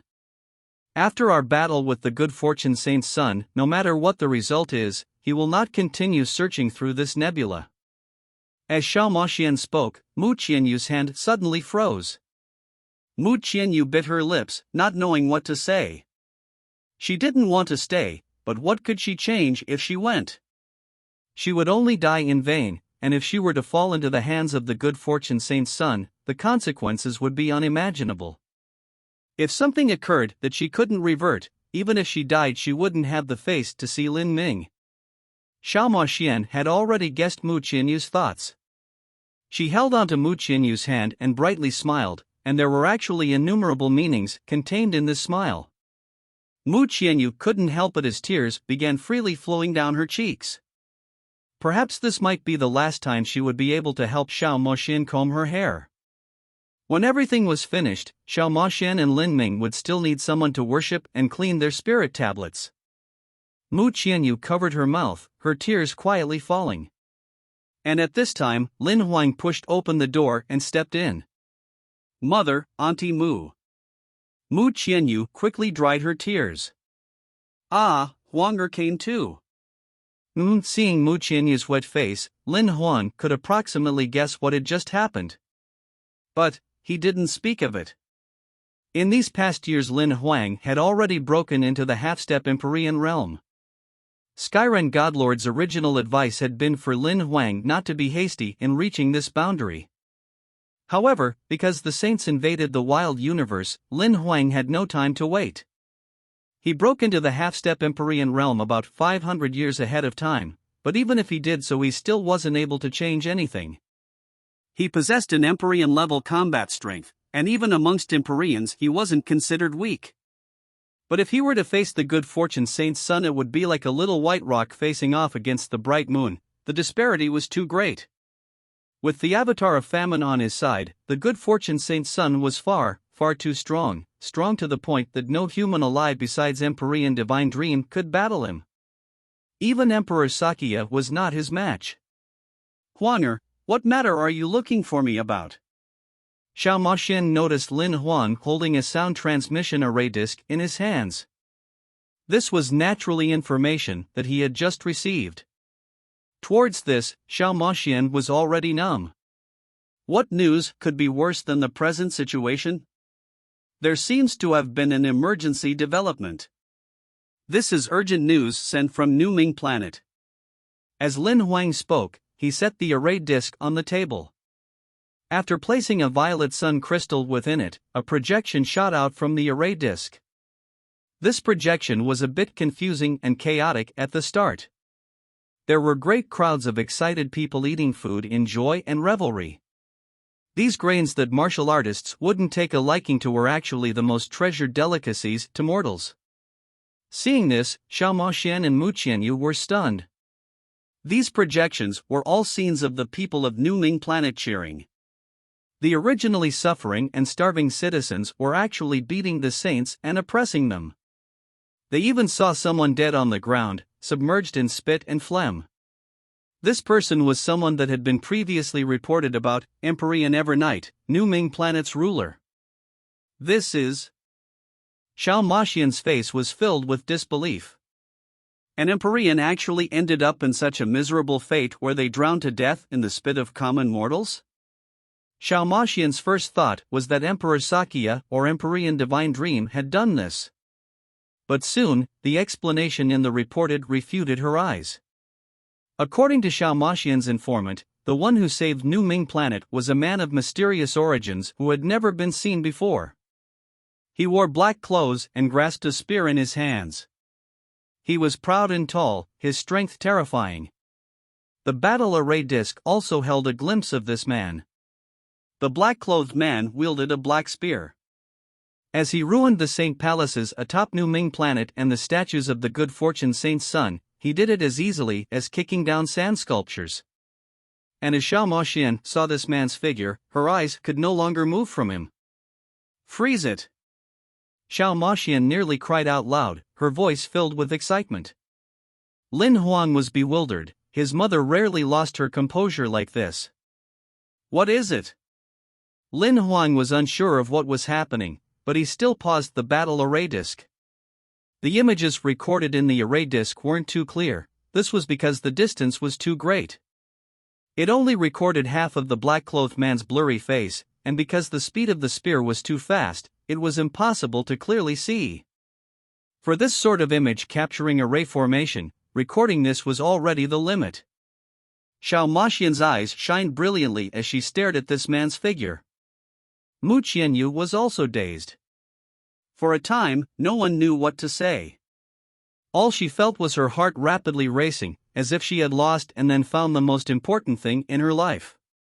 This demeanor, that aura, that sweeping black spear, all of it was an eternal mark that fell onto her heart. Even through the river of time, even through the changed appearance, there were many things carved into the bone that couldn't be changed. Xiao Maxian and Mu Qianyu looked at each other. In truth, they couldn't be sure of what they were seeing. However, they had shared a bed with that person, passed nights with that person, had crossed through life or death challenges with that person, and had formed a connection of the heart. This was an inexplicable feeling, an intuition that came from the depths of one's heart. However, in this environment of despair, underneath the strong feelings of longing, this touch of intuition was more than enough to leave Xiao Maxian and Mu Qianyu incomparably excited.